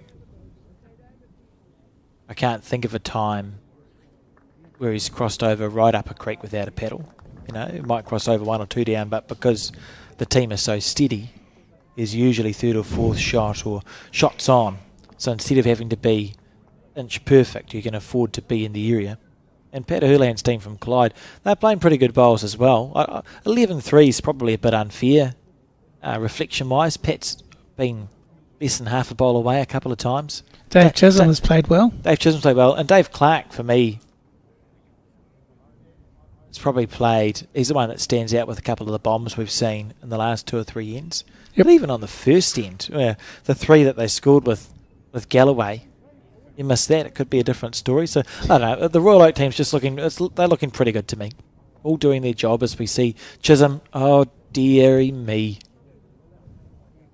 Well, he might have got away with it. That would have been heart and mouth stuff. Hadn't been for you damn kids. So, yeah, so I think in summary, if you had to make a prediction, I think you're favouring the Galloway team. And I think form and history sort of supports that. And they are consistent. I think one of the things that you sort of touched on, which I'll make a slightly bigger point of, is that if and when they do get in a little bit of trouble, not only do they have third or fourth shot, often they'll have two bowls. So it's very hard to score a number when you've got two bowls needing to be shifted to make a number. So it's not worth trying to do that. So you sort of, if you're Pat Houlihan, you're drawing for two rather than moving a bowl for four. And the reason being that, if you only have one isolated bowl on the head, that can go. Whereas when you've got two bowls on the head, handy enough, it's impossible to get rid of both of them without a lot of risk. Yeah. And I think that's where these super consistent teams win out. Because when they do drop a number, it's a number either 1 or 2 generally. It's not a 3, 4 or 7. Yeah, if you have more bowls on the head more often, you're probably going to win the game. Yep. And sometimes that won't be true, but Oh, that sounds so much simpler than what I was trying to say. Oh well. efficiency. Yes. That's what I was taught in copywriting. Don't go on. Just do it. No, you go on to start off with, and then you have to cull it down. Right. AI's taken all that away, Keith. Yeah. I understand. Well, I don't because I don't understand how. But, Gonna be I have the- trust issues. The end of the world. Yes, we see David Clark on the back end. Interesting, all the bowls are finishing slightly to the left of screen. Is it because it's a long end, do you think? Oh, it's almost certainly something to do with that. And 2 of them on the left-hand side have been played on the forehand, so that's probably why. And that still stands true, doesn't it? But weird to see the backhand being the hand that people are missing narrow on this rink. It's generally, this has been the backhand's been the holding hand, whereas the forehand's been the turning one. So it's unusual to see bowls coming across the head. Are we one number in? Are we further away from the side ditch? If we are, that would be A reason? that'd be a reason why the rink's playing differently. Yes. Yeah. We might be. We're on rink 2. Well, Can't remember what rank we were on yesterday. I feel like we're quite close to the side ditch, and that was the holding hand. There's some interesting. Now these people have been here almost all day. Good on you, folk. That's the way to support the club and the bowlers. All involved. Yep. And sometimes you might even learn a few things if you sit there long enough. That'll be quite handy too. Now Mike's expression has changed significantly there. Nope, hasn't. Not at all. He sniffed. Just sniffing the fresh air, having a lovely time out in the beautiful blue skies of the Bay of Plenty, specifically the Mount. Couldn't be much better, could it? It is a lovely day for bowls. I think you've read out before. Forget about the wind conditions because we've battled with that. But I think it was maximum of 23 degrees. That little 5 knot wind, probably going to cool it down. Just a fraction would be, I'd say, perfect conditions. Talking of wind, did you see that drift? Yeah, but his bowls have done that the whole time going that way. And that was no different. So it's been consistent. It's an argument to be made against people.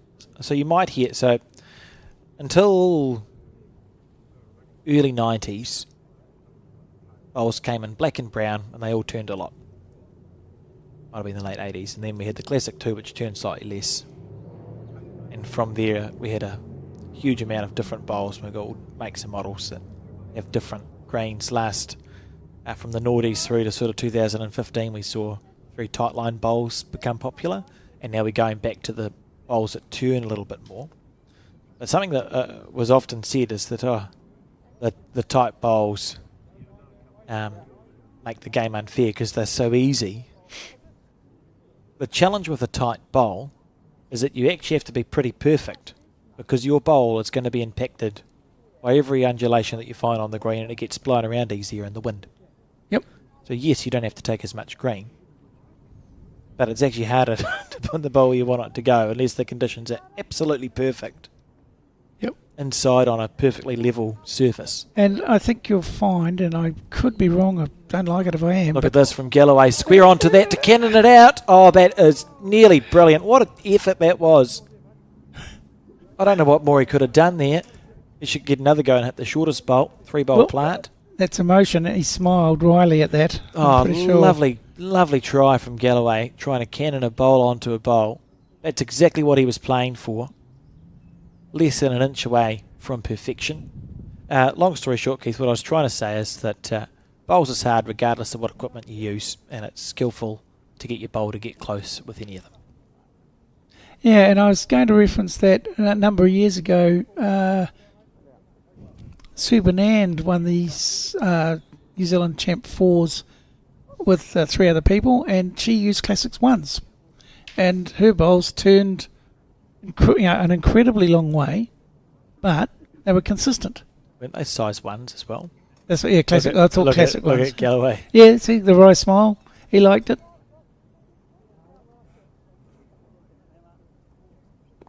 I think there was only 1, wasn't it? You get to know what your bowl does. I think it was 2.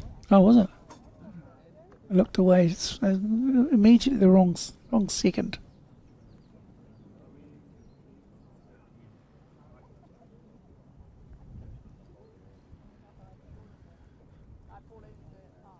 One and a half. I've put down 2 on my scoreboard, so I think it's 5:11 after 9. Where's the lollipops when you need them? Probably ran down the green.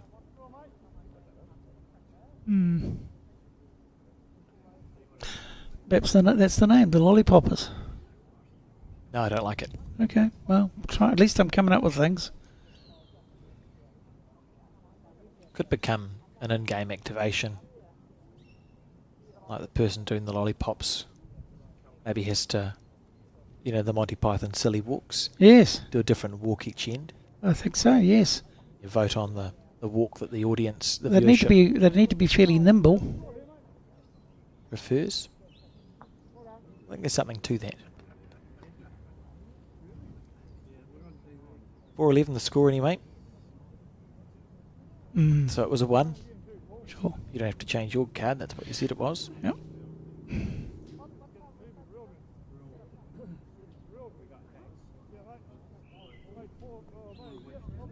It's coming in nicely. Got a clap, gone an early clap here. That's an indication that it's pretty good. Yep. Good stuff there.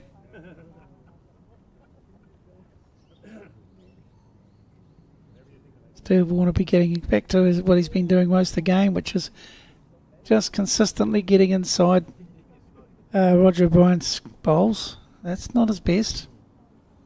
It's good weight for both the bowls and just miss the line.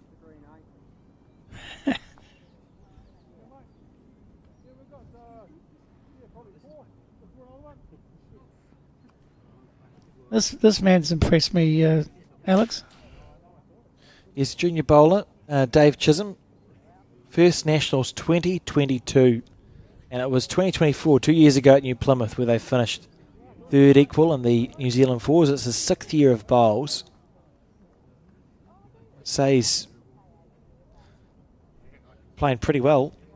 Yeah, I think again, what stands out when you're watching a lot of bowls is the people that can be consistent, and they don't have to be nailing the jack every time, but they do need to be consistent. And Dave's actually been, and we've seen 2 of the games that he's been on the broadcast, and we've noticed that he's consistently there or thereabouts, and he makes a difference to his team. He really does compete well against the opposite number, and he also contributes to his team. So you can't always... Sorry, Dave, I did it twice to you now. I'll try not to ever say it again. He wasn't happy with that. There's a slight improvement, perhaps. So.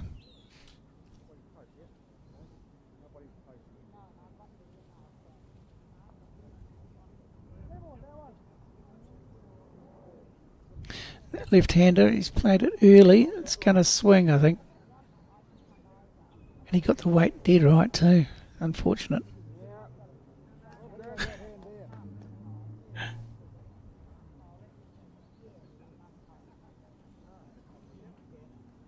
Howard.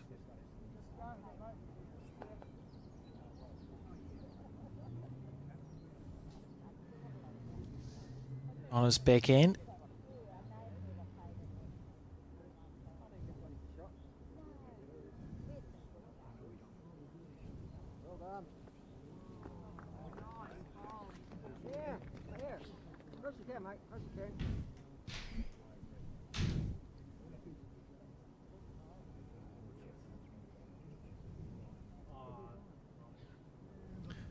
Dave Clark has played some lovely bowls.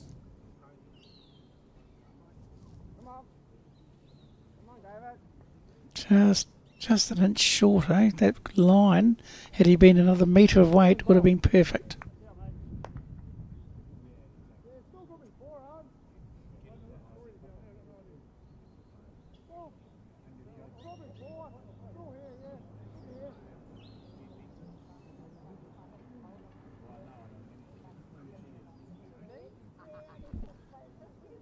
Good line.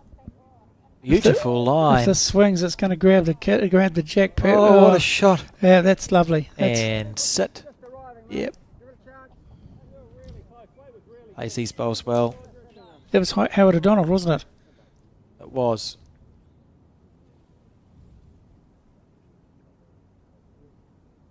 There's really very little room for making a mistake. Here, this looks really good from David Clark. Oh, beautiful bowl. Pushed it back. And the whole head's been reset. Every bowl that's been played is an absolute waste of effort now. If you just turn the TV on, that looks a terrible head, but I can assure you it has been first class up until that about a minute ago. And it's a shame again for Patrick O'Houlihan's team because they looked like they were going to set up for a multiple there. This is what we've been seeing, though, from the Galloway 4. Is someone is playing pretty consistent, and someone, either Dave or Mike, has found the bowl that has been required. Yep. And that reflects entirely on the score, doesn't it? 11-4 is, I think, a pretty reasonable indication. And it sounds harsh because by no means has the Patrick Houlihan team been completely outplayed or anything like that. It's just that Mike and David have played that wow bowl and the timing of it has been perfect.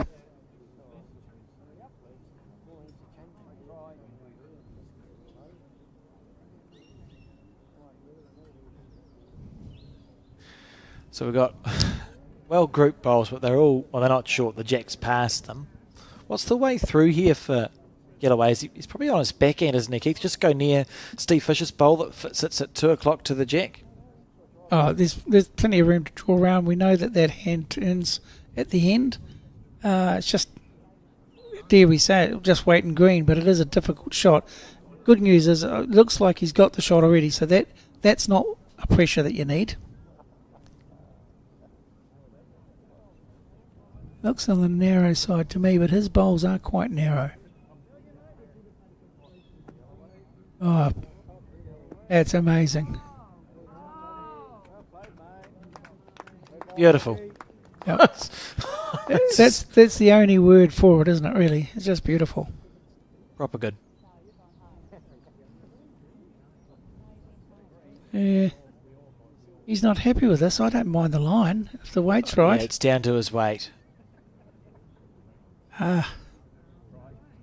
Overcooked it, and you could almost bet your house, Keith, that Galloway's going to make this bowl count as well because he's got a repeatable delivery.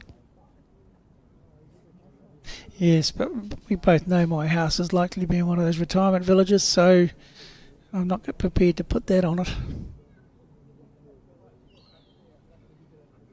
Yeah, I think that looks pretty good. Perfect. I rest my case. Outstanding bowling from Mike say- Galloway then. I'd say that's a 3. Yep. It was 14 for the score.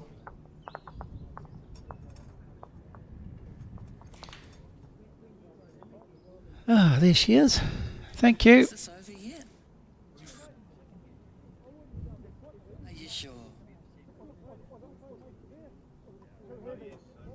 Lovely to have the markers, score indicators, score technicians. Helpers.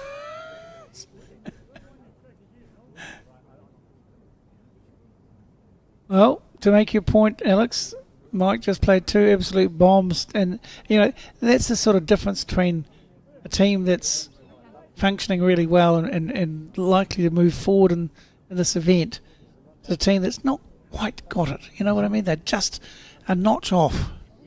And the reality is, if you're a notch off at this level, you're going to struggle to compete and you're going to struggle to stay in touch. We are almost at the 2/3 mark too. So Good bowl. oh, what a great start from Steve. That's excellent.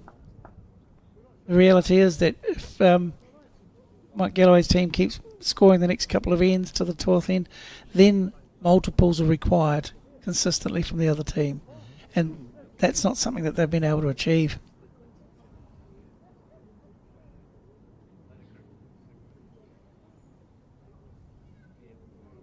Just looking at other post-section results for the men,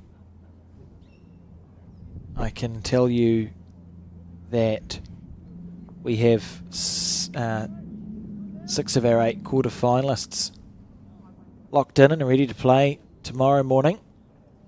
As we see Steve Fisher, yeah, it's a good bowl, well played. And they are Roger Stevens' team with Sean Thompson, Anthony Ulay and Terry Ledbetter, who will play Sheldon Bagry-Howley, Craig Merrillees, Daryl Gordon and Hamish Wilson. Leighton Shanks skipping a team with Kyle and Liam Pinn, the twins, in July. That's a young team, Keith. Yeah, that's typical of Poverty Bay, isn't it? They really do put a lot of time and effort and into the youth, but also the youth repay them by getting results such as this. Yeah, great stuff, and they're taking on Ray Martin, Nev Rodder, Liam Hill and Gavin Hamlin, who I think I might have mentioned on day one as a chance to go deep in this tournament. And the 5th and 6th quarter-finalists that we know, Gary Muriwai, Laurie Guy, Ian McLeod and Richard Corrie will play Graham Skillern, Bart Robertson, Brent Malcolm and Dennis Brewster. Well, those 6 teams, that's 24 people. There's a lot of really well-known names. But there's quite a few there that I don't recognise, so that tells me that, you don't have to be star-studded to reach the last 8 in a national event. Needs it to hold. Good bowl, Dave Chisholm. He's been a bit of a star, isn't he, really? He's playing really quite consistently well. I would have one observation. Is there's maybe three ends I can recall where for whatever reason we've ended up with the jack past the bowls. Yes. I wonder if there's any wisdom for either team, as we see Marty play. Great shot there. To pick one of the first 4 bowls from the lead or the 2, just to be quite deep. If we are understanding that the jack's often getting moved past the group of bowls that's there, maybe it's something to think about. Just to go, I'll get my 2 or my lead with their first bowl. Not to look for the jack, but to go 2 or 3 metres past. Just so we've got a bowl there, because it feels like we've had quite often the jack's been moving past that group of holding bowls. Well, there's a lot of things to support that statement, because you've got a lot of people would suggest that position is in 4s at least as important as the shot, and no one has ever complained about having a back bowl. I mean, so both of the things that you said sort of ring true, and it's all very well. And once again, we see that the bowls of Dave Chisholm have got 1 or maybe even 2 shots, but it's very easy pickings for David Clark just to sit that shot bowl through and remain there, and or get a little bit of movement on the jack, and they have the 1 bowl that's past the head. And possessor is 9/10 of the word. Yeah, exactly. As we see David Clark again. Wow. Pretty good. Pretty good. See, now, I don't know of a skip in the world that wouldn't clap a bowl that's done all the right things and gone past the head. I know some skips that if he dropped a metre short would clap it as well, but I wouldn't personally. Got But to be encouraging. On the forehand.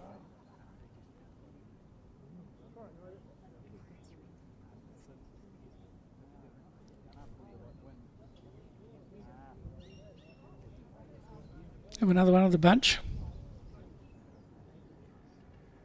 So they're holding 2. This bowl to come from David Clark.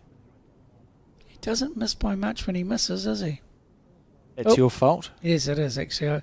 I semi wanted that to happen, but anyway. In reality, he's only like, it's a foot and a half narrow with nice weight. Yep. Got some very keen spectators Yes. today.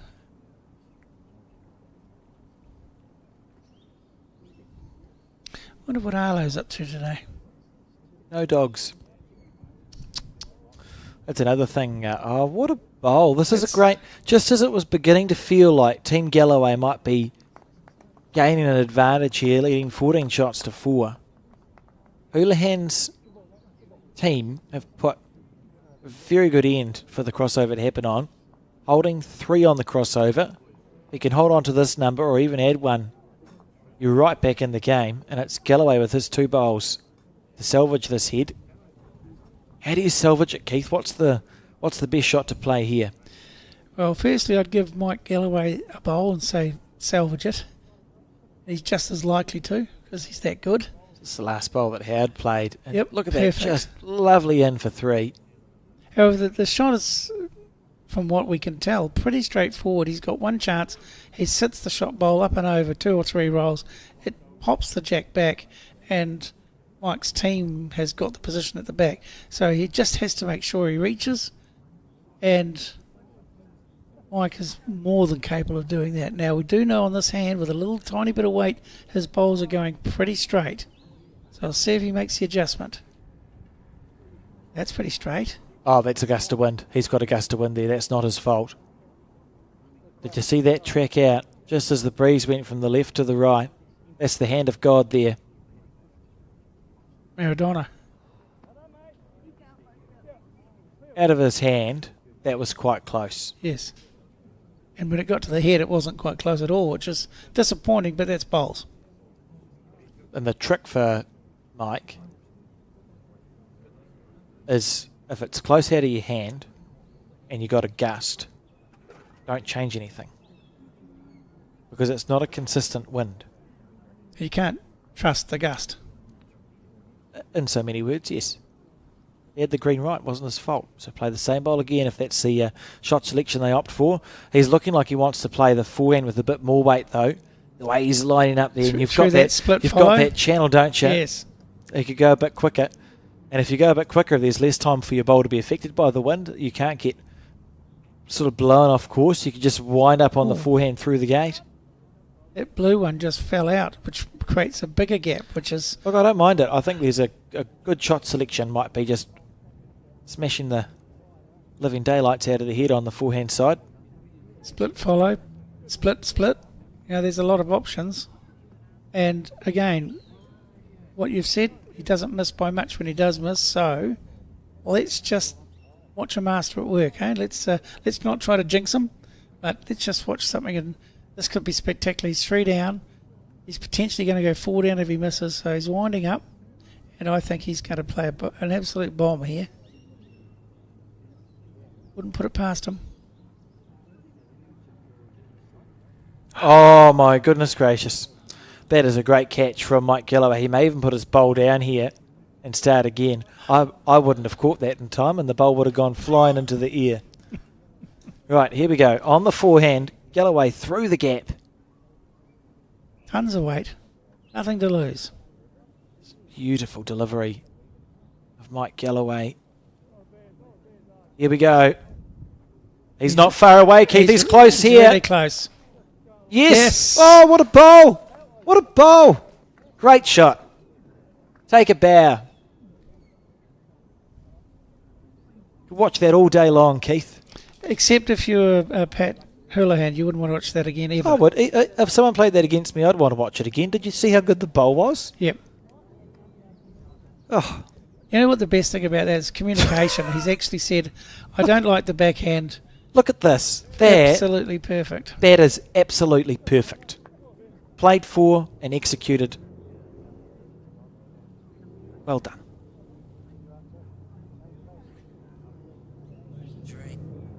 It's actually made my day. Yes. I mean, you wait for these moments and I'm now in the blue. It's gone back to being calm.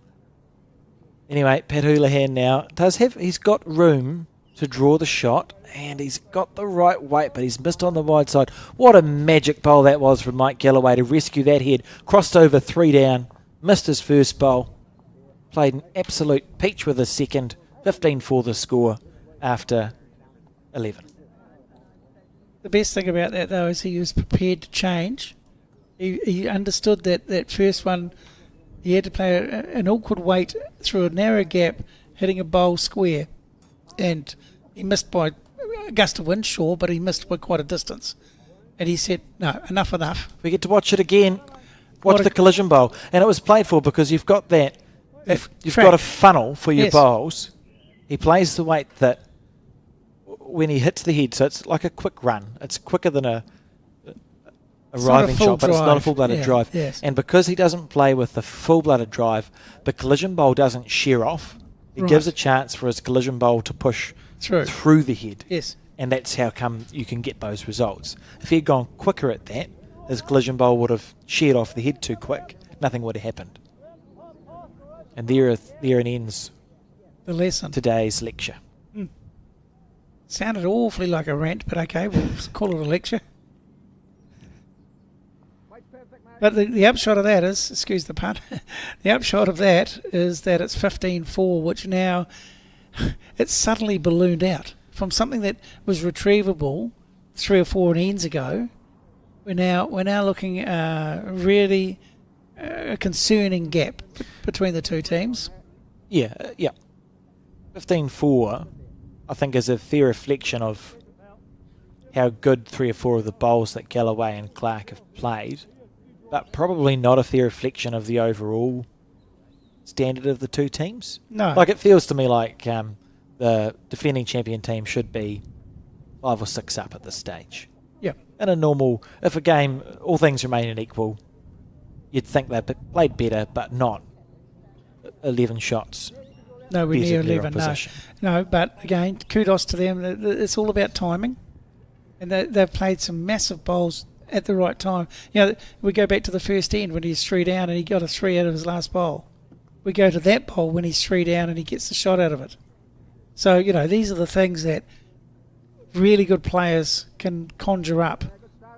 And when they're confident and their team is playing well, anything can happen.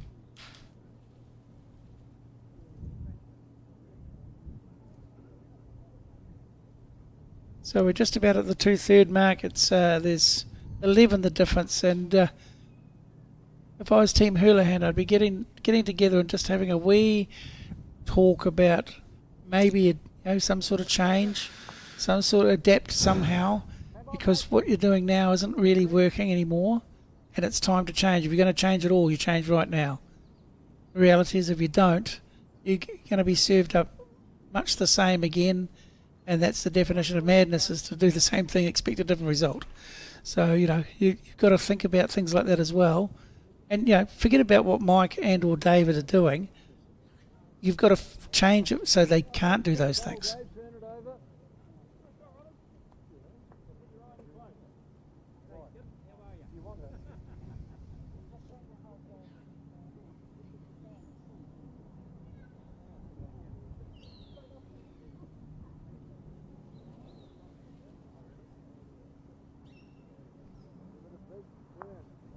Let's get a beat Marley out here.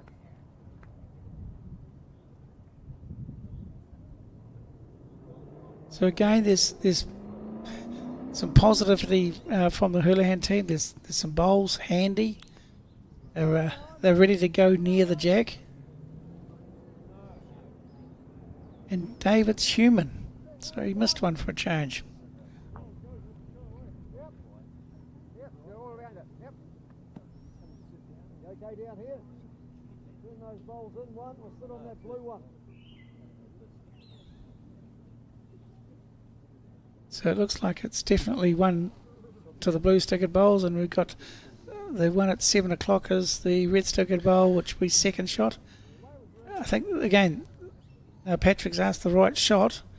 It's up to his 3, which is Howard O'Donnell to play it. He's played it pretty well. Played it really well. Clean run. Oh, but unlucky. Oh, Good thing about that, though, is the Clyde team, A, have stopped the forehand from being a viable shot for the red stickered bowls. yes. And B, have three Three flat sitting chances. bowls that Yes. can be promoted into the head. And you can afford to miss heavy because there's bowls to hit, as we see. David Clark, in for second shot, reasonably well played. And for Pat, it has to be, for Howard, it has to be the forehand side. You're just looking for that bunch of bowls, metre over. Yep. 4 or 5 rolls. Happy days. So it's actually an easier shot than what it was. And he's played this well. It's going to hold up, isn't it? He's going to be so unlucky here. Tell me where the gap was. Just between the front. Was where his ball went. Yeah, Just between. yeah, just between the front white and red bowl and the dark and light blue bowl. That's where the gap was. But it doesn't look like it. It doesn't. There is one, does there? Now, tell me, before anything changes, would you not have been better served to play the split on the other hand, taking the second shot of Galloway's team away? Oh, And we're then- holding one. You're holding one. Yeah, Oh. but you play that through to the shot bowl through to the other bowl, take them both clean off the head, and then you're holding 3 or 4. Maybe. Did you haven't seen it yet? You just tell me what you think. And clearly that's southwest now. I was pretty excited about the 3 bowls. Skin Institute. Yep. Keith, There's get no it doubt checked. about that. Yeah, I think it's smart these days. New Zealand's got a really high UV issue around skin diseases and things. So, well worth your while to consider getting checked on a regular basis. Though, it should give you hope in the world that as a bunch of humans, we have pretty much fixed the hole in the ozone layer. As Galloway needs it to hold square. Oh, what a bowl. That's just outstanding stuff. He's walking on water today. That weight control. Yeah, I think the disappointing thing for Mike though is that he can't play another 3 games today. Because if he was, he's on fire. There's That's no so doubt good. about that. Yep. So But- good. He could wake up tomorrow and he's got a sore little finger or something like that, and suddenly it all changes, doesn't it? Boom. That's ironically, that's the sort of shot I was talking about, playing the split. Oh, he's great. It's just a great bowler. Yeah. Oh no, that went feral. Unlucky. Oh dear. Sometimes you wonder what you have to do. Wow, I wouldn't put past Mike to draw the jack back amongst his own bowls. Clipping it, yeah, just sneaking it around the back of that shot bowl, making it virtually impossible. See, they've got 3 already, so any move into the jack toward that blue, the red sticker bowl, which is a blue bowl, would be just about impossible to get the shot out of it. As it is now, they can actually run the jack, even though that's difficult enough.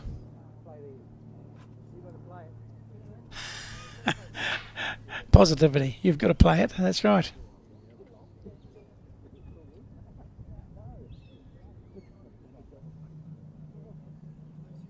It's outstanding. He's certainly played some bombs, and the thing is, we have come to expect that at this level, but from these players.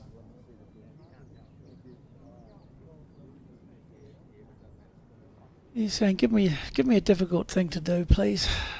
I think he's playing forehand somehow. Maybe around the back.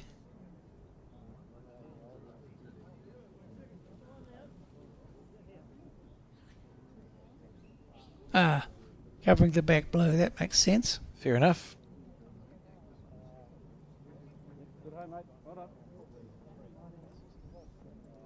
What do you do if you Pat Houlihan here, Keith?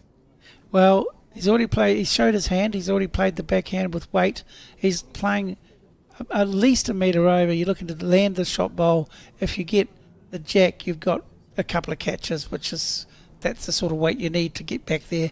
The issue is if you get a little bit ferocious, you'll end up going right through the back, and the backest bowl is like Galloway's last bowl. And plus, if you get narrow and hit the shot bowl, you're likely to split off and actually not stay on the shot anyway. So it's all about the weight. It's a really tough shot to play normally, but looking at the scorecard and the situation, it's even tougher. He's playing something. Is it going to turn for him? He wants it to turn. Just a fraction quick. Just on that high side. 3.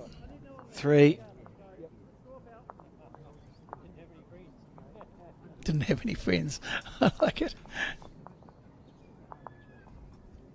Well, this is now a commanding lead, let's face it. Thank you, helper. Auntie. Great job, isn't it? Yep. She's dual too. She's an umpire at the same time.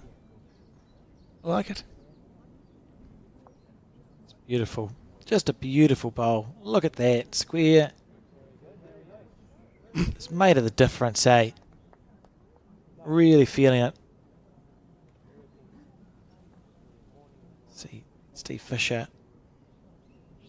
He's at good weight. With his bowls. Yeah, constantly, absolutely. I think he's shown a bit of frustration a couple of times, and he's only been a metre and a half away. Some of the other games we've covered, a metre and a half, they'd have been celebrating it. So he's got expect a high standard, and that's nothing wrong with that. As long as you keep the emotion under control and don't go to, unless he wants to be in the red zone like certain other people. Just a little bit in the red. Yeah, just a touch, like a pink zone. Mauve.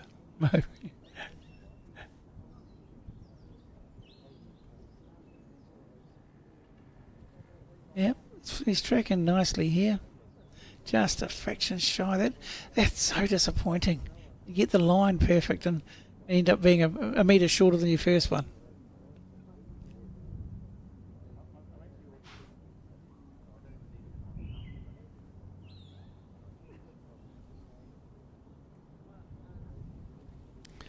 Well, Alex, 6 ends to go. It's a bit of an uphill struggle now, I suspect.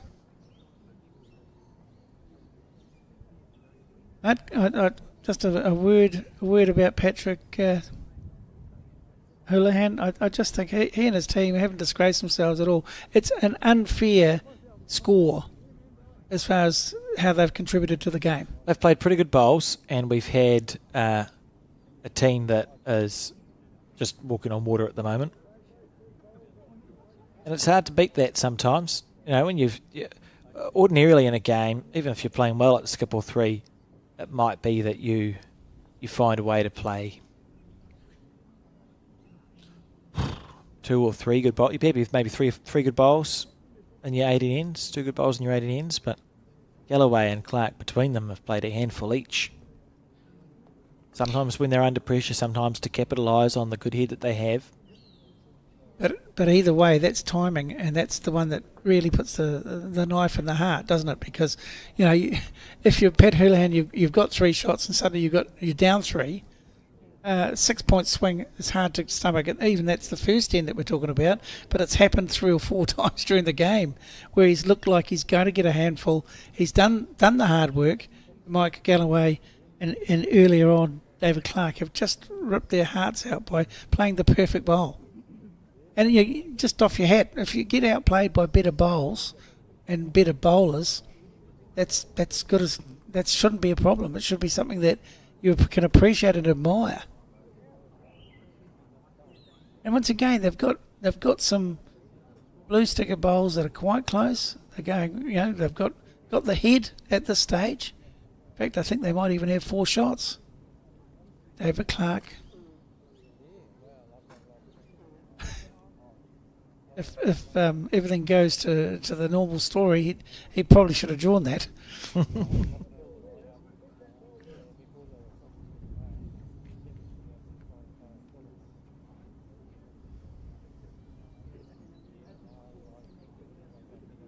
So after 4 bowls of this end, it's 4 to Patrick Houlihan's team.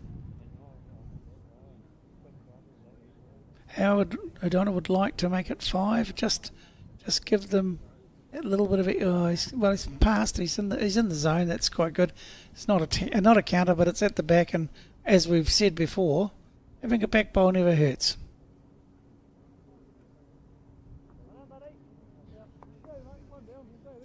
David Clark. Oh, hard luck. So he was due to miss one. He's probably just leaving it for Mike. That's all he's done.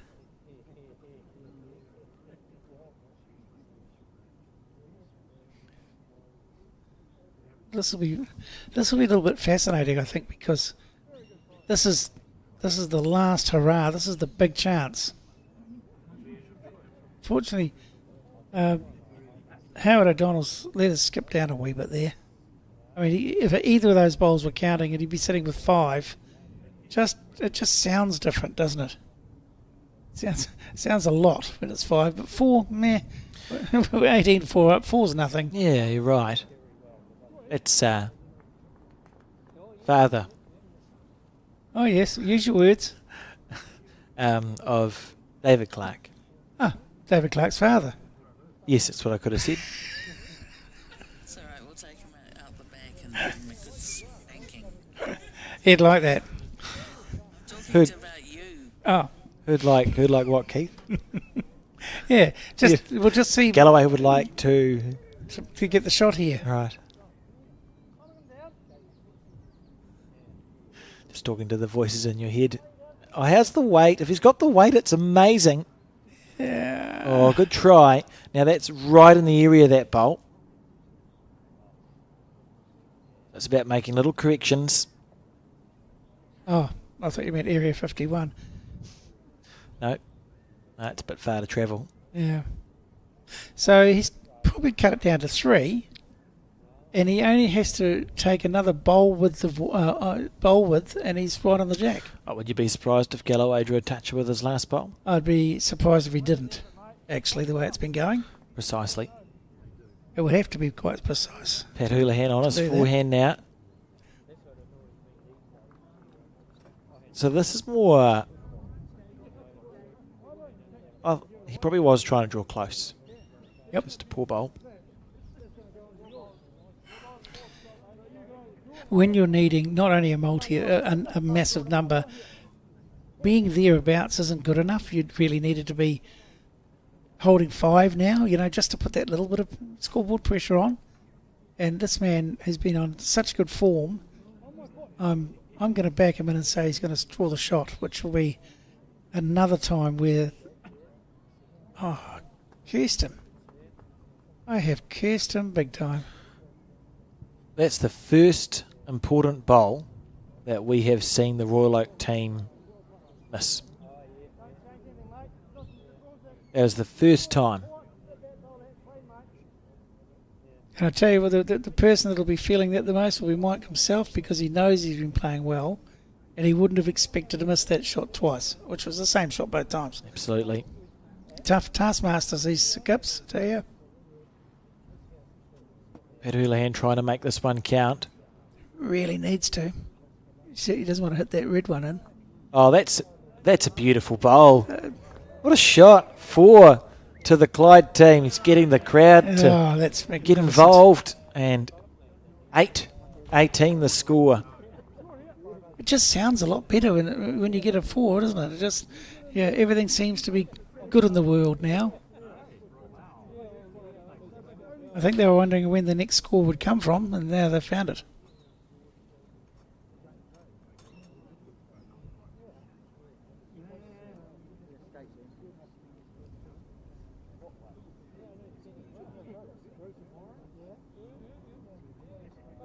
This is a lovely replay, a perfectly played bowl. And again, it goes back to what I was saying, Alex, is that had he done that with his first bowl, and had his 3, Howard O'Donnell, done that with either of his bowls, instead of a 4, it could have easily been a 6.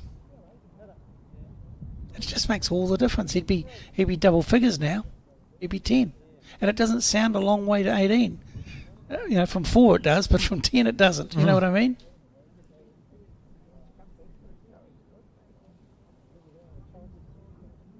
Yep, pretty good start.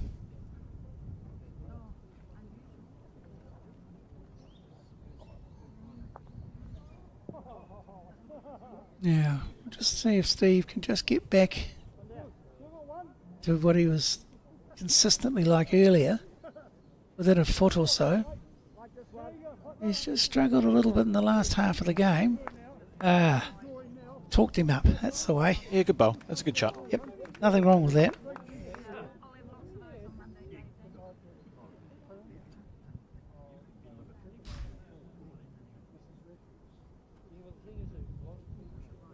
It's quite a tiny first step, isn't it?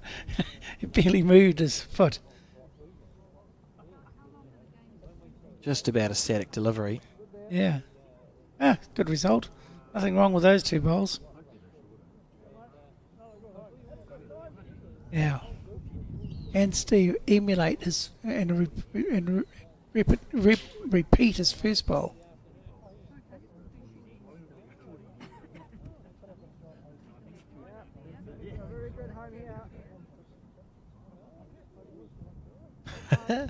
That's great.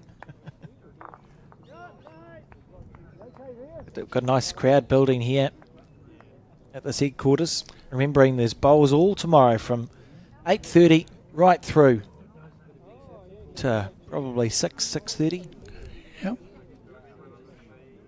I imagine there'll be quite a knowledgeable crowd too. By the sounds of some of the comments, you can tell that they appreciate the quality of the bowls that are coming up. All crowds are knowledgeable crowds.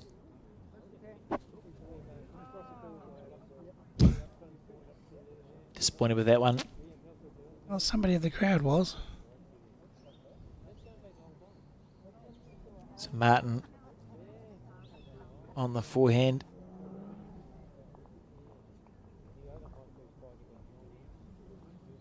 This is interesting. Some overplayed bowls. Yeah, it's the first very long end they've had for a while. There's no wind. It's quite surprising. Oh, my man Dave, I suspect he'll get quite close. He's been one of those more consistent players for Patrick Houlihan. Just a little unlucky. That weight was absolutely perfect.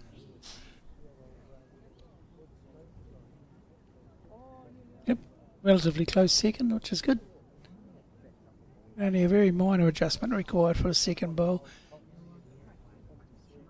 Martin will be trying to get a close one here, just to put a little bit of scoreboard pressure on. And, not bad. Just a little bit shy. Well, they're still holding at the end of the day.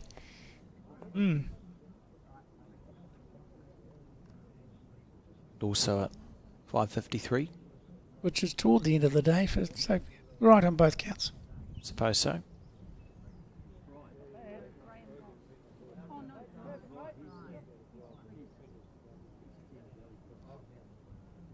That's a good bowl. That's actually very handy indeed. That becomes the best bowl on the rink as far as I'm concerned. Just past. Ready to catch the jack if it's moved slightly.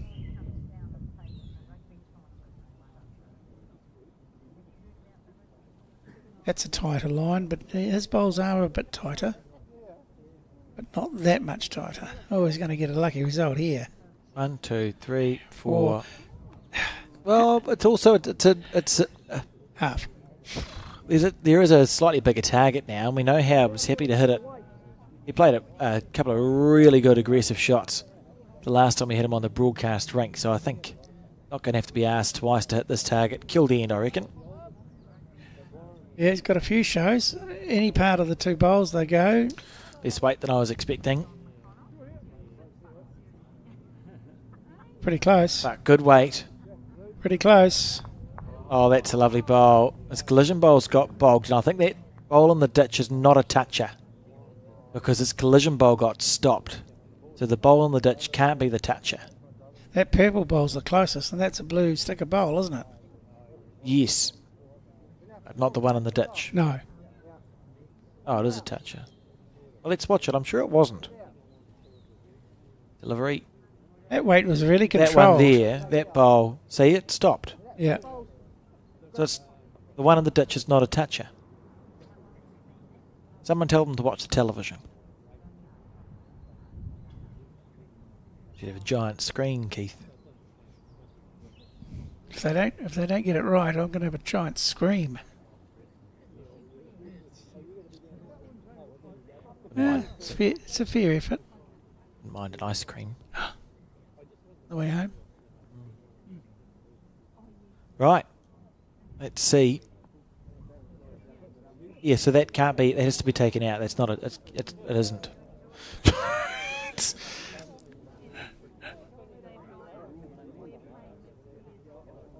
Unless it touched it earlier, that could be the case. You know, we have been known to be wrong before.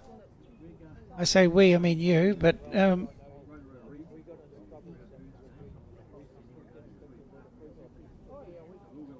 I might be wrong. Maybe I can't remember.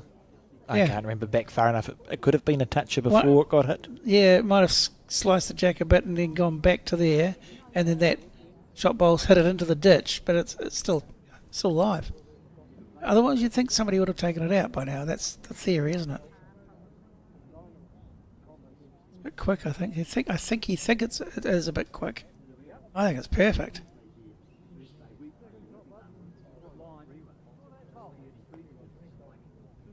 There's lots of blue ones there. Oh, there's that red stickered bowl Oh, on at the back of that purple bowl, yeah. the point of the speckled one. Yep.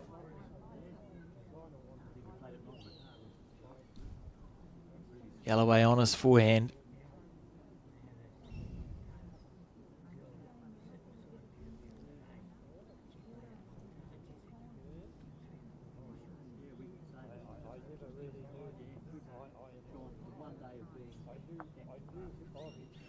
Oh, he's pushed another one in. Very interesting developments. Where's this come from, Alex? I mean, we're literally, you know, we had a 4, and that's a big score in this context of the game. He's saying push that red one into the ditch. If he does that, they'll have about 5. Unfortunately, with Mike having a last bowl, that might be cut down. But imagine doing this; they put a lot of pressure on Mike. Yes, he's definitely pushing the red into the bin.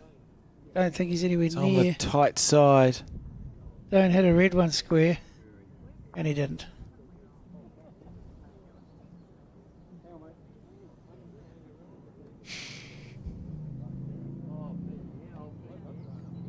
I've looked at the replay. It's not a toucher. It shouldn't be there.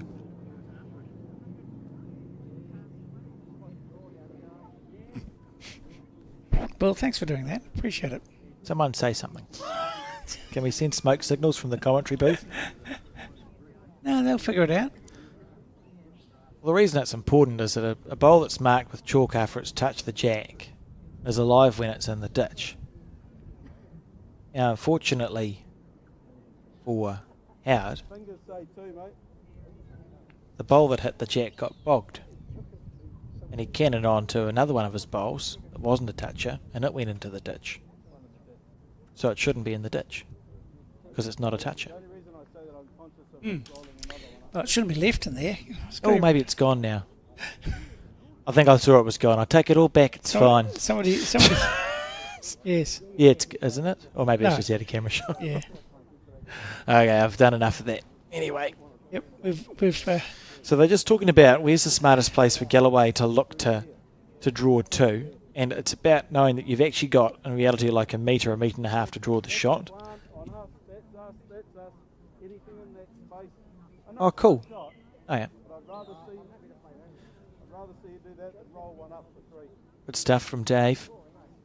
Yeah, so look at this. The collision bowl, it stays on screen, and the bowl he hit went into the ditch. yes. I haven't disagreed with you at all. You're preaching to the converted. Why is it still in the ditch? Anyway, Dave's calling Galloway on the backhand here, which is quite clever because he talked about there being a plant up front if he misses wide or narrow, just to get more of the red stickered bowl sort of moving towards Yes. the ditch, and you don't need a huge amount of speed for that. It's a clever shot selection from Dave Clark. That one, yeah, if he can get... This is very well played here from Mike Galloway. Oh, That's a good bowl. Well played.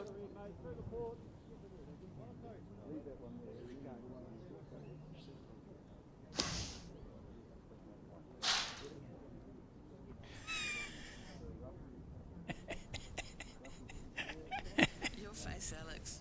Your face. You're telling me that. I've been wrong. One down. One down, he says. So it's 9-18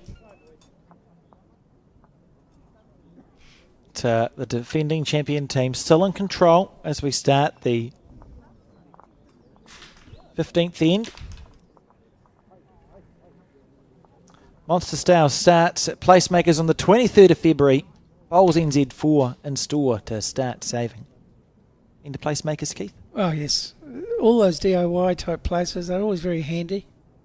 And obviously Placemakers have got it alongside us, so I think it's important that anyone that needs some sort of things for the house, whether it's home and garden or tools or anything like that, I'm sure Placemakers would be the place to go, especially with that added bonus of having a discount through Bowls New Zealand.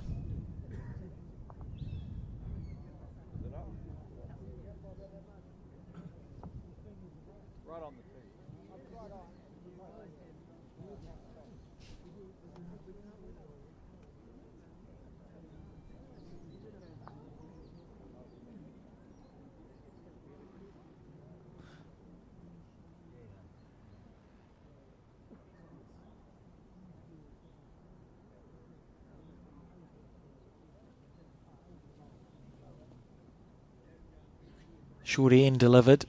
That's clever. A good change to be made for the Houlihan team.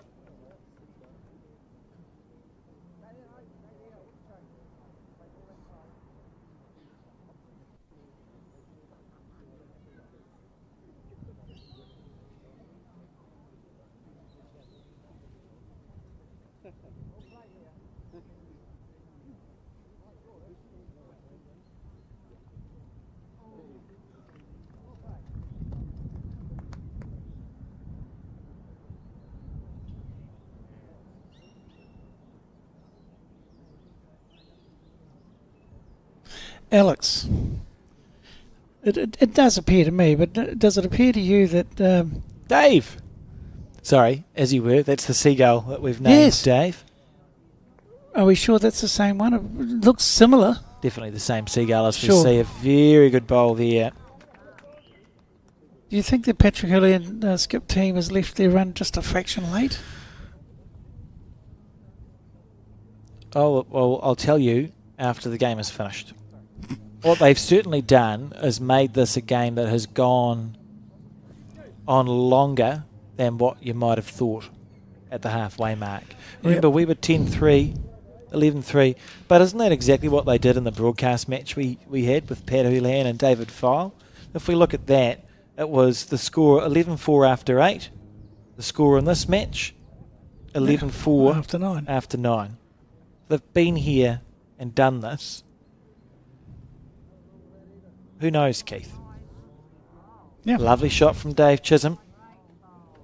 And they are finishing well. Look, they've found something as time's gone on, because quite simply you've got now they're peppering the jack, which they weren't doing earlier. So I mean, at the end of the day, that's all you can do in bowls is get closer more often, and either hope for a mistake from the opposition or just outplay the opposition, one or the other.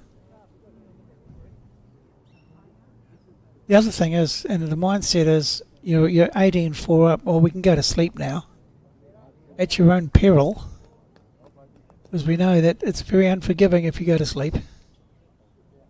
This is interesting here because David Clark, Mike Callaway both possess a very accurate attacking bowl. There are 2 blue-stickered bowls on the jack, and there are low bowls of Dave's and Marty's. So if you wind up on the forehand, when it gets to Dave's bowls. If you wind up on the forehand, you're fine. Mike Galloway's asking for Martin to put a bowl past the head here. That's And that pretty means much. he's backing him and Dave. To rip the head apart and, Yeah. and move the jack. So that's what we're talking about, building ahead. Yep.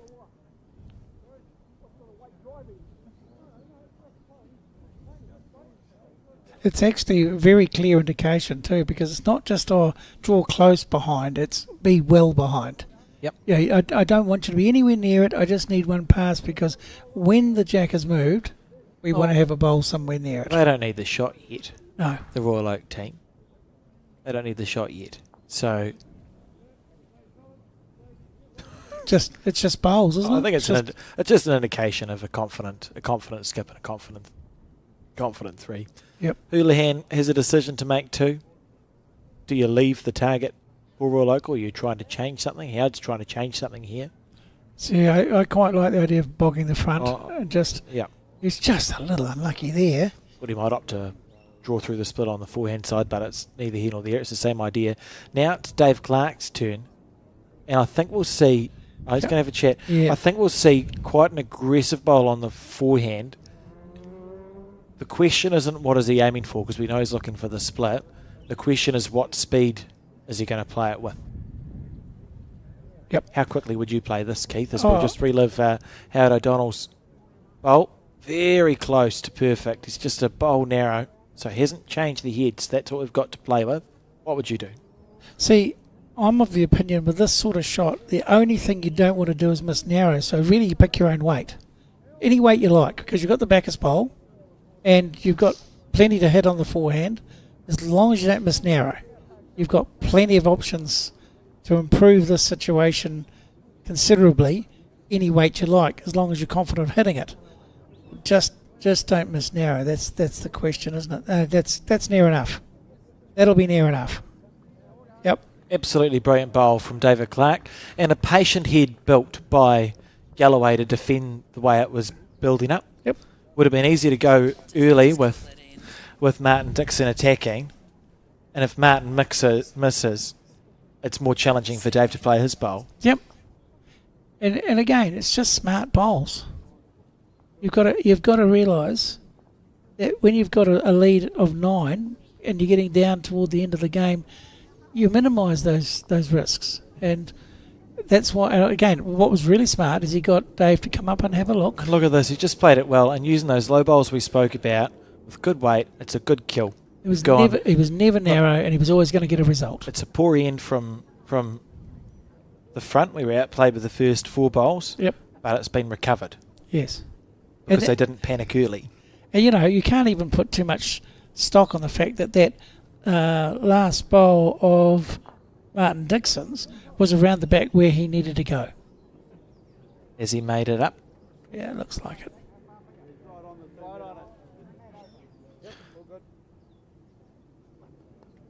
So certainly the short end seemed to be the call here. Yes. Oh, he's wanting to straighten it a wee bit. He's being a bit particular. Well, maybe it's not straight. Oh.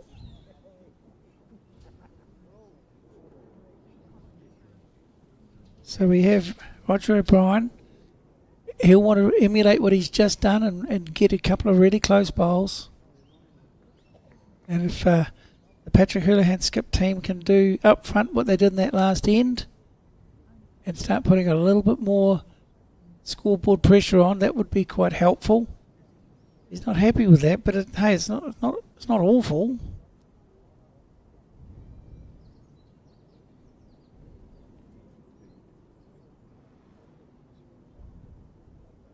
So Steve Fisher trying to get a close bowl just to start off with this end. Looks interested. Yeah, he should be. That's pretty close. And all these 8 gentlemen, they all have had their moments in the sun. They've all played some very good bowls, but without doubt, and from what we've heard from Alex Reid during the game, that Dave Clark and Mike Galloway have actually been quite spectacular with the way that they've not only delivered their bowls, but they've just thought through the game. It's a very good. That was a good reply from Roger. And Steve will be looking just to draw past his own bowl.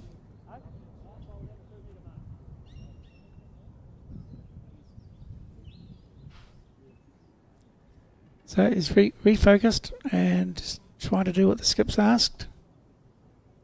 Quite likes. It's got merit. It looks pretty good if he lands. Oh, just going to slip past. Anyway, not a bad spot.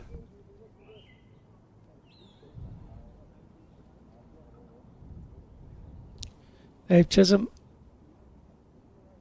He's going to be very handy. He's been pretty consistent the entire time, and he's played some really good and what has been considered as big bowls or bombs, and that's pretty good as well. He's in the area. Nothing wrong with that. Underneath that green. Ball play here. I don't care, you guys call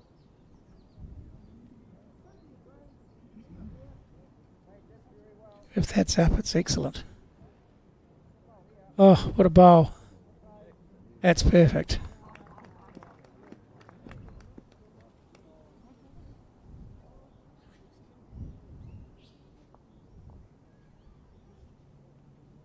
Dave trying to get close again. I think at the moment the best option is just draw the shot, try to get something moving, something on the head. He's done both times. He got a little rub. He's ended up in a good spot, but a good spot when you're 9 behind is not necessarily what you were after, but it's better than bad spot, I guess. You really want to start piling on the pressure and getting 2 or 3 bowls near the head, just simply to force the opposition to do something different. And, he's played it for them. Disappointing. Yeah, he was a little unlucky too. If he hadn't got the rub, he got the jack clean. Oh no, you just tell me. Yeah, that's read my mind. Looking for points.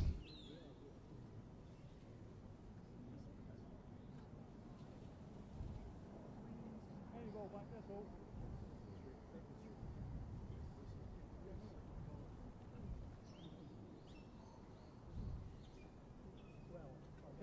Oh, he's just pulled it across his hand. Sorry, so he's just on the tight side all the way.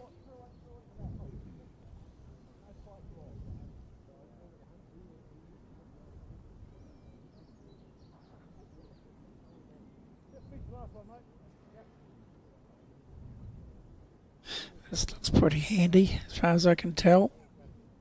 Great effort. Even when he's missing, he's not missing by far, Alex. He's been right in the area. Howard O'Donnell now to take more green with this second effort. Looking to sit the middle darker bowl up and over one roll. He's just undercut it both times. Not very happy. It's a bit of an opportunity that's been lost so far.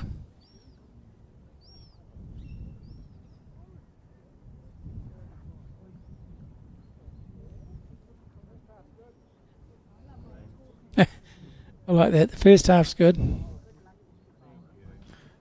And it to hold at the end and sit against the bias. What a shot that was. the knowledgeable crowd go wild. Just a bit of information for the viewers. If this game continues on past 6:25, we will move to YouTube coverage. And if you're not on the YouTube, you should be. You can subscribe there, youtube.com/@bowls-New-Zealand. Please. And thank you. It's quite a simple process. Just go to the App Store, is it? And just Don't you have to go to the App Store, Keith? nothing like that. Just bang it into your website. Yeah. Google it. If you've got a smart television, you've got YouTube on your smart TV, on your phone. Oh, it's brilliant. Easy Technology's as. my friend. So That lady's been there all day, you know. She's got a bottle of wine. That's helpful. At Houlihan now on his Looking to- back end. Trying to take those 2-shot bowls out. Oh, if body language tells us anything. Not sure what he's told us with his body language. Well, nothing, and then there's no clapping either. Oh, it's a beer Corona bucket. It's excellent. Nice and refreshing. Yes. It sounds pretty good, doesn't it?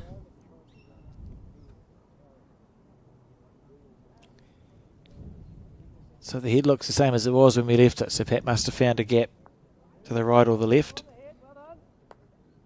I'd say missed wide because nothing changed. Mike Galloway on the prowl again. Just in How's your weight, Mike? it's in the eye though, isn't it? Beauty's in Lovely the effort. beauty's in the eye of the beholder there. Oh, do you just kill it? Because they 9 down, 15th end. 3 ends to go after this. You need to be scoring bundles. I think he's going to try and kill this. It's at that stage, isn't it, where they Yep. know that one's not enough.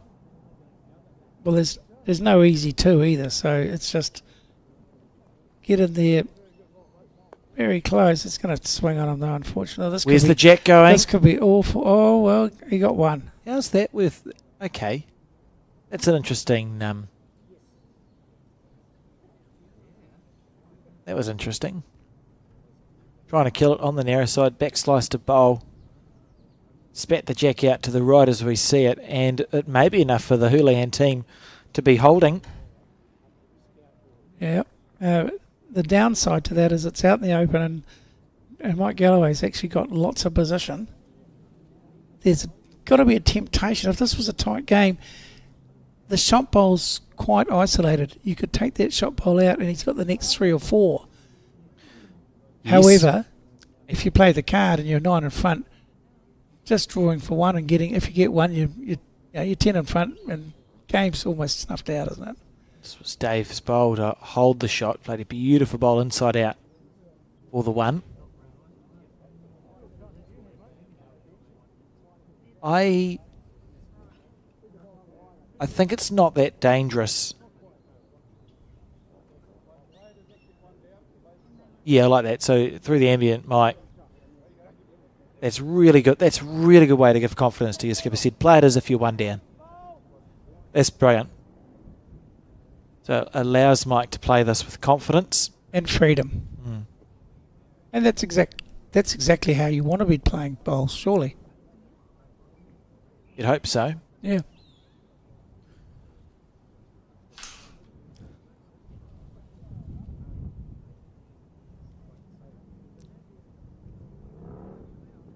Yeah, he's looking to replace the bowl. That was the shot I said to you that He's very close to the jack. Look at the wind catching the bowl on the way up. That's a lovely effort from Galloway. Enjoy the speed that he played that with. I think the right decision. And we'll see shortly whether they had one before he played that bowl or not. But as you said, Keith, it was worth a handful. That if the back of the game wasn't broken already, that would have done it.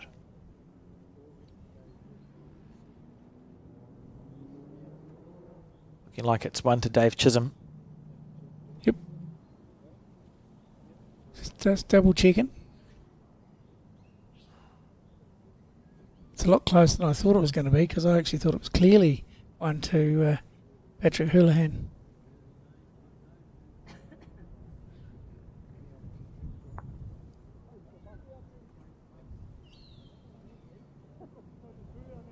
Oh no. We might see our first umpires measure. We've had 3 days of broadcast and we haven't had a... We have now. Margaret Eames. Just a reminder, at 6:25 we will be switching over to the Bowls New Zealand YouTube channel only for the continued broadcast of this match. If you are not a subscriber, please take care of that and do so. youtube.com/@Bowls New Zealand. But to be fair, if you Google Bowls New Zealand broadcast or Bowls New Zealand YouTube or Google Summerset Fours. You'll find your way there. It's on your phone. It should be on your television. It'll be on your computer. Easy to find if you want to see the end of this game. 5 minutes left, of course, before we make the switch, so it's probably smart to do it now so you don't miss anything.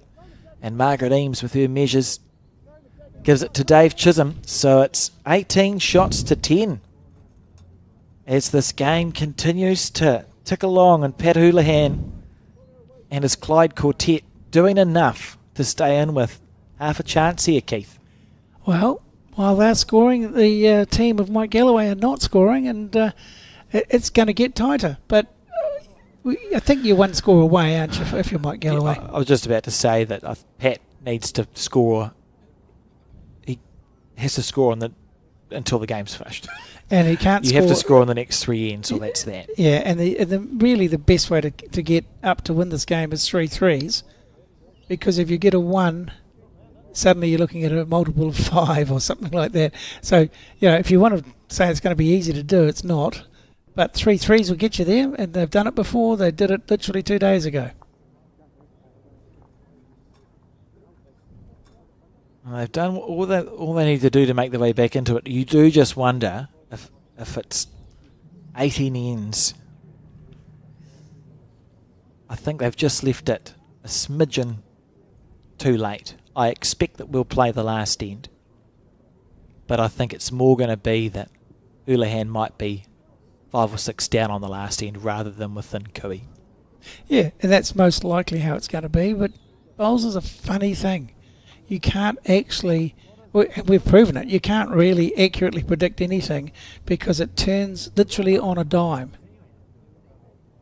I mean, quite honestly, and I'm not being mean to Steve, but the only thing he really didn't want to do there was roll that really short one up. I was pretty pleased Aaron bet Mike's down this end of the green, not that end of the green, or I think we might have had to get the profanity buzzer out. Well, or at least stop the mumbling, for sure. But, why would you go there when you've got all that acres of space either around it or on the other hand? I don't think he was trying to hit the bowl. Well, that's even harder to do when you're not trying to do something. Got it dead centre. He's going to back himself. He'll probably stay on the backhand and just look to make that correction. Yep. I don't think the weight was too bad, so it's just the green. Yeah, it's only one of the 2 things you're meant to think about, so that's good. 2 minutes to go. Yep, so Steve Fisher trying to get his bowl to hold up. That's a nice bowl from Steve. Well done. Good reply.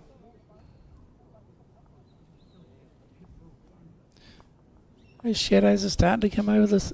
Just a note for tomorrow night. The shadows are starting to come over the green, and never easy. And a shadow can change the way the grass is, moving. And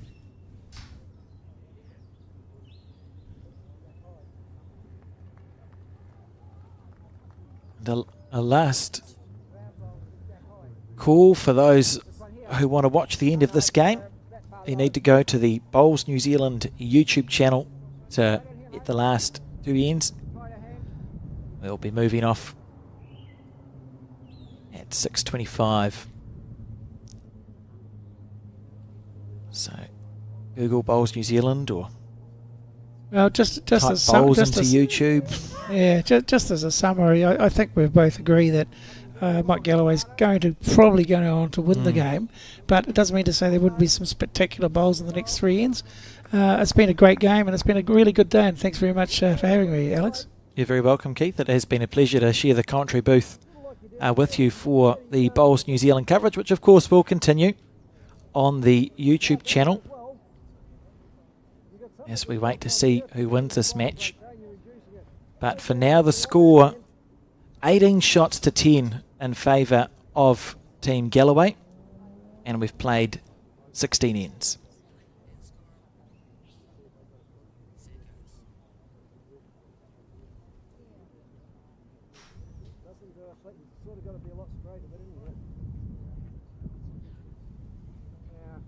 Down there, mate, let's go up to it. Trying to change it. Same way.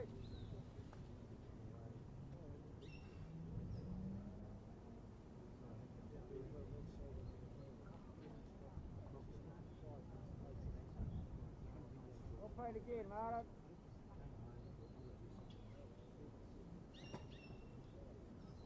Yeah, we'll try. Run the jack into the ditch. And welcome back to the Bowls New Zealand coverage. Well, it's not welcome back. You've been here already. Goodbye.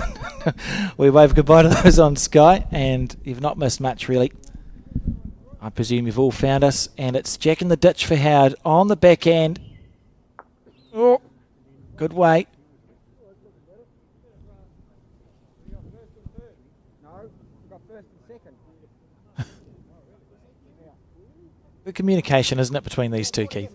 Yeah, it's been a feature of the whole game, actually. There's something about when you build a relationship in a bowls team, it's quite special, but it's also very handy when things get a little bit tight or there's something that needs to be chatted about. There's never any hesitation. It's always the cup's half full. You're looking to give the information is going to be positive, it's going to be helpful, and obviously it's designed to benefit your team to the maximum. And if it goes feral, well, so be it. At the end of the day, when you've got that sort of relationship with another player in your team, usually three and skip, because they get to do most of the chatting, it's great. But we've also seen earlier where the whole team has been asked to come along and have a chat about it. And again, Dave made that point that it's actually really good to see that from time to time as well. I have a feeling that if this end is not killed, we might see a shaking of the hands. It's very much a possibility.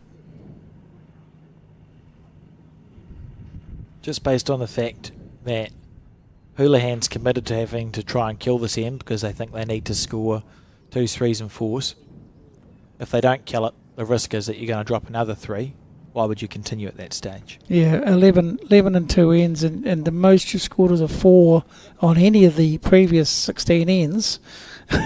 I think logic tells you that you're probably not going to kick on and win this. Just be aware, skin cancer is a real issue, and getting your skin checked regularly by the Skin Institute is a very healthy and wise thing to do. 0800 Skin Doctor. Correct. Pat on his forehand again.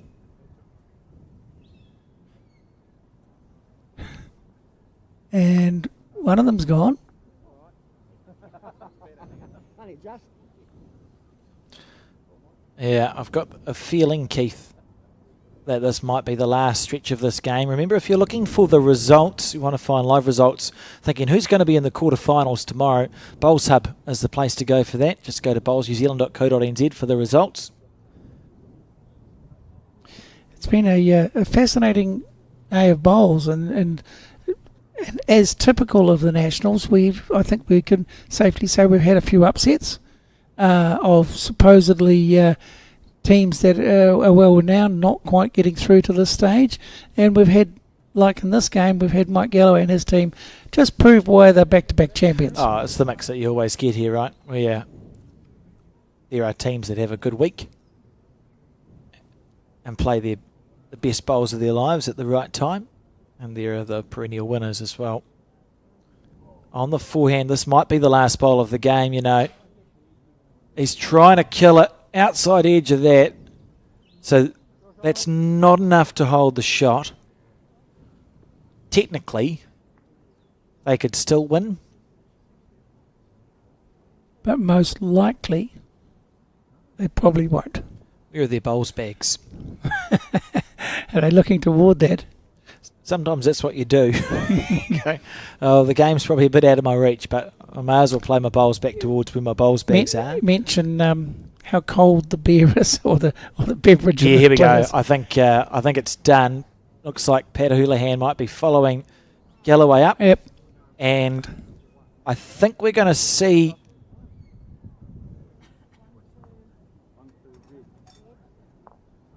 that not being that as Pat makes his way all the way back down the other end.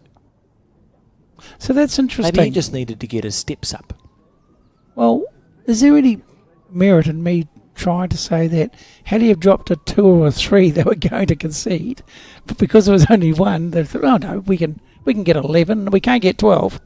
There's no chance. It is only 9 and 2 ends. Oh, 9 and 2 ends, yes. Of course it is. 2 5s. What's the biggest? Have they 4. scored?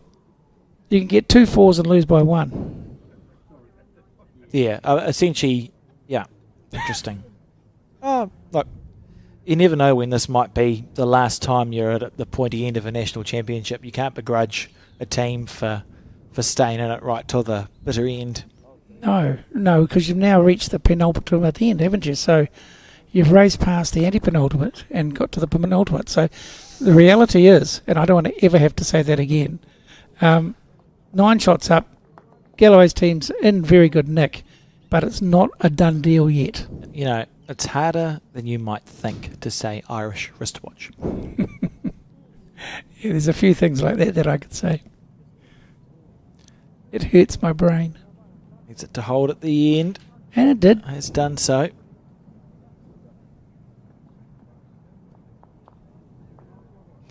And if I was a betting man, and you know I'm not, I'd say this will be the last end. Yep. Well, it has to be the last end if Galloway scores, because it's impossible. Yes.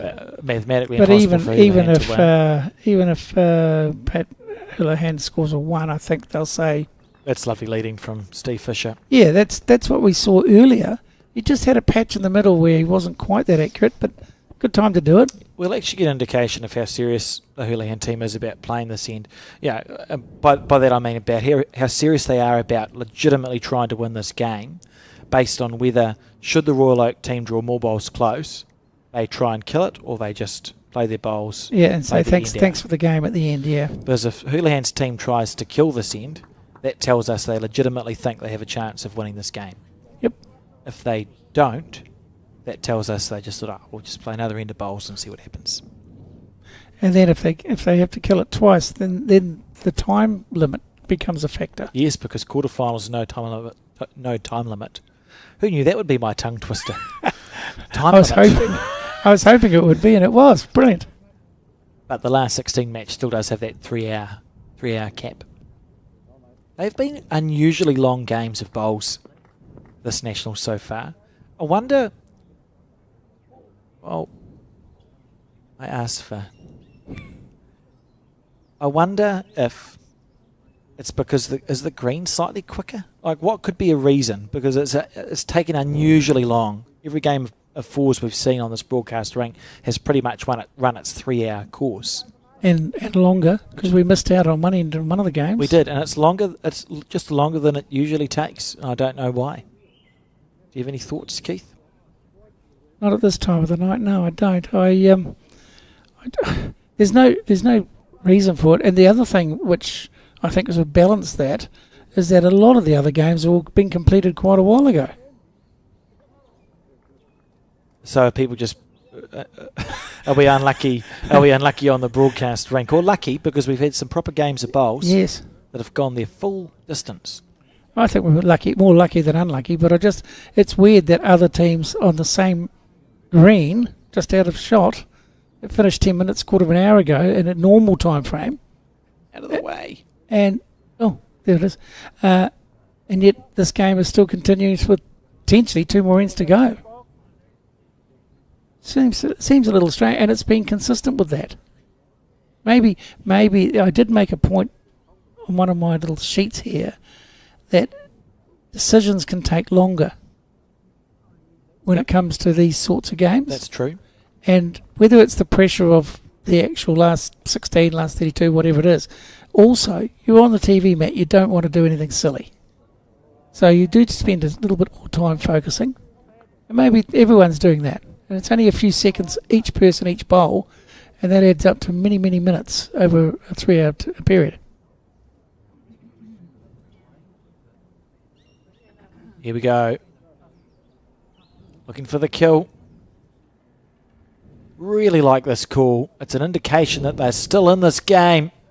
Lovely bowl from Howard, and we go again. Maybe we don't go again. He's asking for the time. I heard 15 minutes. That's 2 ends. So you're right, Keith.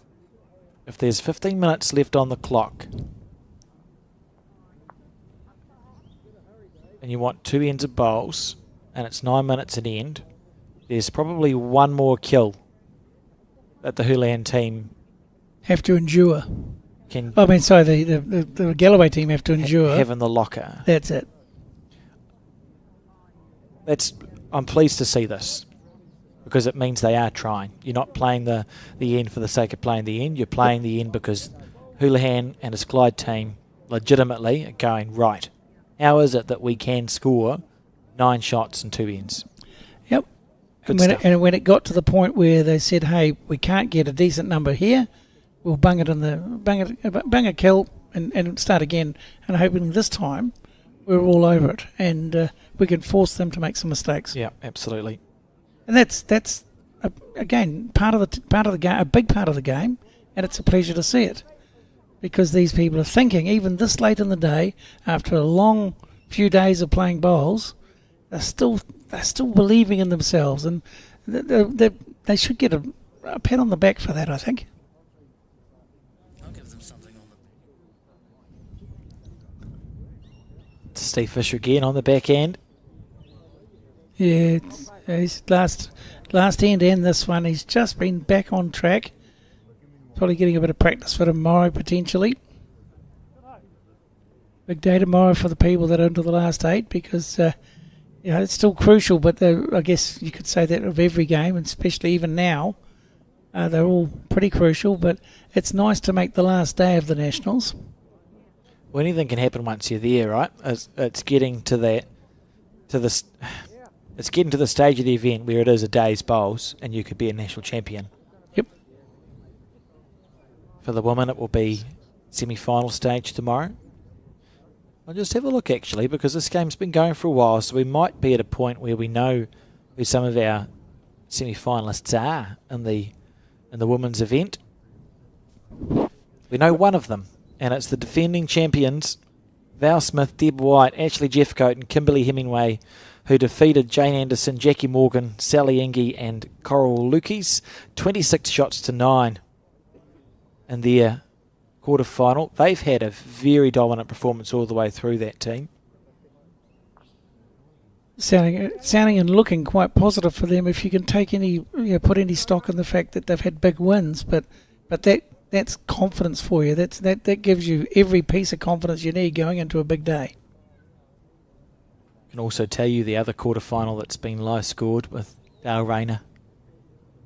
Her skipped 4 against Terry Blackburn, skipped 4. Dale leads 17 shots to 15 on the last end. Oh, that's close. That's a great effort from Terry's team in as much as they've got a very young team, and I don't think the 4 of them have played together before, so that's an amazing effort. Yeah, it's largely a last-minute team as we see a attempt at another kill here. They've got one more in the locker, remember, before the time becomes an issue. Becomes a challenge. Yes. If they can get to the last end, so say Houlihan scores 1, the B8 down last end, you can kill the last end indefinitely. Yes. Could go on and on. Yep, we could be here tonight at midnight. The most killed ends in a row I've heard of was sort of 8 or 9 in a row. That's a lot. So it would only be an extra 45 or 50 minutes to this game. Unless it was the last bowl for the skip. Trying again. Oh, he's tucked it in. But that's good because it's now touching that blue bowl, so the target for the kill's gone from jack size to 1.5 bowl size. Yep. What a day. Yeah, they're running out of bullets, so that's the problem with this, isn't it? Whilst I have a captive audience as well, I would again ask, we're doing the roll-up, which is a daily newsletter for this Nationals. If you've seen a pet at a venue, take a photo, send it to me. If something funny happens, tell me about it. I'd love to include them in our newsletter. We've had a seagull and 2 dogs so far. And they've been little stars, haven't they, the way they've got themselves onto the... and we've had that rooster. They're shaking hands. So the time did not allow enough of a kill. Pat Houlihan's gone, it's actually not possible for us to win this game because we don't have time to play this end and the next one. And it is congratulations to Team Galloway who win that quarterfinal 19 shots to 10. We'll be back tomorrow with coverage of the post section, the finals day for the Summerset women's and men's fours from, I think it is 11:45. Go 11:30. From 11:30, we'll see you then.